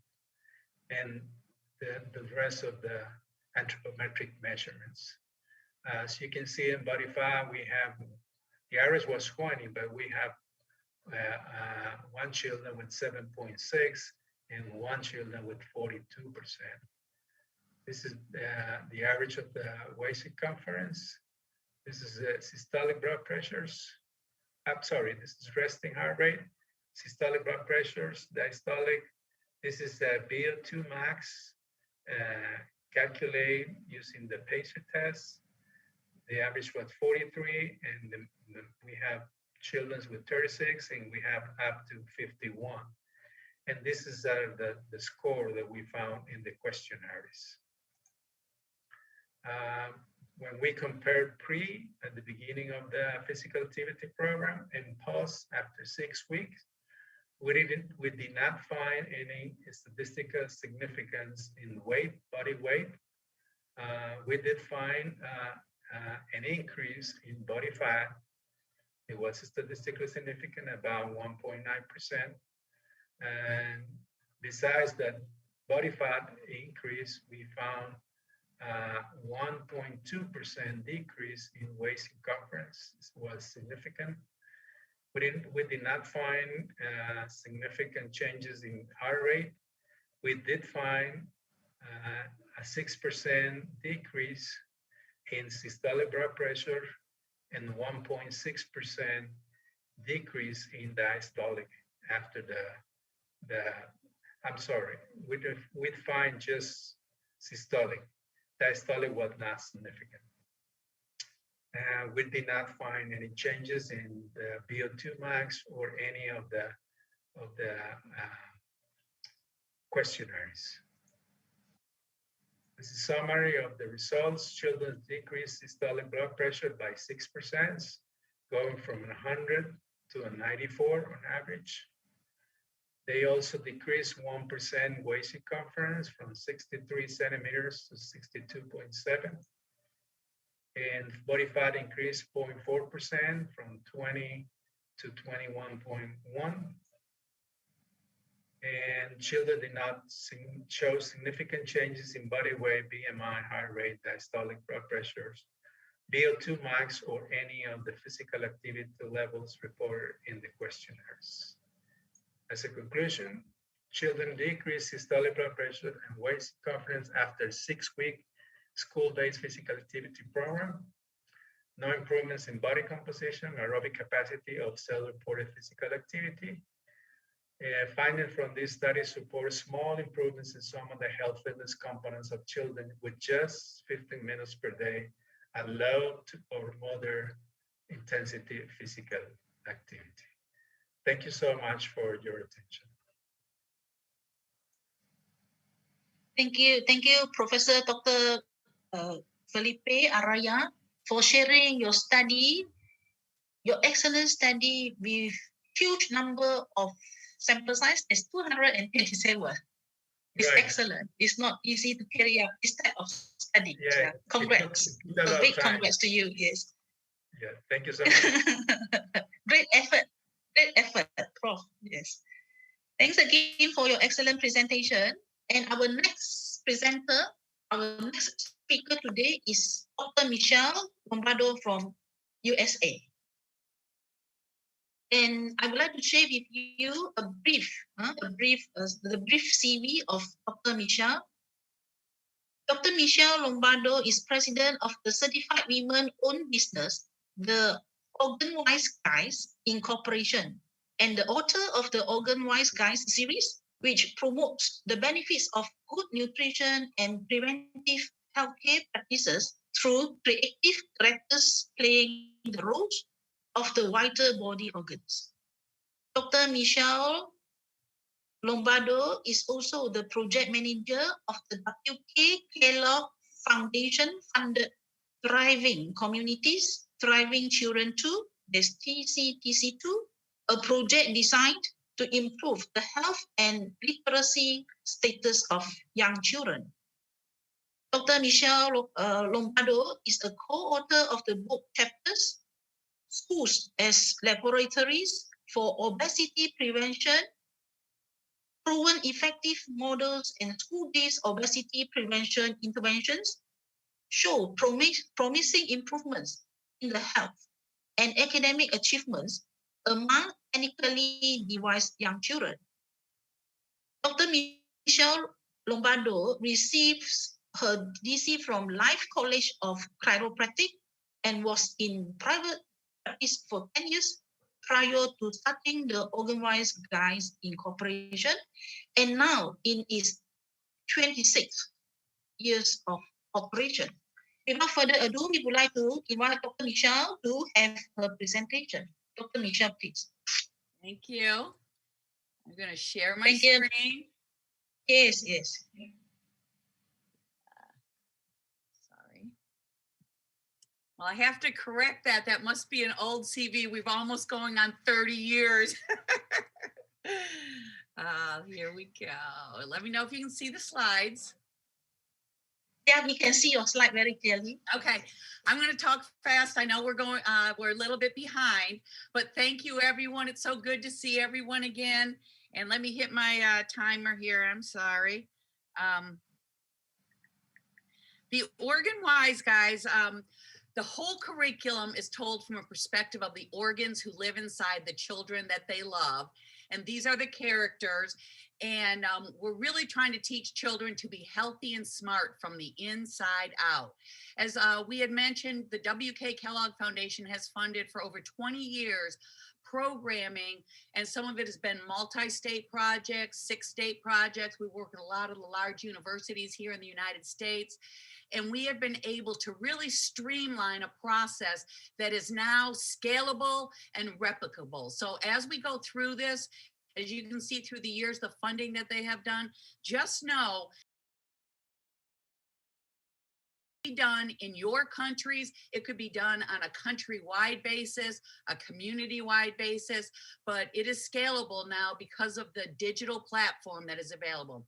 These are the characters. Cerebrum is the brain, Windy the lungs, Hearty heart.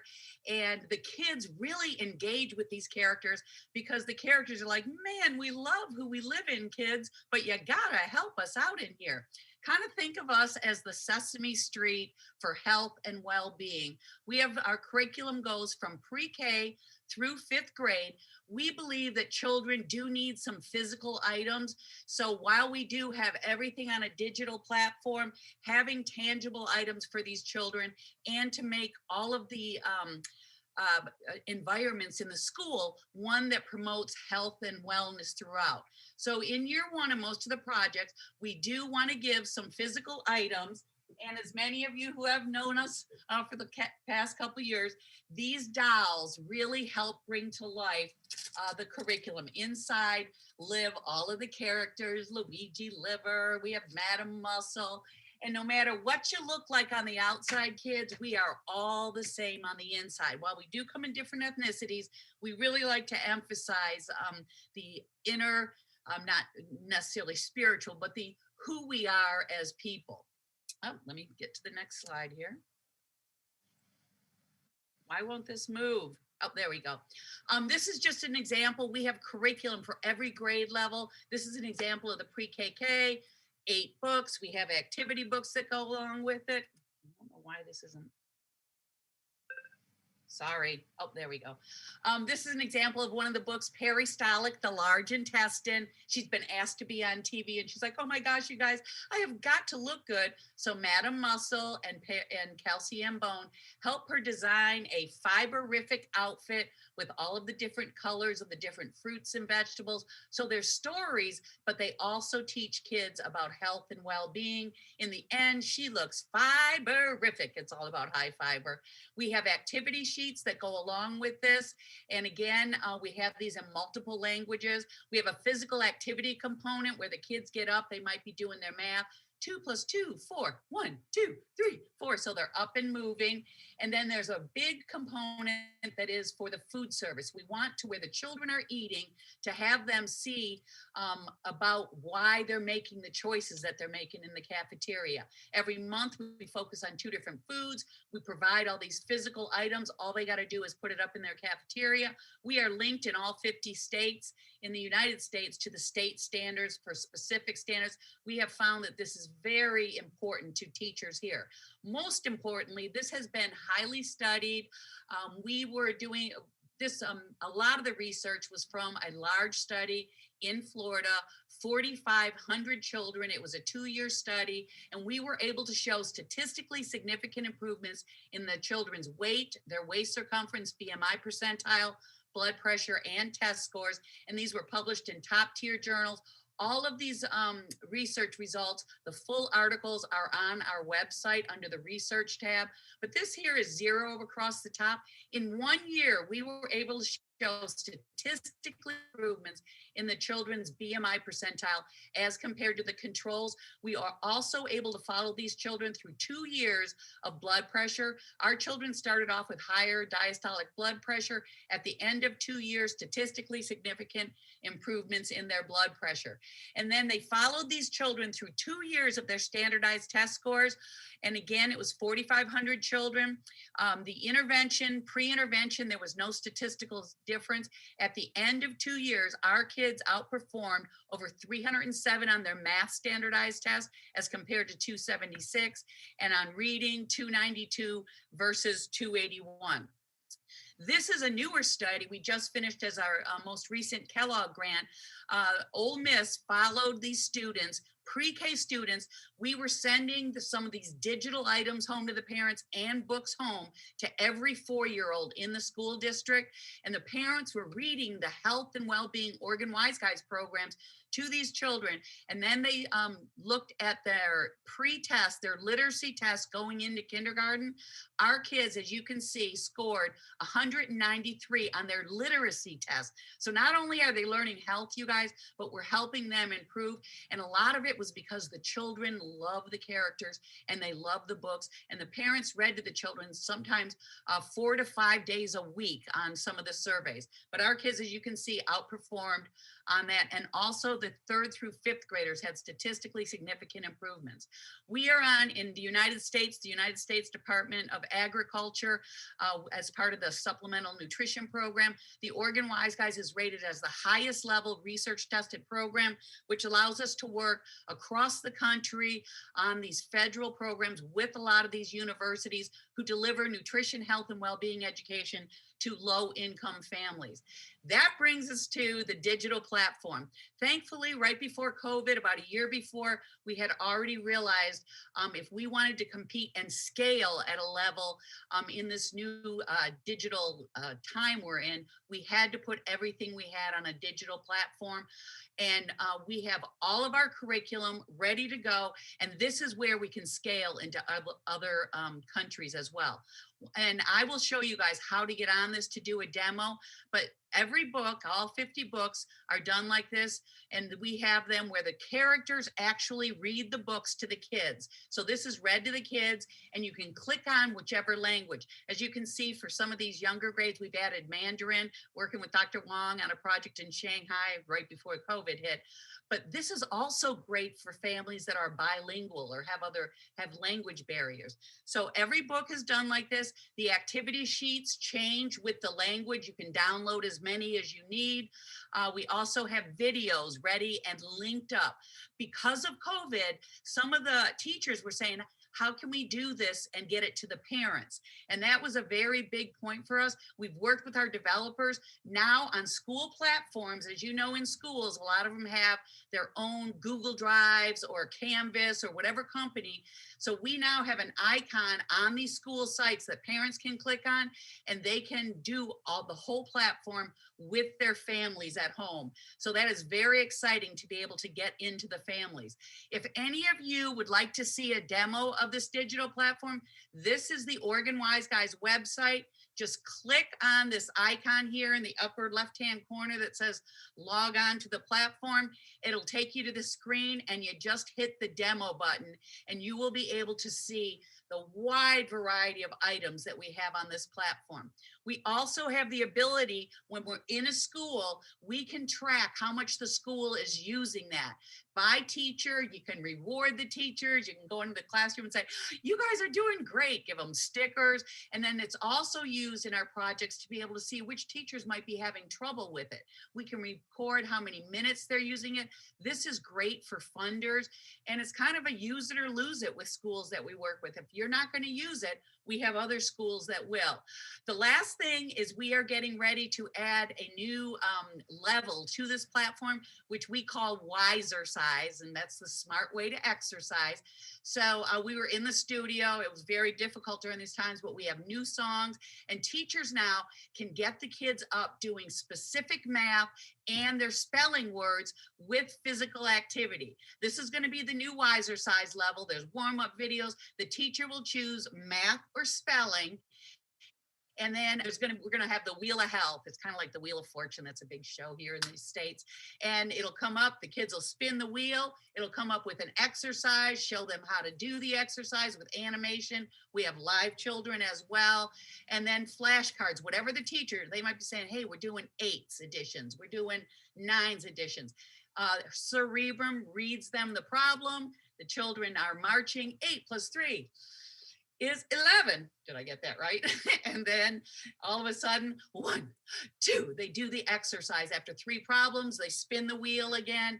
It's a fun thing. It will be out this fall. We also have spelling where the teachers will put in their specific spelling words. They can send it home as homework. We're so excited about the additional minutes of exercise that children can get while they're staying on task academically. We would love to work with you. We have this available now at a cost that nothing else can touch. It is $3 a student. So if there's 100 kids in your elementary school, $300 for the year subscription. Every teacher in that school has access. The kids can get on via the teacher's email. It can be used in after school, summer school. We do early childhood. We work in communities. It is a program that can help bring your health messages to your communities with whatever programs you're doing in a way that children and families can understand. If you'd like to talk with me about this, we can set up a go-to meeting. Although it is 3 a.m. here, I'm just kidding. But we would love to work with you, and I thank you so much. And I think I finished in good time, and I look forward to talking to you. Thank you, Dr. Michelle, for the interesting, informative, and excellent presentation. Thank you. Dr. Michelle, may I confirm with you? Is now 3 o'clock? 3 a.m. in US. Thanks for your effort. Don't I look good? Okay, thanks a lot. Thanks again for your excellent presentation. Yeah. Now may we move on to the next speaker. Our next speaker is Associate Professor Dr. Nara Rijan Cruz de Oliveira from Brazil. Yes. And I would like to share with you the brief CV of her. Associate Professor Dr. Nara Rijan Cruz de Oliveira is an Associate Professor of Human Movement Sciences Department at Federal University of Sao Paulo, Brazil, working at the undergraduate and graduate program in health. He is member of the board of directors of BRICS, Council of Exercise and Sport Science, and scientific advisor of the Global Community Health Foundation as GCH Foundation. Dr. Nara Oliveira has published several articles in national and international journals, as well books and chapters. He has also attended many national and international scientific meetings as invited speaker. Her research interests include physical education and health, health education, childhood education and health, and sports and leisure. Without further ado, we would like to invite Associate Professor Dr. Nara to have her presentation. Dr. Nara, please. Thank you very much, Professor Oi. Thank you for introducing. You're welcome. You're welcome. To say thank you to all members of the organizing committee and also Professor Minkai and Professor Susilo for the invitation. And it's basically almost 4:15 a.m. here in Brazil. So 4 a.m. here in Brazil. Yeah. Good morning. Good morning from Brazil. And I would like to say thank you for all my colleagues for great presentations. And my presentation, give me a minute, please, to share my screen. Just a moment.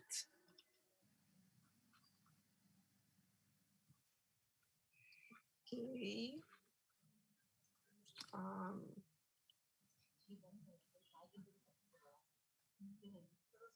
Could you see my screen? Not yet. Not yet? Oh, no, didn't. We can't see your slide, Nara. We can't see. And now we can see. Terima kasih Pak Dr. Suwadi. Jadi nanti cari jangan monoton referensinya hanya satu. But I think that is not yours. Just a minute, please.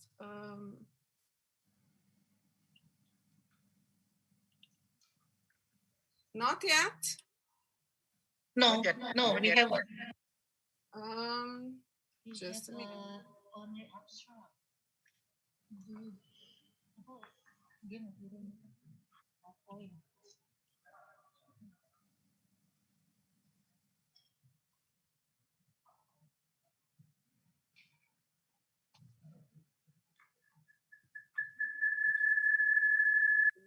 Here's the thing. I received a message from my desktop that my computer is not able to share. I would like to try it.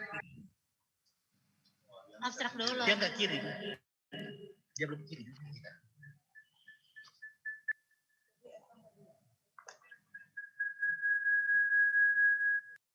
Okay, I think now. I'm sorry, guys. I'm trying to solve this problem here.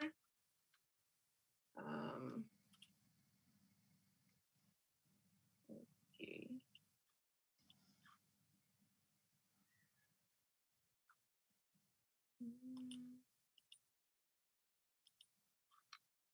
I can see my screen, but I don't know if you can. Can you see my screen right now? No, no.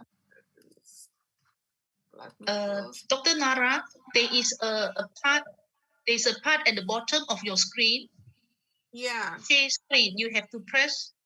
You have to press the button first. Share screen. Oh, then only we can see. Yes. Okay. Now I can see. It is beside participants. Yep. Now Okay, we can see yours. Yes. Okay. Oh, thank you. It's okay now. I It's started okay. to get nervous. Okay. Okay, Yes. guys. I'm Professor Nara Oliveira from Brazil, from Federal University of São Paulo. And my presentation today is about physical education, well-being, and health among Brazilian children during the social distancing period during the COVID pandemic. So I will try to talking about today. I say I try because it's this topic has a lot of things to discuss, but I trying to be brief to discuss the context of pandemic of COVID in Brazil. And I will discuss the Brazil, the education and physical education challenges during this period. And second, I will try to discuss physical education and physical activity among children during this period, especially about the responses from federal government, local government, and also the community. And as an outcomes, I will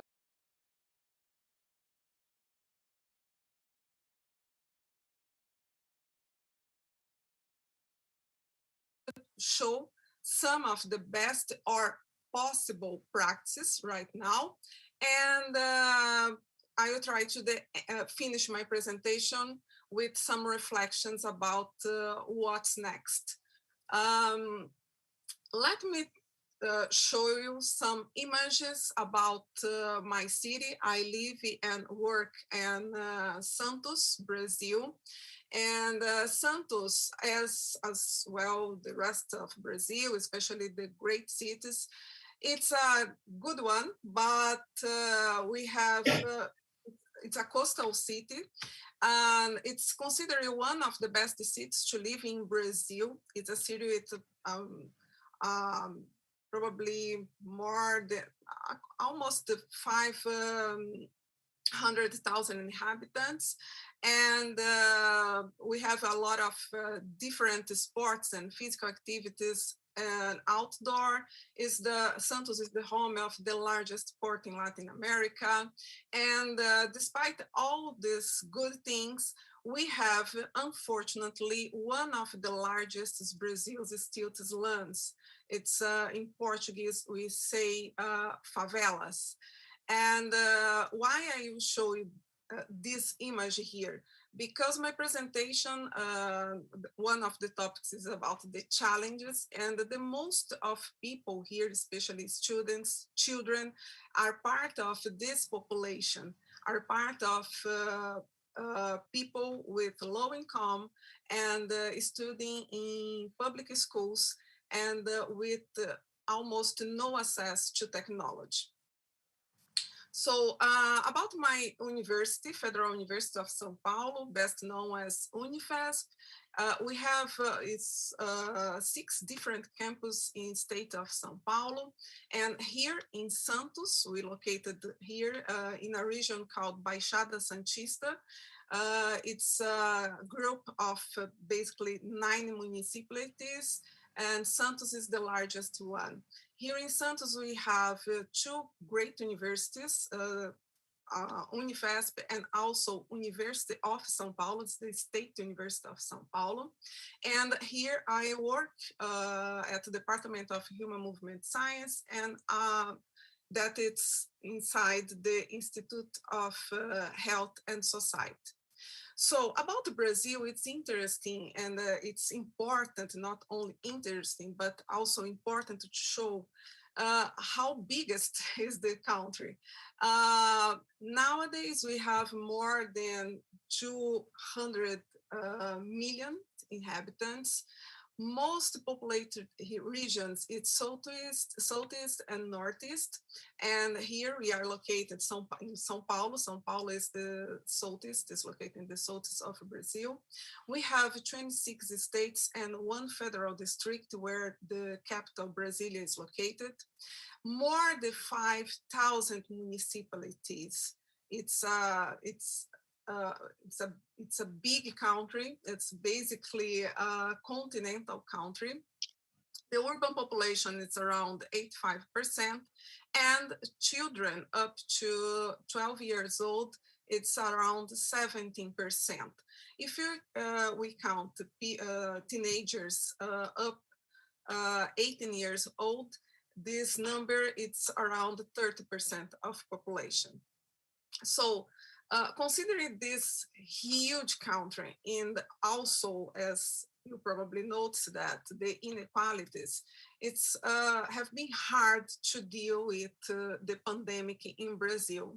So here I sharing with you some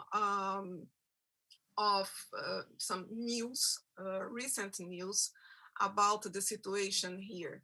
We have not only during the pandemics, but the pandemics increase the poverty in Brazil, and 6 of every 10 children in Brazil live in a poverty nowadays. This number increased a lot during this period over the last year, especially because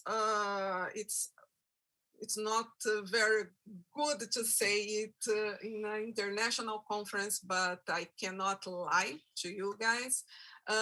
Unfortunately, we have a federal government right now that denying the pandemic, and we are struggling with this pandemic in different states, in different regions, and the increase of poverty reflects also in schools, because over the last few years, over the last year actually, about 4 million children dropped out of school.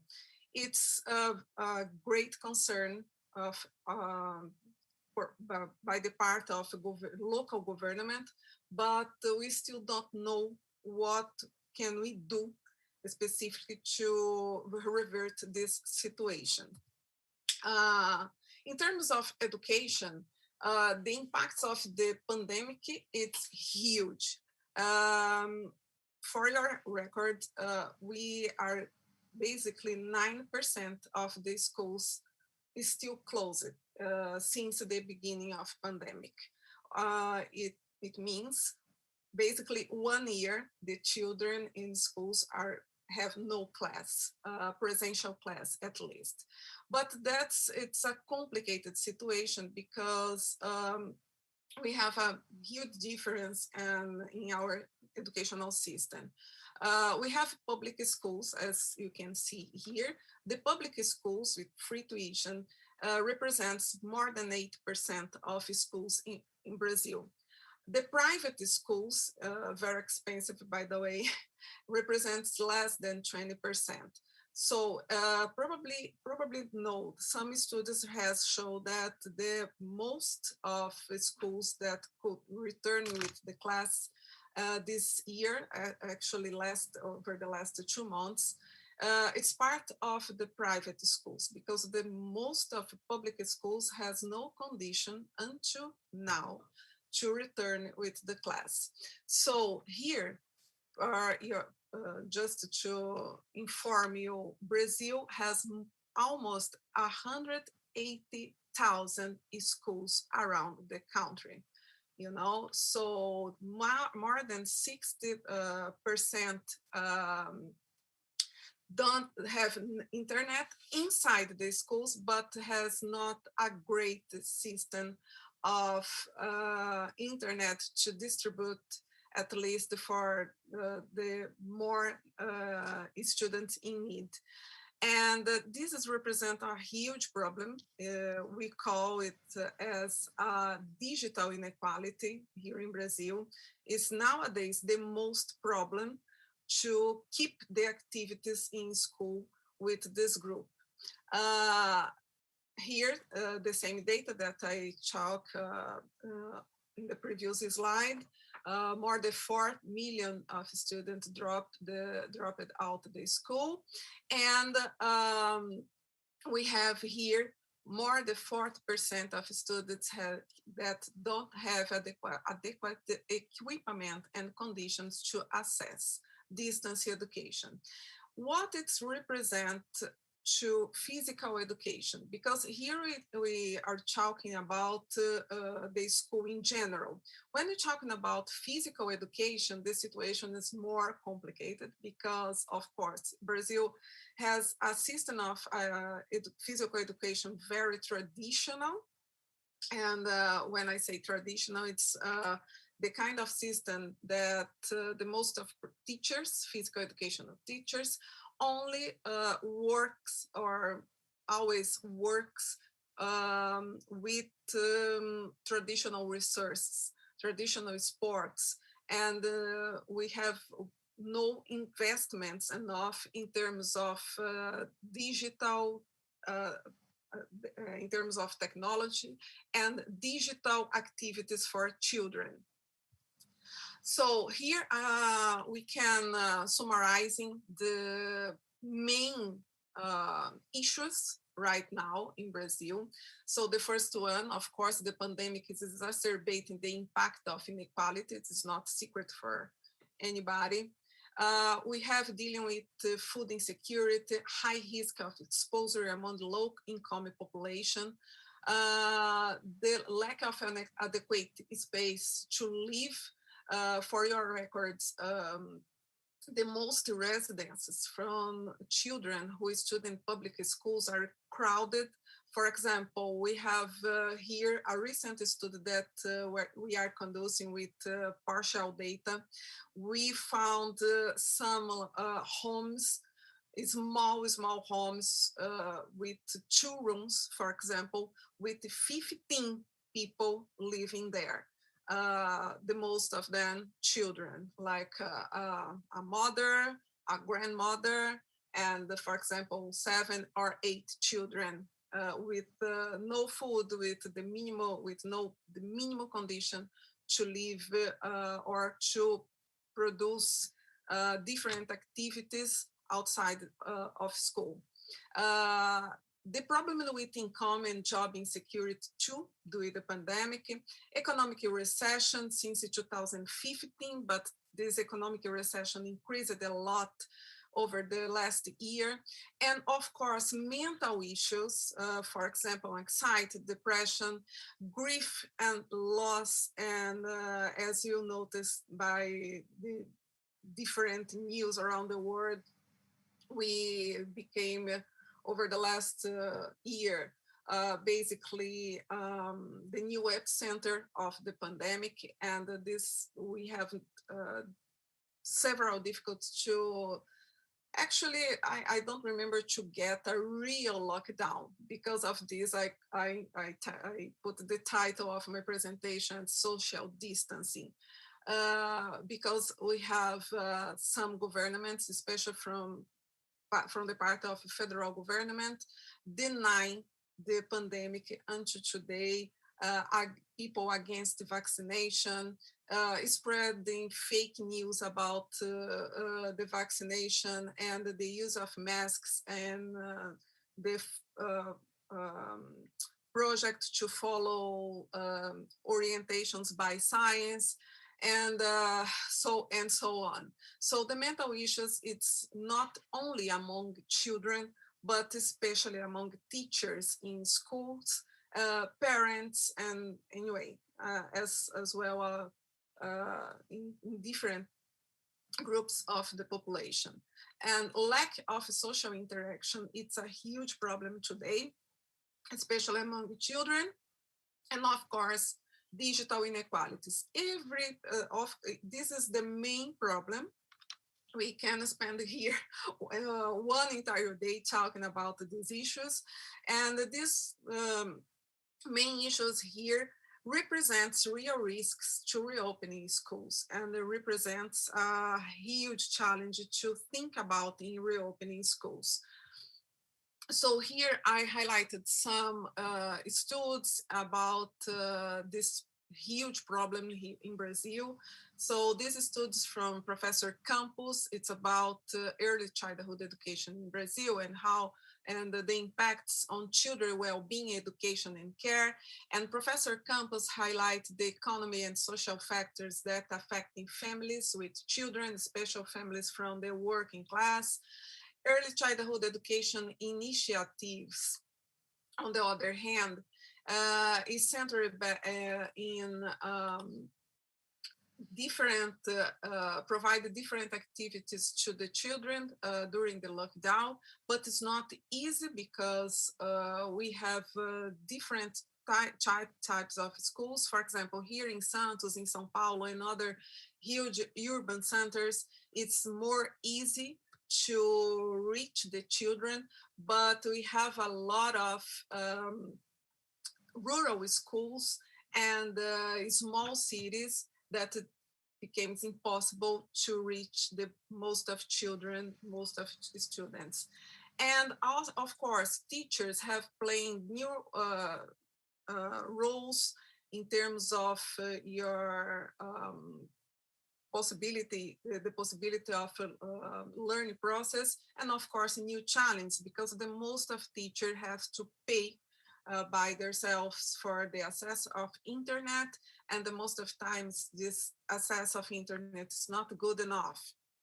So here, this editorial of Brazilian Journal of Otorhinolaryngologists highlights the COVID-19 children and some considerations for returning to school.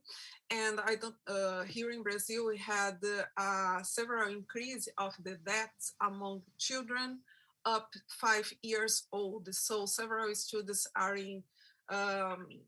trying to find out the main reason. I mean, we know the main reason is the lack of social distancing, but why the most of children are dying we have a lot of hypotheses, but we still have not anything in conclusion. There we go. Okay. But despite all these problems, it's important to highlight different perspectives, right? The responses, for example. Although the response from federal government, it's denial of the pandemic, we have different and positive initiative from the community, from the teachers, from the different people who are part of the staff of these schools in Brazil. So from the community, family, teachers, we have the different demonstrations of solidarity, different social projects, community support, healthcare, and also protection. Here I highlighted some images, for example, of teachers providing food to the children. This teacher here of the last image, it's one of the teachers who gained the award recently because he ride at least 100 kilometers per day just to attend the students who has no cell phone or computer. And other projects with different plays, different perspectives. And this image here, it's one of the members of the staff of one public school in the center-west of Brazil, attending the parents who don't know how to teach their children. So we have a huge net of solidarity, even with the poor response from federal government.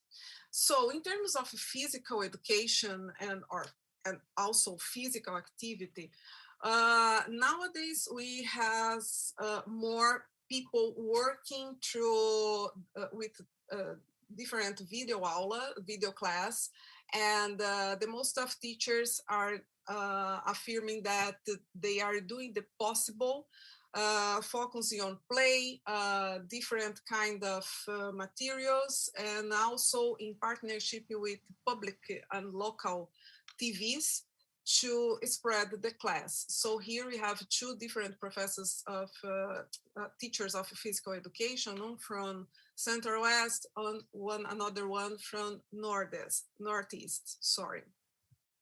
So here I highlight also these different studies about COVID social isolation in Brazil and how the effects on the physical activity routine of families with children. And here in this study of Sa, it's a friend of mine, colleague here of ICPESS, the household and personal characteristics of Brazil and influence the level of physical activity performed by them during the social distancing. And this physical activity has been decreasing as well as in different parts of the world. And here, another article, another research from other colleagues addressing the school physical education in times of social distancing, overview, challenges, and curriculum issues. And here, this group addresses the job of physical education teachers, especially the need of family support, the digital inequalities, and the fact that the activities don't reach all the students, and also the hard, the difficulty of to teachers to work with practical contents. And last but not least, this study here is not Brazilian, but it's a study about the pandemic of COVID-19 and also the perspective of the next pandemic of physical inactivity due with the sedentary behavior. And in conclusion, what we have been thinking in terms of reflection to after pandemic, how to work with or physical education after pandemics. First of all, we need to recover the physical education in partnership with health literacy, and also discussing the sustainable development goals And of course, rethink the post-COVID school design in Brazil, redesign our curriculum to provide more social interaction. And thank you very much. I don't know if I'm sure in terms of pronunciation, but I think it's terima kasih. If Yes, I'm wrong, it is correct. It is correct. Terima kasih. Excellent. Sorry, I was very nervous. Sorry. Okay, thank you, Dr. Nara, for your excellent presentation. Okay, and everybody, everybody. We only have 3 more minutes for the Q&A session. Okay, after listening to the 5 presentations from 5 speakers from different parts of the world, now the session is open for Q&A. Because of the time constraint, may we just allow 1 question from the audience? If you have any question, please identify yourself and say to which of the speakers is your question directed to, please. 1 question.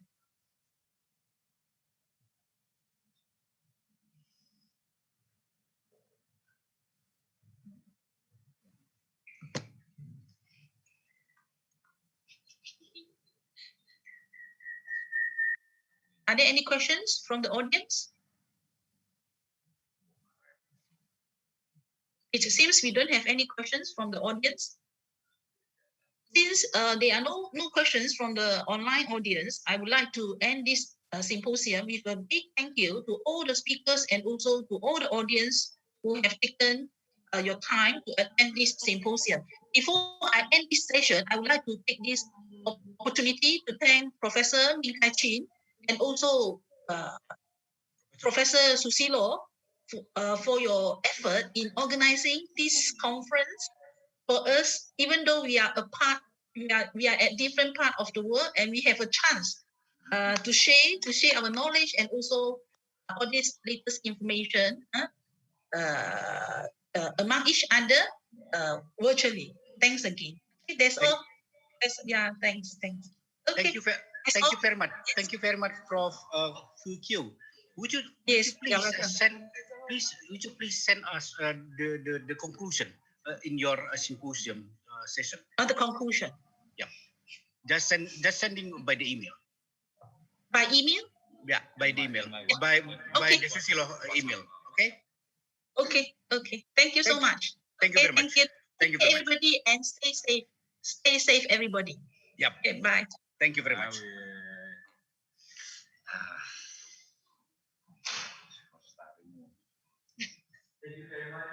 Our moderator, Associate Professor Dr. Funki Uy, for being the moderator for the first symposium. Ladies and gentlemen, moving on to the next agenda, we will have the second symposium and the last symposium for today. I will introduce you the chairman and moderator for our second symposium. That is Professor Dr. Gyasettin Demirhan from Turkey. And there are also another 3 speakers for this symposium. The second one is Professor Dr. Hafid Abbas from Indonesia. And then Associative Professor Dr. Maria Abdul Khanova. And the last one is Professor Dr. Cynthia Lopez da Silva. Before we continue to the next symposium, let me introduce a little about our moderator. Professor Dr. Gyasettin Demirhan is the Board of Director Global Community Health and also President of GOFPEP 2016, former President Turkish Sports Science Association, former Dean Faculty of Sports Science, HESYTP University, Turkey. Professor Dr. Gyasettin Demirhan is working at HESYTP University Faculty of Sports Science. He is Head of Physical Education and Sport Teacher Education Department, also member of some international scientific associations like ICPESS, FIEP, and ICSS. Professor Gyasettin published 29 articles in international referred journals and 51 articles in national referred journals. Also, he has 2 books and 18-book chapter in physical education and sports science. Without further ado, Professor Gyasettin Demirhan, the time is yours.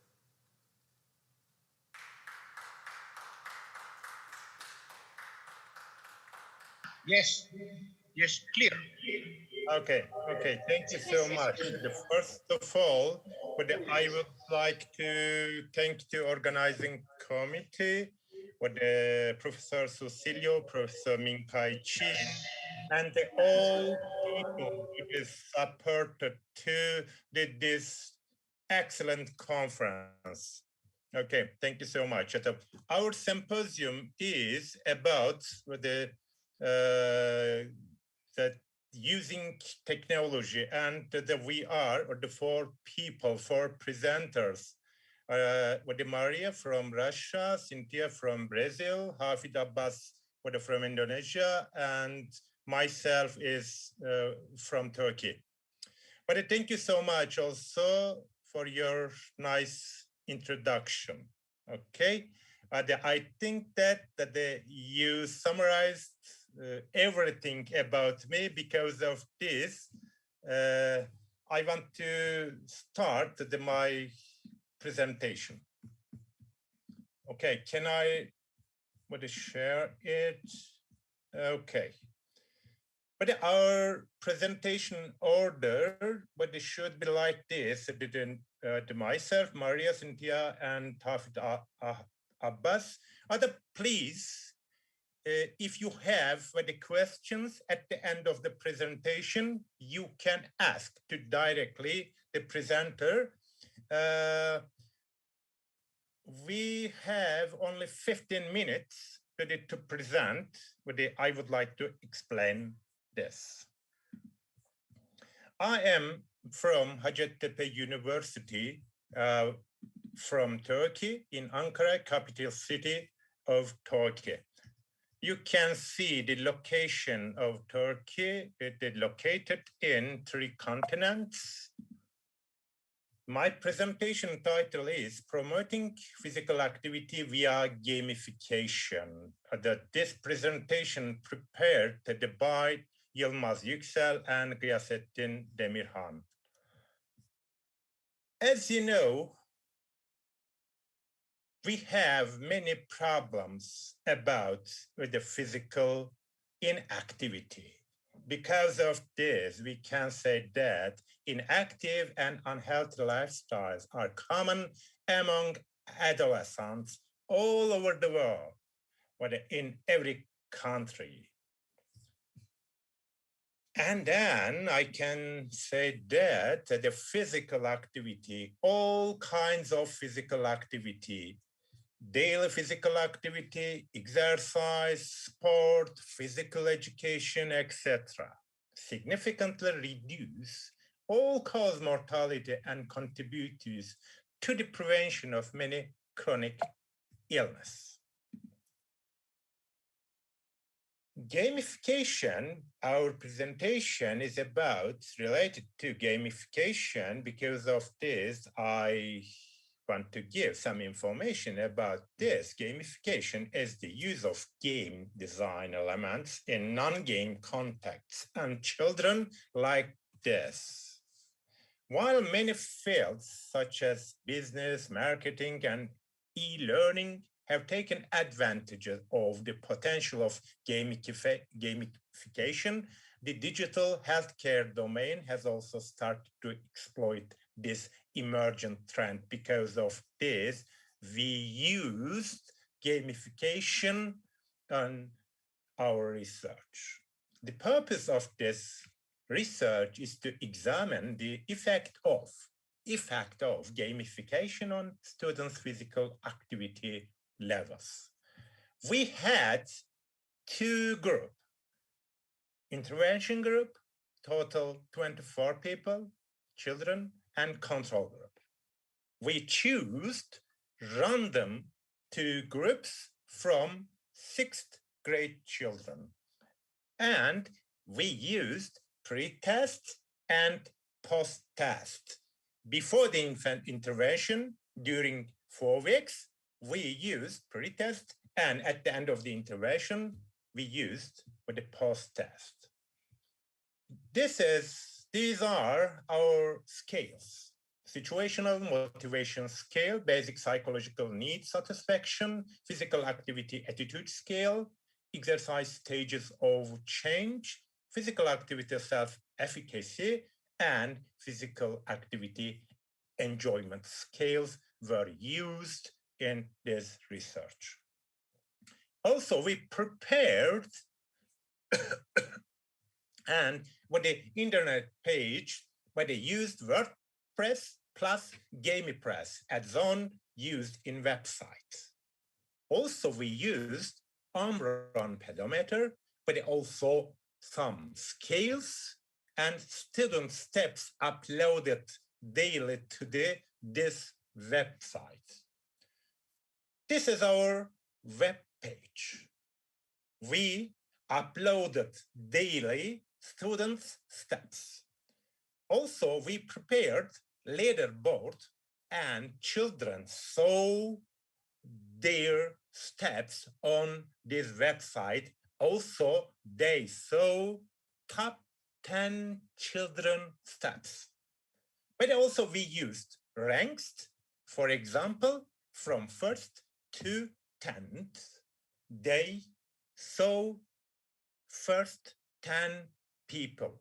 Also, we use badges for motivation. Also, we prepared for every student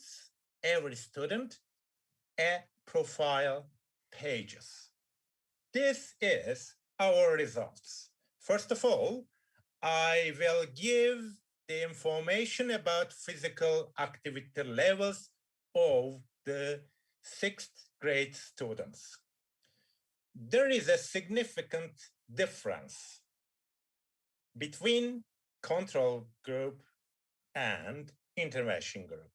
Intervention group scores are higher than control group. This is about physical activity self-efficacy scores. Also, there's a significant difference between two groups. Intervention group scores are higher than control group. This is physical activity enjoyment scores, but also there is a significant difference. But the intervention group scores are higher than control group scores. This is about basic psychological need satisfaction. We used some subscales like autonomy, competence, and relatedness. There are significant differences between two groups about autonomy and relatedness. There is no significant difference, competence subscale. This is about situational motivation scales. Also, only two subscales, significant differences, intrinsic motivation and amotivation. This is very important for our study because intrinsic motivation is very important for the students to improve their physical activity. I mean about motivation like this. But also amotivation is very important for us. But you can see the graphic with the red line, with the red line but it tell us very important with the information, whether this is important because if a motivation is low, students have a high motivation level. This is physical activity attitudes. Unfortunately, we have only one subscales, significant difference, only self-confidence. But this is what also important, we can say that because what the self-confidence is related to motivation, but also a motivation level. Results and discussion, I can say that according to these research results, the study provides new information of physical activity and health behavior of adolescents. Also, I can say that the intervention in game fit elements, this is quite new in physical education fields, were generally viewed positively and deemed acceptable. I mean, physical education teacher can use this technique in their class with their students. Results suggest that gamification may have an important role to play in encouraging adolescents to engage in physical activity, indoor in school physical activity, also out of school physical activity.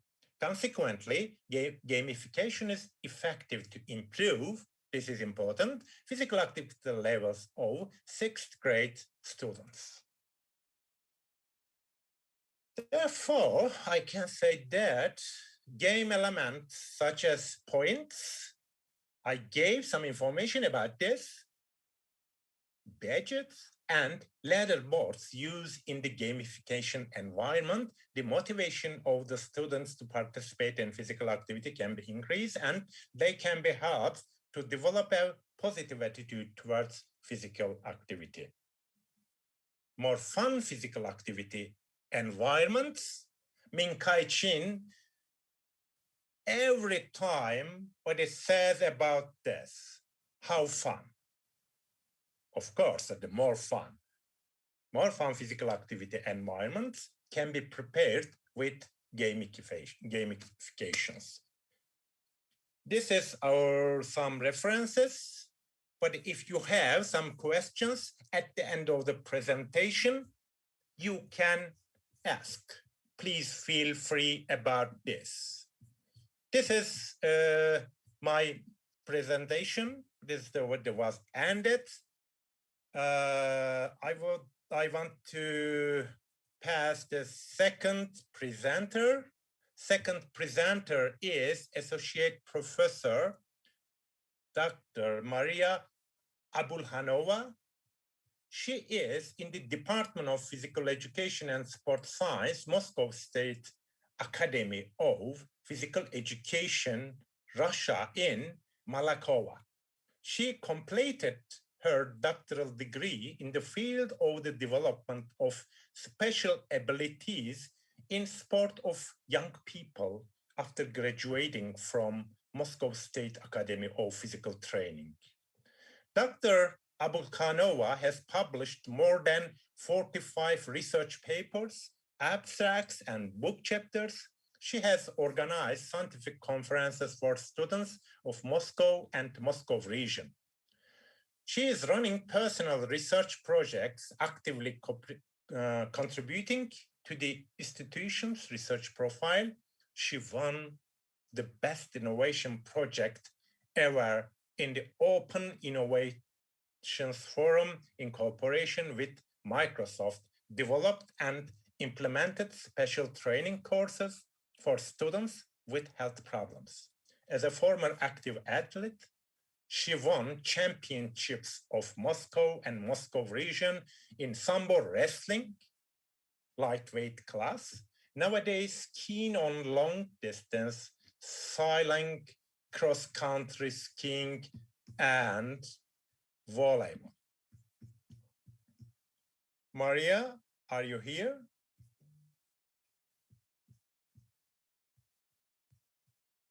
Can you hear me, Maria?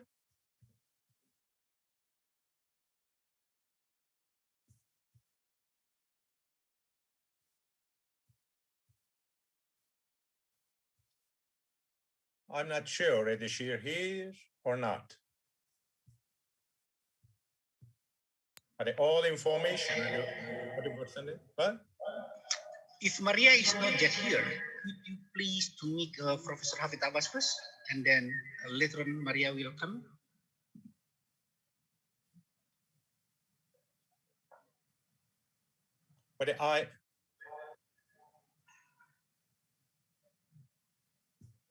But I introduced her. Yes, but if she is not in the Zoom, to make it the time, can we just change Professor Rafit Abbas first and then later Maria? Oh, okay. Okay. Okay. Okay. Okay. But a second. Okay.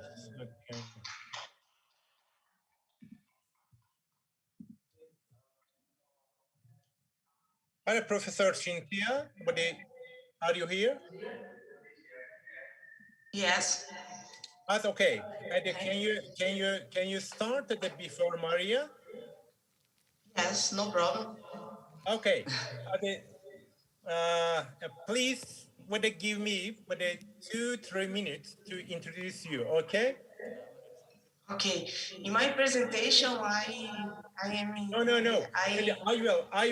I will introduce you. Okay. I will introduce you, and then you can start your presentation. Okay. Thank you. Okay. You're welcome.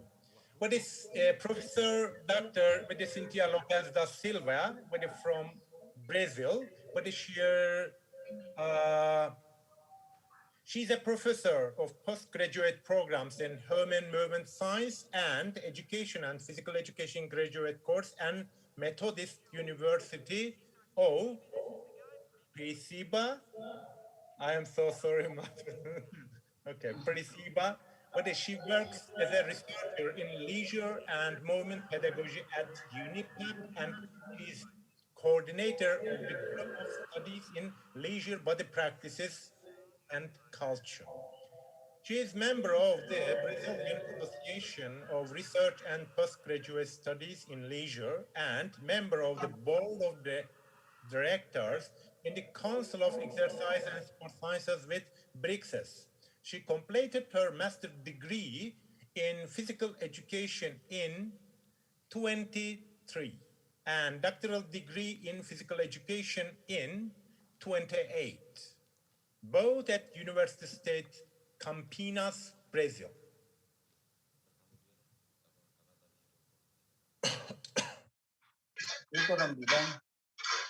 Okay. Our survey is very long because of this. I want to stop this. Here you are, please. You can start your presentation. Okay? Okay. Thank you. I have some problem with my presentation because the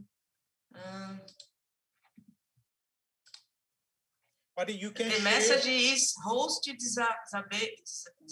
Isabel participant screen sharing.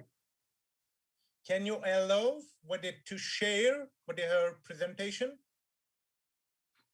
Yeah. My presentation is here, but the message is host disabled participant screen sharing. But the message to me. Okay, I can understand you. I mean, the organizing committee, but it should allow, and then you can share it. Can you hear somebody from organizing committee? Okay, are they probably ready now? Cynthia, you can share. Okay. Yes, now? Oh, okay. Okay, thank you. Okay.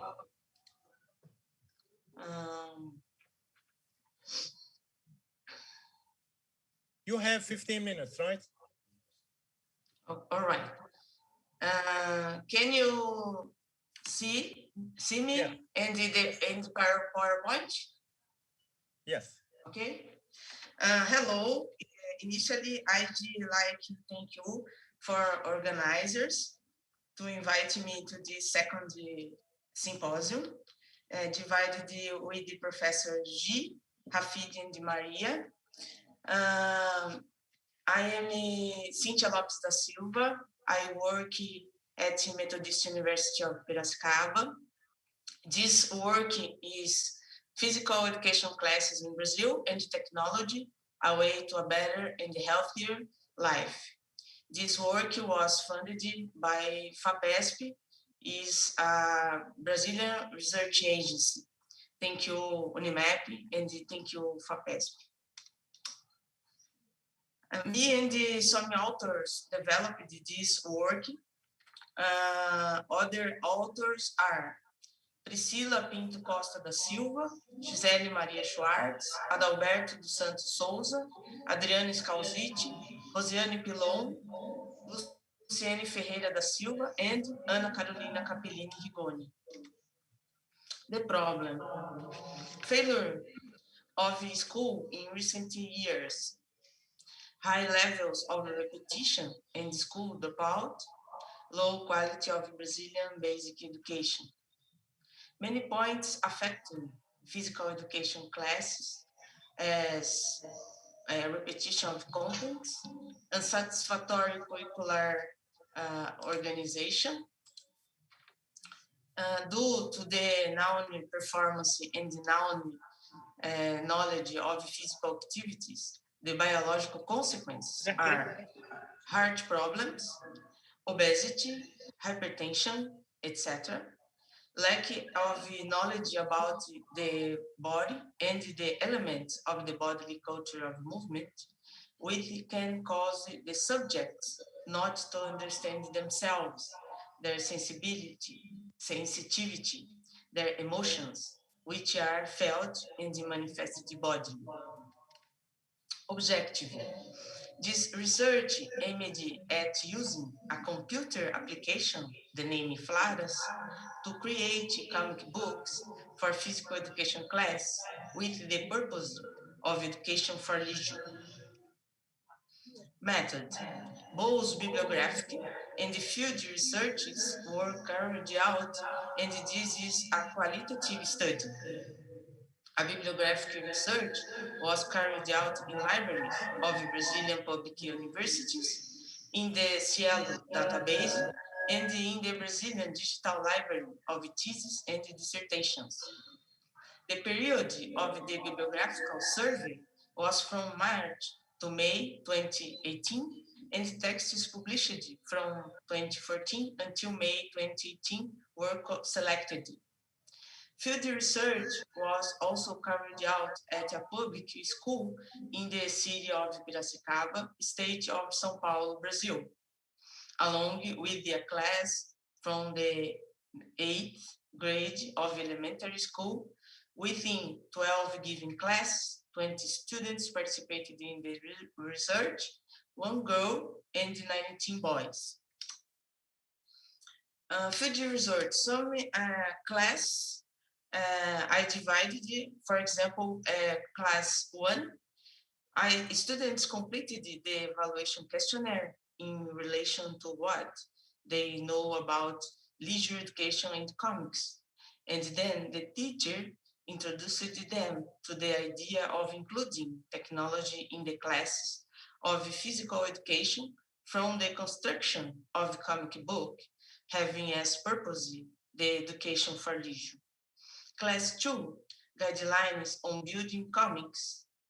Class 3, a discussion experience of the team adventure activities in nature, care for the environment, and education for leisure in elementary school.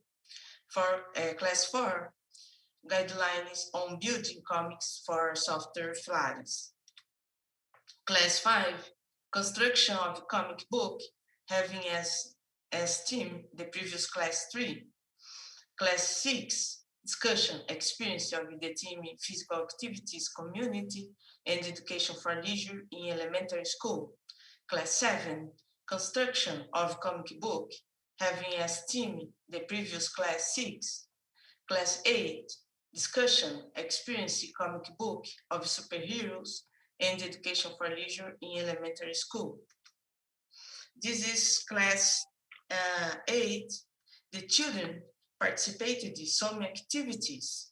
You visualize dynamics of children play, different dynamics They are creating superheroes outfit with the newspapers.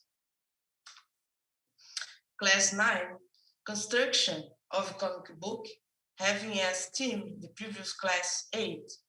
Class 10, reading and discussion of constructed comic book.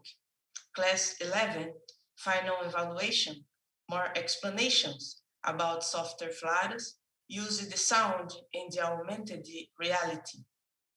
Class 12, final evaluation questionnaire.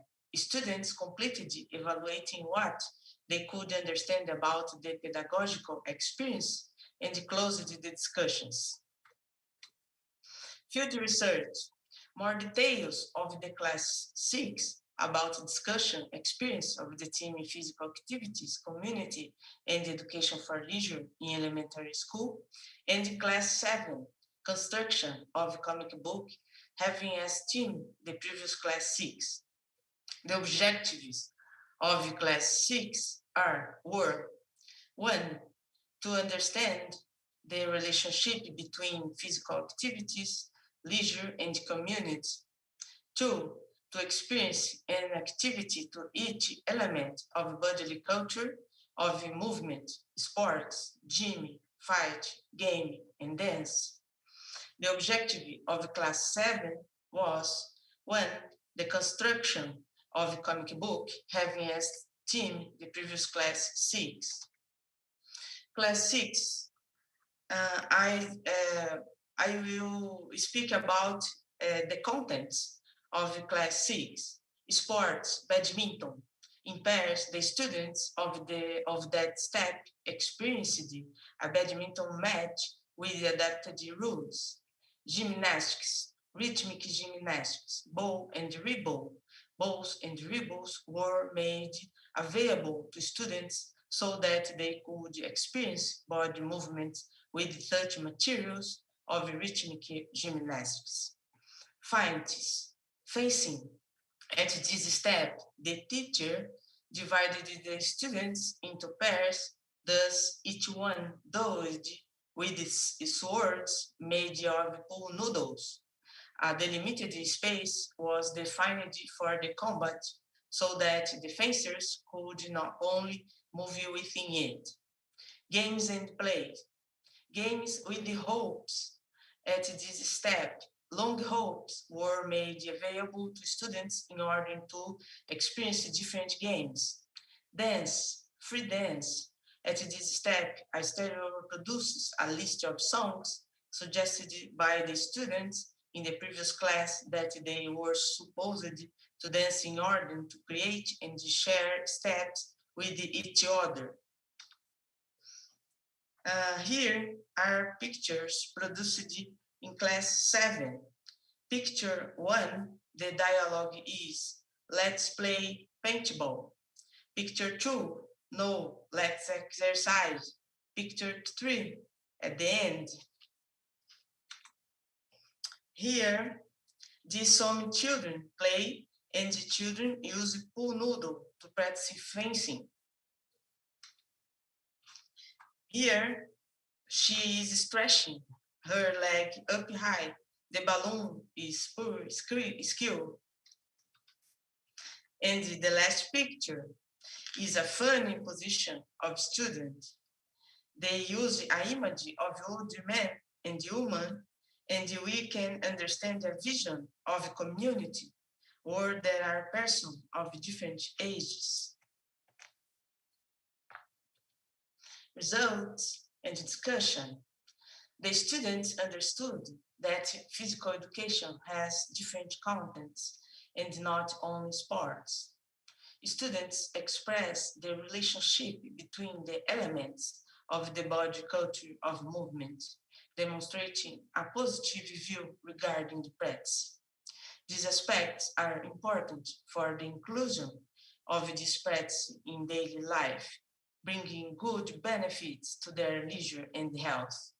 Students use the comics as an expression of themselves. Here is a graphic. The question is, what raised your attention in the class?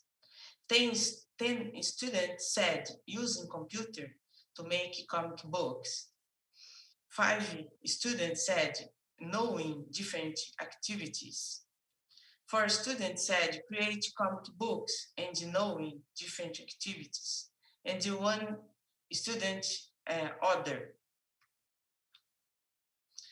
Most students demonstrated an understanding of the discussions about knowledge of body practice. This learning of practices such as fencing, badminton, the parkour, walking on the slackline, and handling the badminton racket, among other elements of the body culture of movement. The pedagogical experience provided the students with the access to knowledge related to the body and the body culture of movement, as well as the opportunity to know and reflect on its contents. The pedagogical experience aroused the students' interest in body practice so that they can be practiced in the students' available time, as provided for leisure education and health education. Both of them are ways to a better and healthier life. Final considerations. The pedagogical experience aroused in the students, both the rational and the sensitive side about the knowledge of body practice and comic books. There is evidence that our experience has provided the participating students with 1, leisure education and health education. 2, awakening to knowledge of the body culture of movement. 3, access to some leisure content, mainly physical and sports and artistic. 4, the construction of comics by Epiflares. Thank you, Professor Dr. Claudio Kirner, for technological support. Now, some possible questions of this work, such as 1, gender. Why we had more boys than girls interested in this research?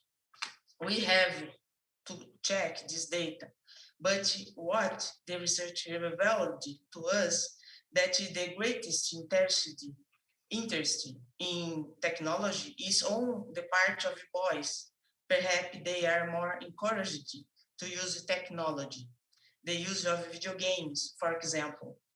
2, method. We were questionnaires the best method for this research. The extension of the research process included drawings plus questionnaires A and B. This is my reference, and it is my contact. Thank you so much for all. Thank you so much, Cynthia, for excellent presentation, also excellent time management. But we will take the questions at the end of the presentation, okay? Okay. Thank you. Thank you again. As far as I know, Maria is here. Yes, hello. Okay, welcome, Maria. How are you? Is everything okay Thanks for a lot. you? I'm fine. Great. You look great as always. Okay. First of all, I introduced you, but you were not here. Again, I will do this. Okay. But Okay, thank you. oh, sorry about this. Maria Abolhanova, Associate Professor from Russia. Her CV is bigger than of all the people from the world. Founding member and Vice President of Praxis, Department of Physical Education and Sports Sciences, Moscow State Academy of Physical Education. Congratulations about these titles. But Maria is in the Department of Physical Education and Sports Science, Moscow State Academy of Physical Education, Russia, in Malakawa. she completed her doctoral degree in the field of the development of special abilities in sport of young people after graduating from the Moscow State Academy of Physical Training and Physical Training. Dr. Abulhanova has published more than 45 research papers, abstracts, and book chapters. She has organized scientific conferences for students of Moscow region, but also she is running her personal research projects, actively contributing to the institution's research profile. She won the Best Innovation Project Award in the Open Innovations Forum in cooperation with Microsoft, developed and implemented special training courses for students with health problems. As a former active athlete, she won championships of Moscow and Moscow region in Sambo, wrestling, nowadays keen on long distance cycling, cross-country skiing, and volleyball. We have only 15 minutes. Here you are. Thank you so much for such a nice presentation of myself. I will share my screen now, and please let me know if you can see it.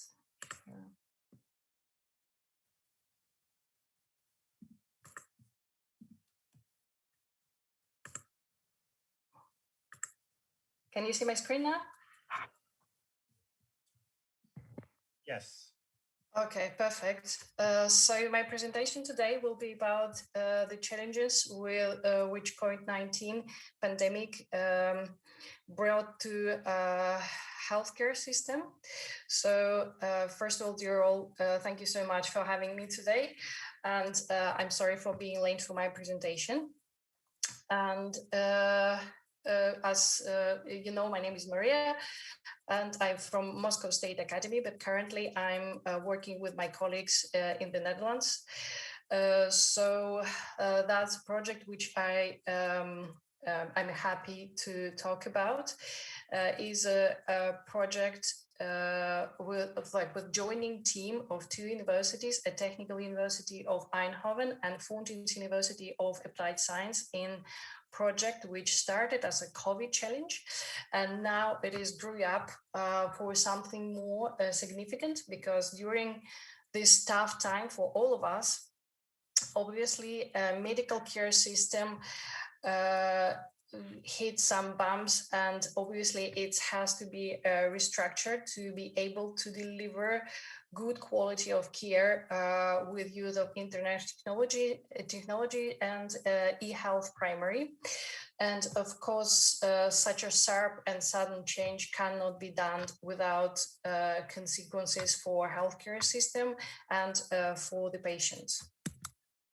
So I will quickly walk you through the presentation. So it's going to be the introduction to the project, and then we will go to the result of the research and a solution which we can offer.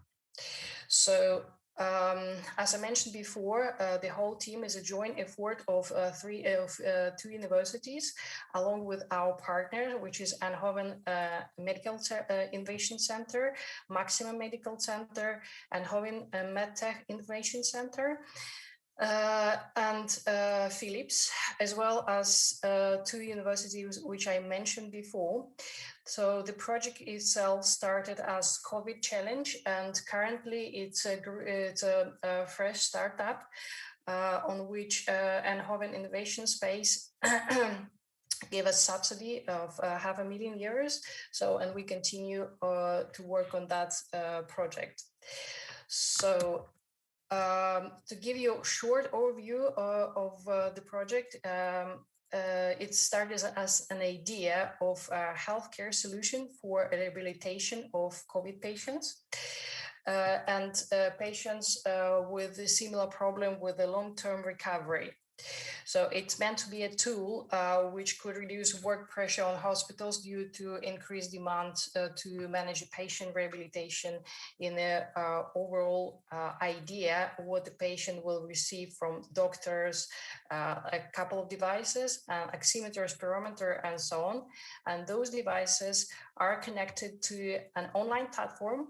Doctor or nurse will instruct the patient how to use the device properly and measure the vital parameters of patient's health. Those devices will upload the vital parameters of patient health to specially built online platform. And doctors will have 24 hours access to the patient data as well through the platform.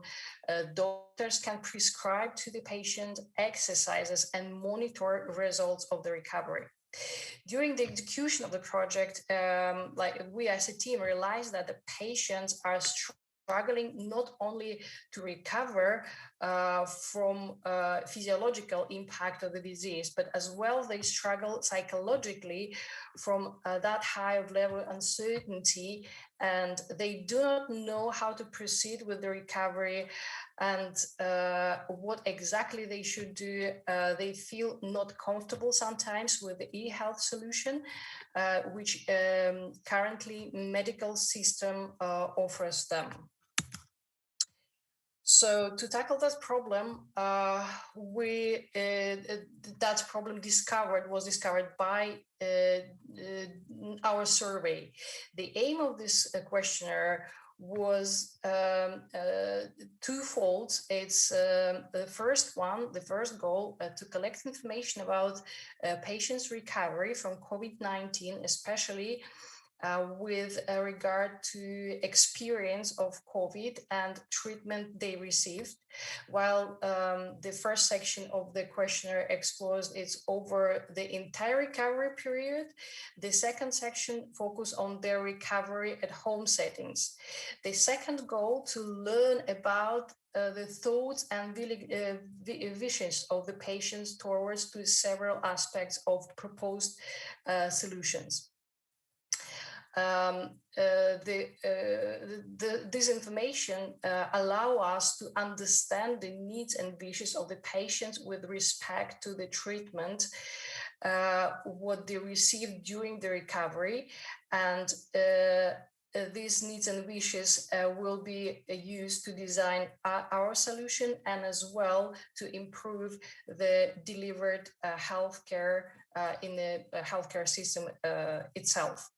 So the patient target group was ex-COVID patients from 18 till 75 years old who were treated in the hospital or rehabilitation centers who continue their recovery at home after discharge, or ex-patients who have fully recovered at home.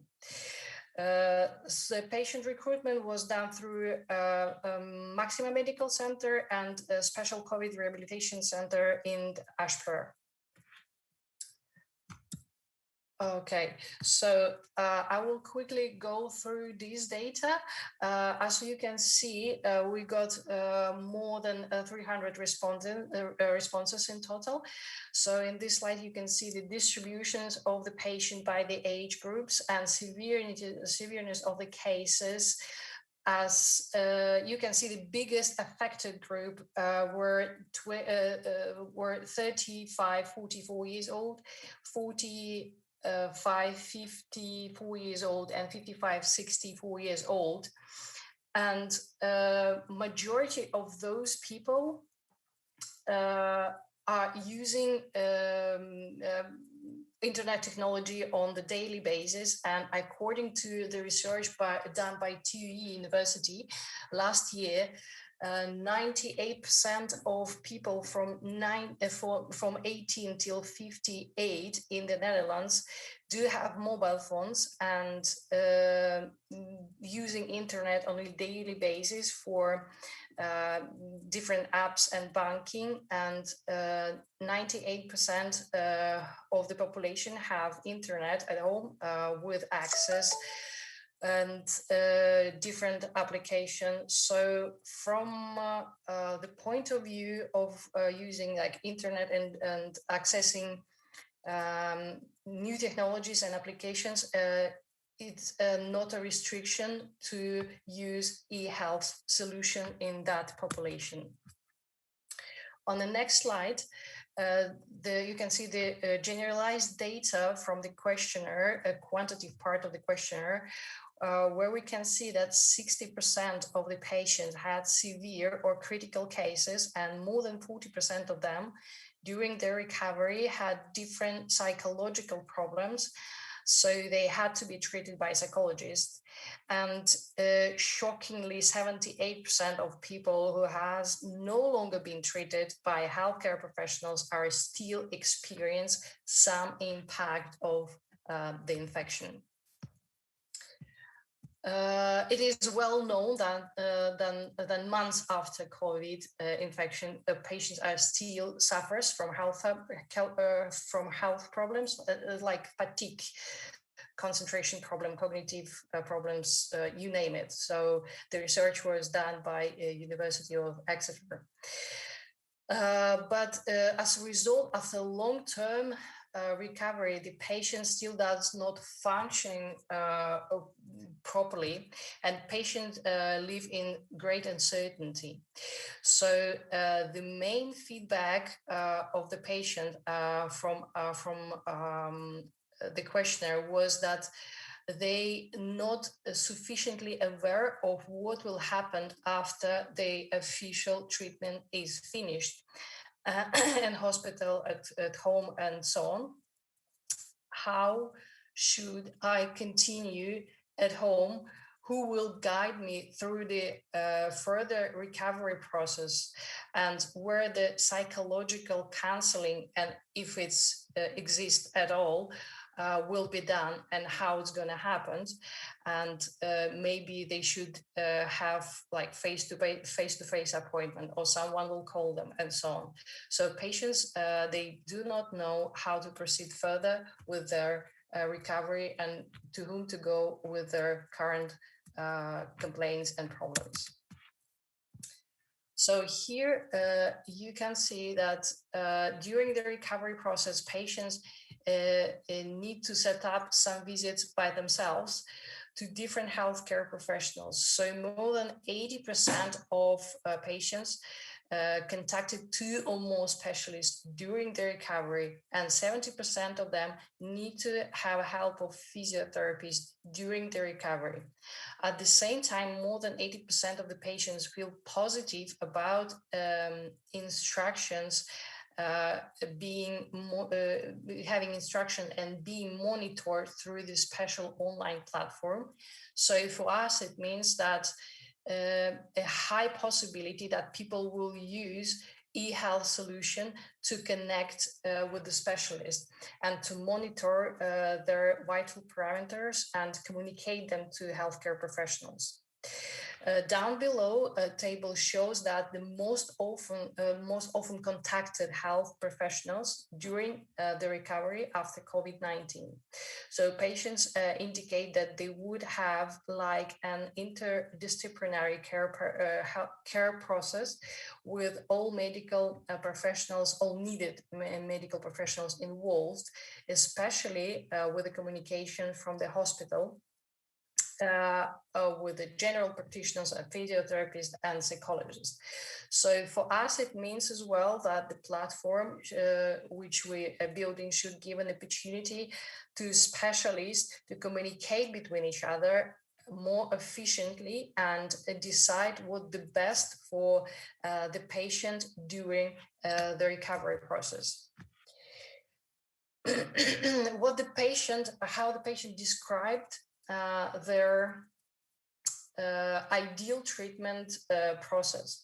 On the first place, they put that it should be interdisciplinary process.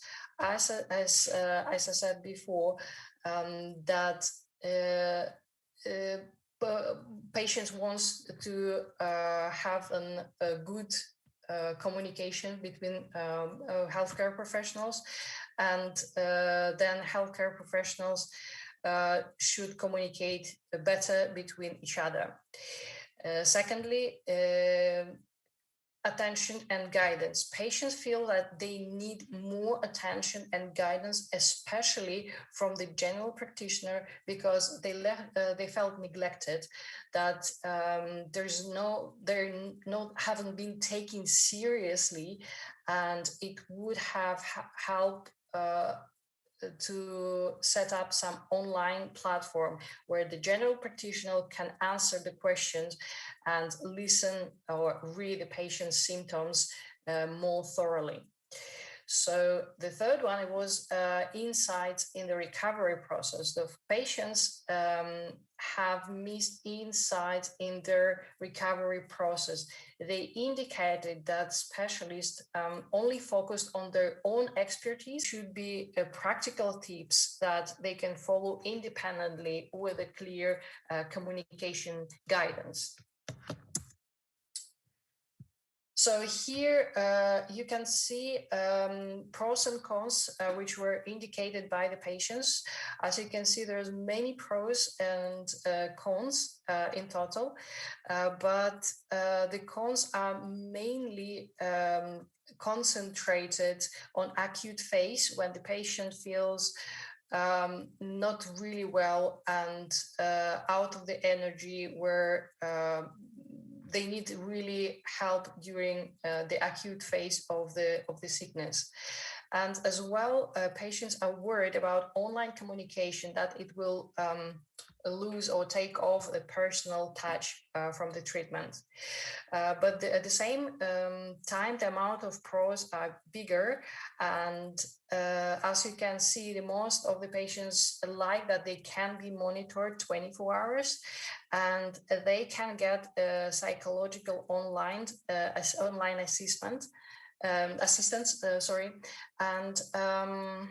as well that they can they will be able to follow the numbers from data from the tests they done at home. As well, they like to follow the recovery process itself and see the final results of this process. Right now, I will show you the video. It was done. The video was done for the local market, and it's in Dutch. And the girl in the video, her name is Suzanne. She got sick by COVID, and that's the ideal treatment as the patients see it. Wij zijn Recover at Home. Wij maken thuis revalideren van corona mogelijk. Dit is Suzanne. Ze is besmet geraakt met corona en ze is er erg ziek van. Ze probeert zelf beter te worden, maar helaas nog zonder succes. Daarom gaat ze naar het ziekenhuis, waar haar dokter het Recover at Home pakket aanraadt. Suzanne gaat snel naar huis en stelt het pakket in. Om goed van start te gaan, vult ze de intakevragenlijst in op haar computer. Ze doet haar metingen en haar oefeningen. Ze praat erover met haar dokter. De dokter kijkt naar de vooruitgang van Suzanne en past haar oefening aan als dat nodig is. Suzanne en haar dokter hebben online afspraken over haar vooruitgang. Na een tijd voelt ze zich weer helemaal beter. Mede door Recover at Home is ze hersteld van corona en kan ze weer normaal de trap op.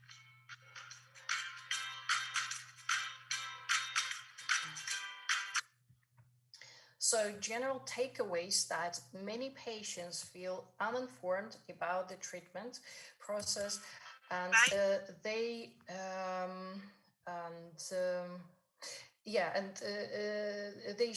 they feel that they left by themselves. And about the long-lasting effects of the COVID, they do not know exactly what to do. Now the focus lies mostly on the lung functions and a bit on the heart functions if the patients are complaining about it.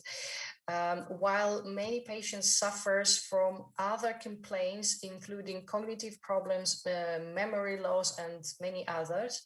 However, there is also a problem with the communication between healthcare providers and the patients, and between healthcare providers themselves. The lack of communication between healthcare providers and the patient manifests itself in the patient feeling that they are not being taken care of, and they're not being taken seriously, especially those who weren't treated in the hospital.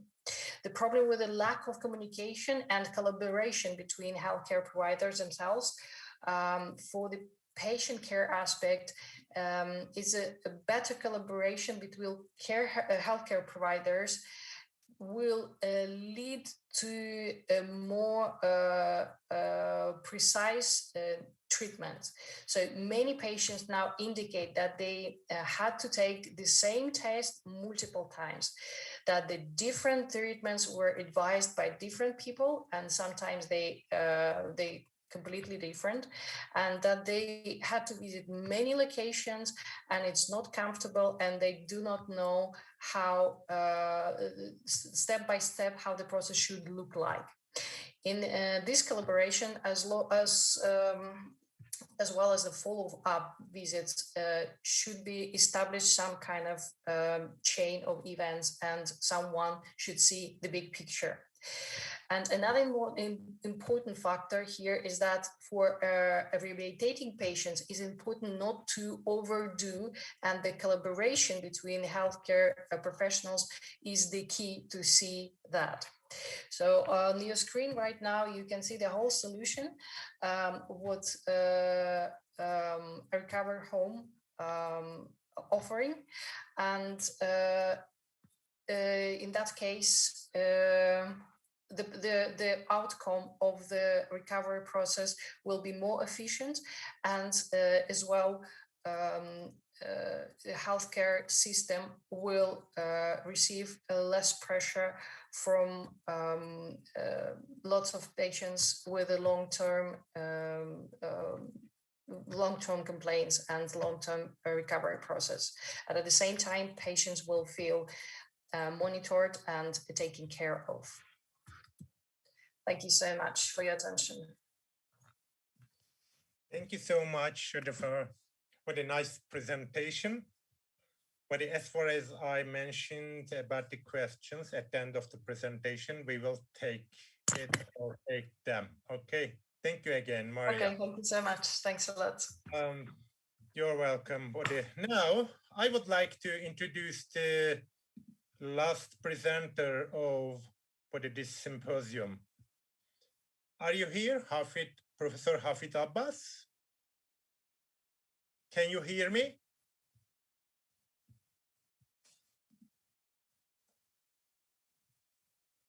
Can you hear me, Prof?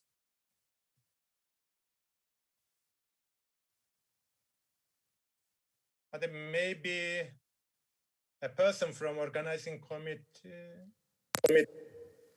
Okay. That's fine. Professor, are you ready? Yes. Okay, first of all, I would like to introduce you, and then you can start your presentation, right? Yes, thank you. Okay, thank you. Professor Hafid Abbas, former commissioner and president in Indonesia National Commission of Human Rights, State University of Jakarta, but also Professor Abbas is currently a professor of Human Rights Education at State University of Jakarta, former commissioner and the president of Indonesia National Commission of Human Rights. The president of the Southeast Asian National Human Rights Institution Forum 2014 to 2015. Deputy Minister of Human Rights Affairs, Director General of Human Rights, Minister of Justice and Human Rights, Director General, Head of the Agency of Research and Development, Minister of Law and Human Rights, and Vice Rector of State University of Jakarta. He holds a doctorate degree in education from State University of Jakarta in 1990, which was followed by postdoctoral studies in technology of education at Syracuse University, New York, the USA. He was former international consultant at UNESCO in Asia and the Pacific region for literacy and poverty reduction, World Bank team leader for education reform in Indonesia, UN Escape for Asia and the Pacific poverty reduction, and visiting speaker at Asia Center, Harvard University. Here you are, Prof.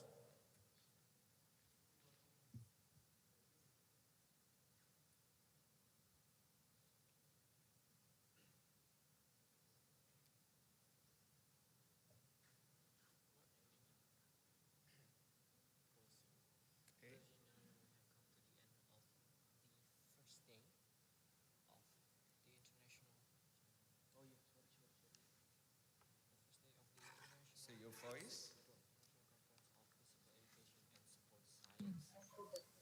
Yes, Prof. Ini PDF soalnya.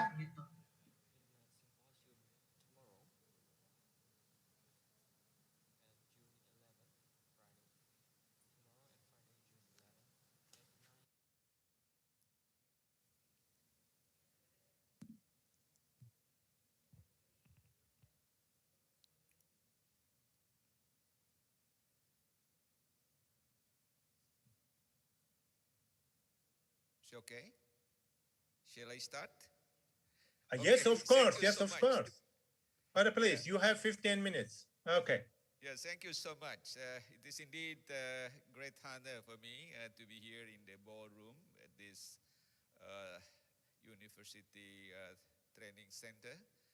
Here with Professor Nadiro, Dr. Faisal Madani, and our colleague, Dr. Susilo. I really enjoy the previous presentation from Professor Cynthia and Professor Maria. So allow me to take this opportunity to address one issue as a part of a monumental contribution of the sixth International Conference on Physical Education and Sports Sciences that we are doing today. I have 6 points that I would like to share with you all. First is introduction, and second is the objective of this exploratory research, and the third, the methodology that I'm using to expose the need to create a single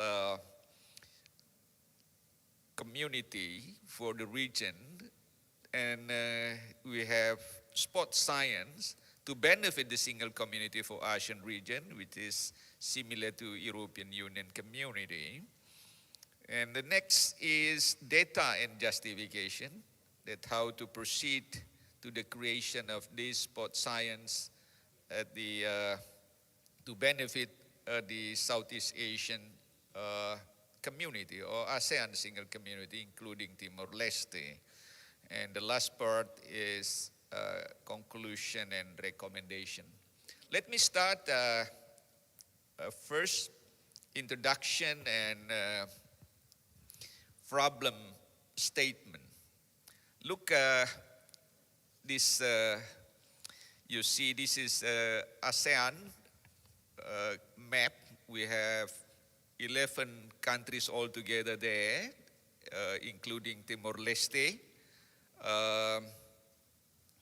So this is a great nation. We have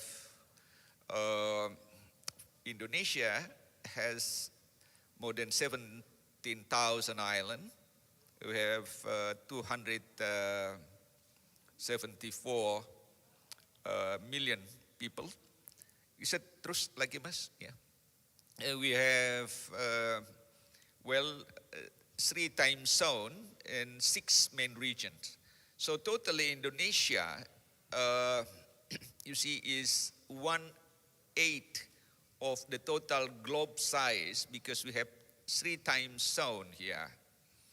And our territory, look, it's about 2 million square kilometers of land and 6.2 kilometers of the sea territory. So totally is 8.2 million square kilometers, means that twice much larger than European Union.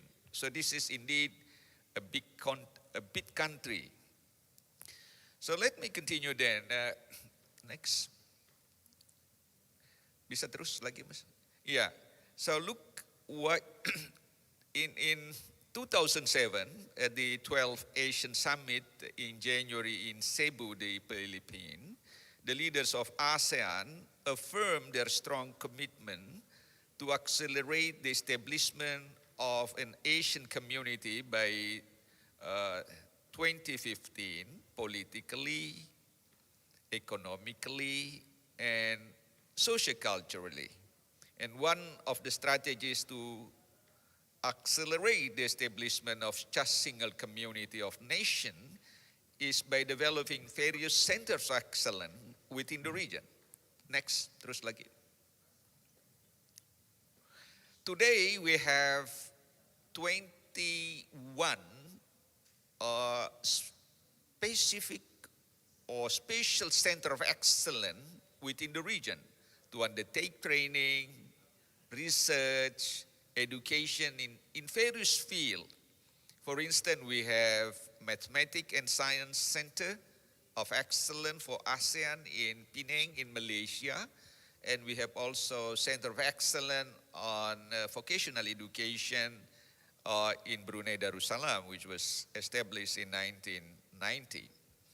So we are dreaming that with this virtual 6 ICPESS that being organized here in Indonesia, we're expecting that is there any perspective to make this special center to be 22 specific centers or center of excellence in ASEAN by putting science, sport science education center to serve ASEAN.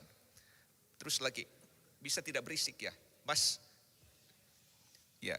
So this is the dream, the focus of this exploratory research. So let me move to the second point, the objective of this exploratory research. This research is to explore on how this university, State University of Jakarta, with its sports science faculty, could be a new semio center on sports science education to serve the whole Asian nation.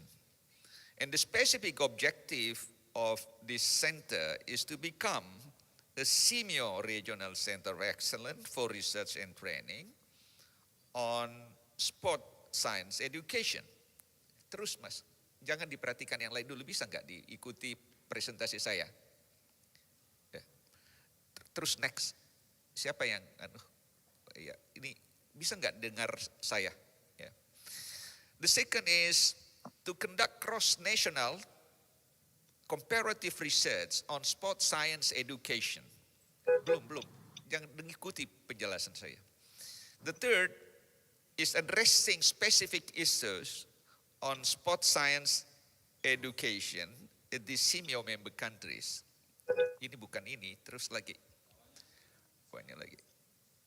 Ya, bisa nggak diikuti? Diikuti, dilihat saya mempresentasikan ya. Ya.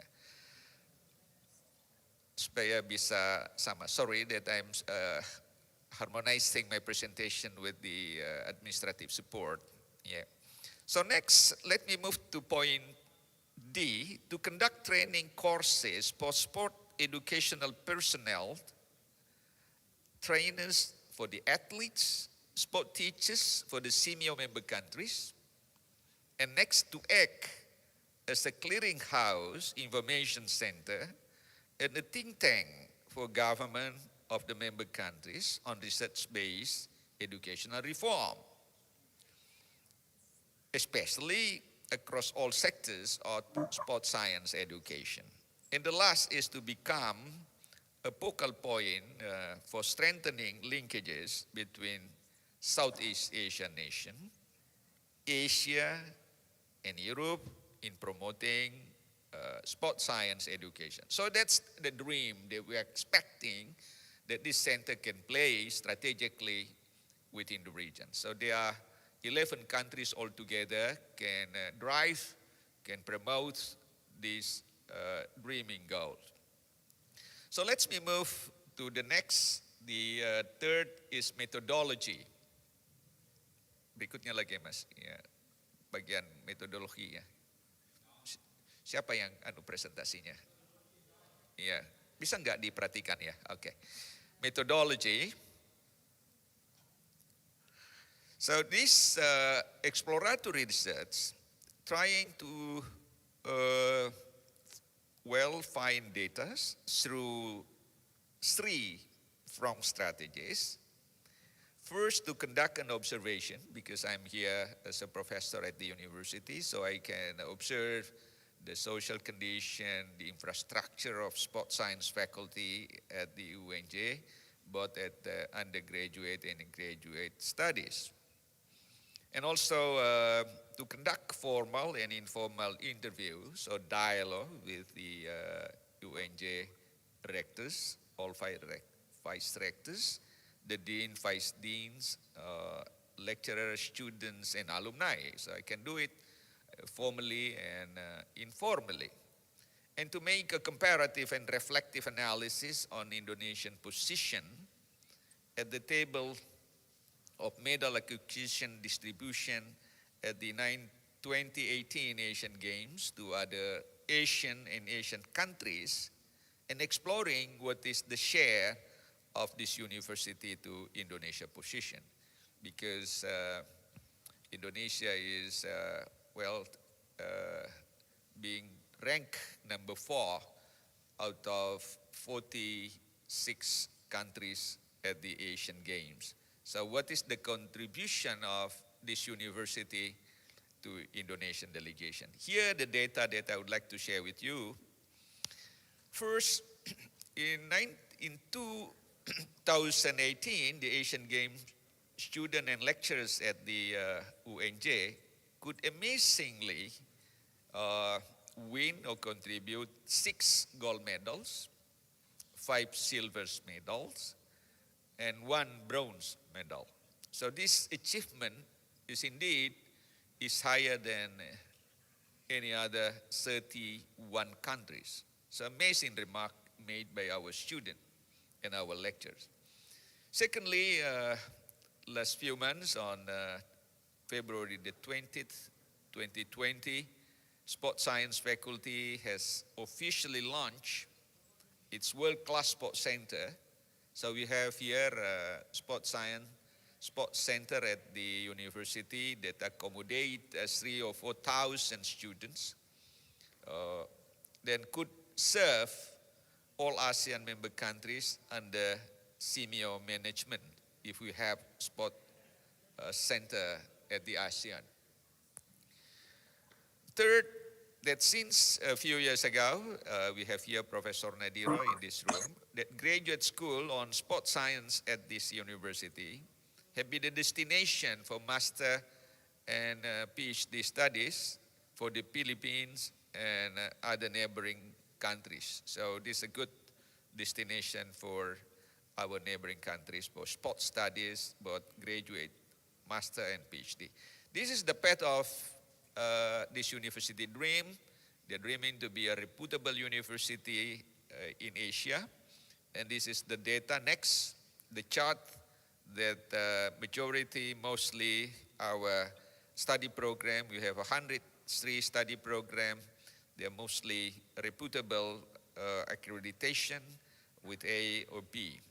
And here, next, this is amazing result. Every year we have achieved significant record at national, regional, and international competition on sports.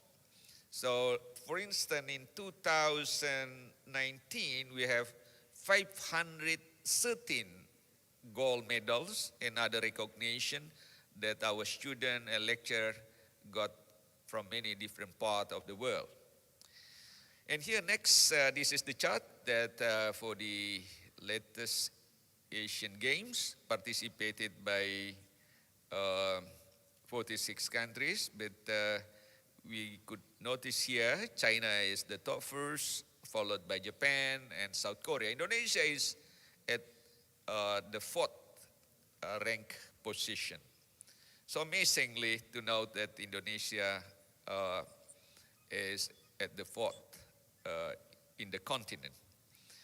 If we put this rank in ASEAN, including Timor-Leste, so 11 countries altogether, so Indonesia is the top best. So we are number 1 in the rank, followed by Thailand, Malaysia, Vietnam, Singapore, Philippines, Cambodia, Laos, Myanmar, and Brunei Darussalam, and Timor-Leste. Terus lagi, Mas. So look, terus lagi. Next, yeah. This is university share because our athlete, our students and lecturer is a part of Indonesian delegation at the Asian Games, and we could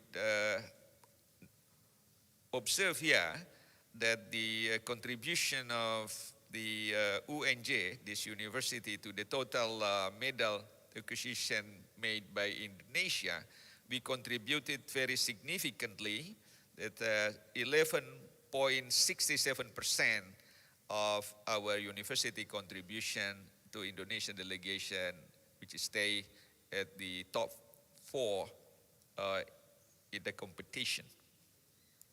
So if we separate that UNJ from Indonesian delegation, we could see here, lihat berikutnya. Yeah, look, indeed UNJ stay at the number 3 at the ASEAN. So the medal collection made by our students is higher than Vietnam, higher than Singapore, higher than Malaysia, Philippines, Cambodia, Laos, Myanmar, Brunei.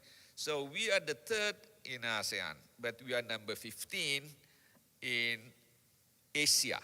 So I think this university is the most reputable university in any sport competition in Asia.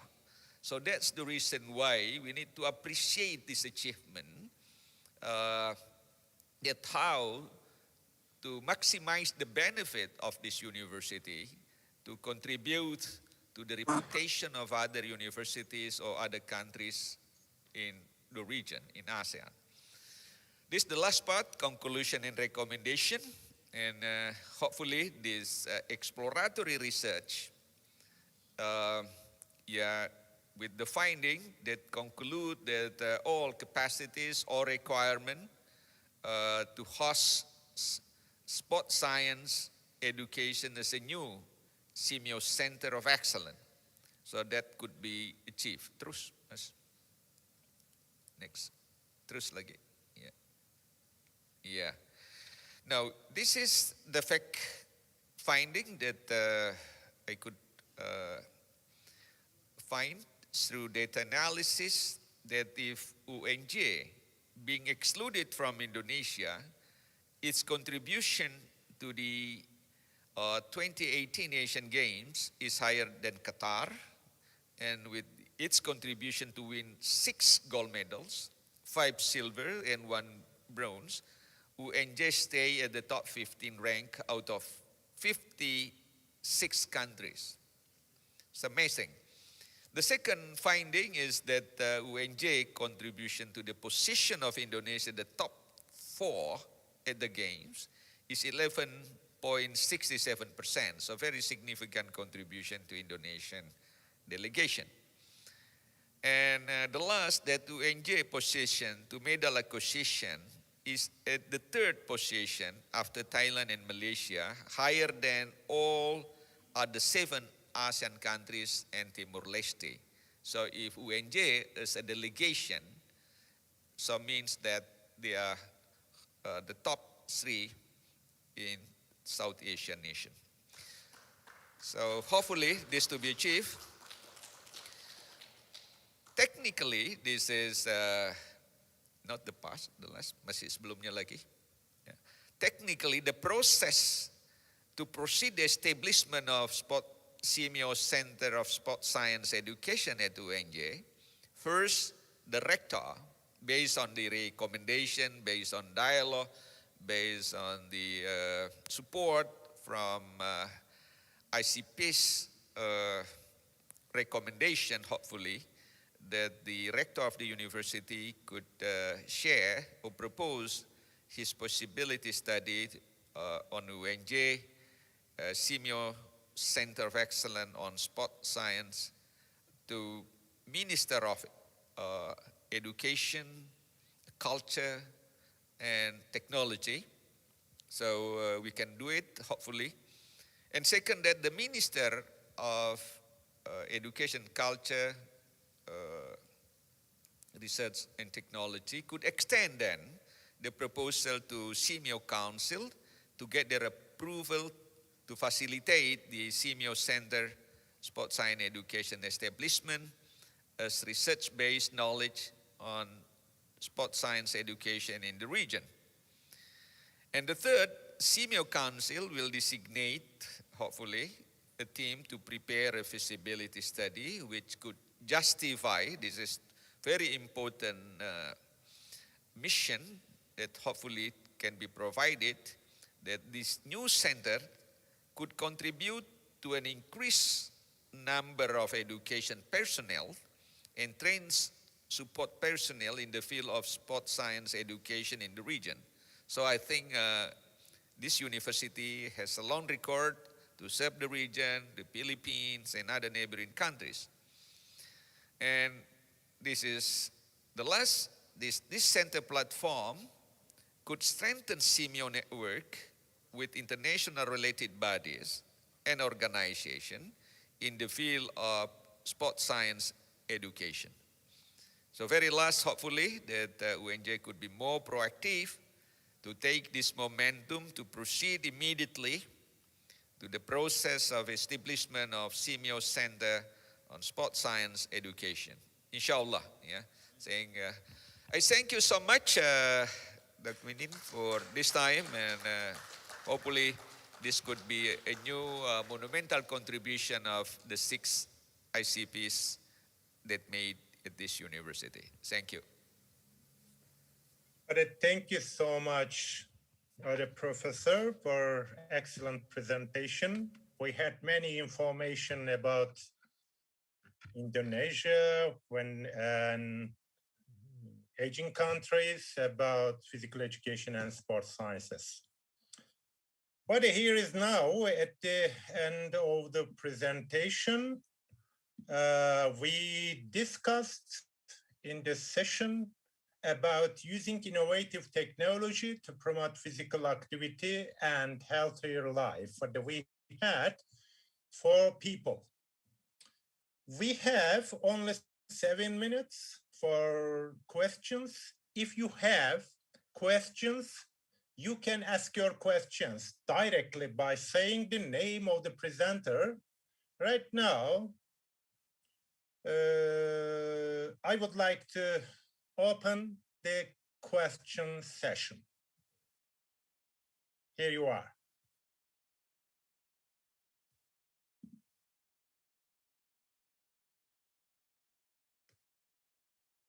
No questions? Thank you. Okay, no problem. But I have some questions. So I would like to have some questions to our presenters. The first question is to Cynthia. Cynthia, you are here? Yes. Okay. I wonder, what can be your message about your research to physical education teachers? How do they use your research results? Do you have some suggestions to them? Okay, thank you. I think the use of comic books provided the students with the acquisition of the knowledge. The resource to create comic books brought a positive view of the physical activities experienced by the students. In this sense, we think that perhaps the process of education for leisure could have taken place. My message is both education for leisure and the education for health must be together. Okay. Okay. Thank you so much. Thank you. Okay. Well, thank you so much. Again, the second question is to Maria. You are here. Okay. I wonder whether this situation not exactly the question, but like question, is it possible these methods, or the use method, be used by people in other countries? Is it public for this? Right now, as we received money from Eindhoven Innovation Center, they required us to work for local market.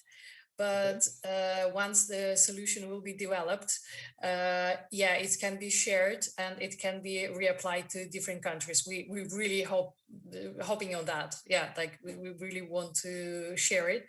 But right now, as I said, they wanna do it. They wanna test it at the local market with Dutch people.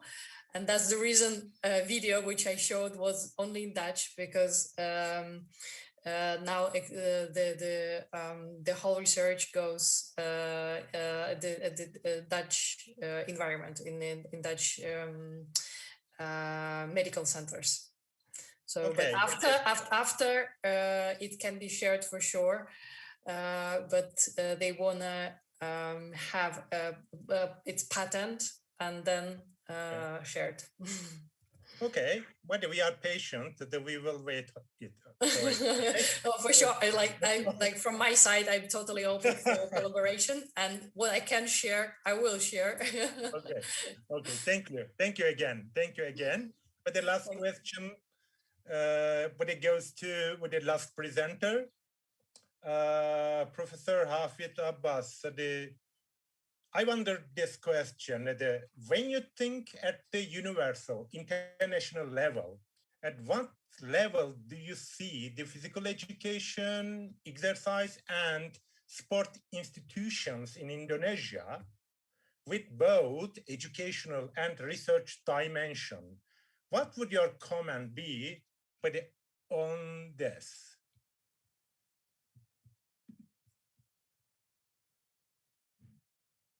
Of universities across Indonesia, we have 4,713 universities or higher education institution, and State University Jakarta is the top 17 at the moment. So meaning that highly reputable, long history of record, especially for sport education, physical education, sport science, is could be the model for the nation, but we can also share our best practices for the entire ASEAN, because we are moving into a single community of nation, politically, economically, social, culturally. So we are ready to do that because of a single community of nations. And we have already a world-class training center, we have world-class sports center. So amazing. Hopefully the 6 ICPESS can support this dream to benefit the other 11 countries in the region. Thank you. Okay. All right, thank you. Thank you so much. Thank you so much for, again, the nice explanations. But I think that we had a very nice session, very nice with the symposium. Again, I would like to thank to Min Kai Chin, the Cecilio, but also all members of the organizing committee, but also the 4 people, included me, in this session, also all presenters. Good luck, everyone, for G, tomorrow and may I other ask one question, G? Okay. Okay, thank you. My honorable, all the speaker, nice to discuss today. We are sharing each other our knowledge, different country, different knowledge. And then the first time I want to say hello all the speaker. Greeting from Indonesia. Thank you for support us for this conference. It's beautiful and wonderful, and we are create some historical conference of virtual. Okay, special for Professor Hafid Abbas. He is a leader of Senator UNJ. I know he have a good idea. I think 1 year ago. I heard for his idea for Center of Sports Science in Asia. For this time, I want to ask to him what the concrete step after your idea. I want to catch your idea and then I will follow your idea. And then I hope the next years the Central Excellence for Sports Science will be in UNJ, because we know the data students from UNJ supporting for Jakarta Governor, even national event or international event. Thank you very much. Okay. I think I can close the session. Thank you so much again for everything. Bye. Thanks a lot. Bye-bye. Bye-bye. Thank you. Bye-bye.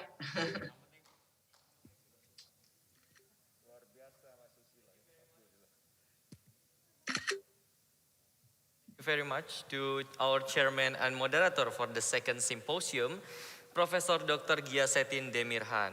And thank you to Professor Dr. Hafid Abbas. And also thank you very much to Associative Professor Dr. Maria Abul Hanova. And lastly, thank you to Professor Dr. Cynthia Lopez da Silva for the great presentation. Ladies and gentlemen, the second symposium is the last agenda of the 6th Virtual International Conference of Physical Education of Sports Science on the first day. We still have another 3 days and will be the end at the Sunday. And ladies and gentlemen, we will kindly remind you that this event will continue tomorrow at 9 a.m. Indonesian and Jakarta time. Once again, ladies and gentlemen, we kindly remind you that to all distinguished speakers and participants, the event will continue tomorrow at 9 a.m. Jakarta time. Ladies and gentlemen, my name is Hadi Suseno. Good afternoon and see you tomorrow.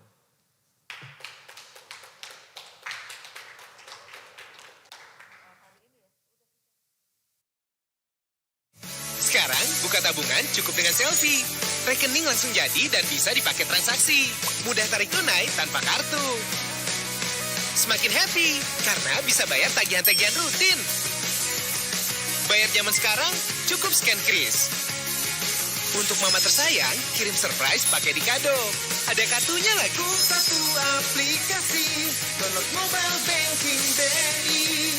Kau pakai nanti.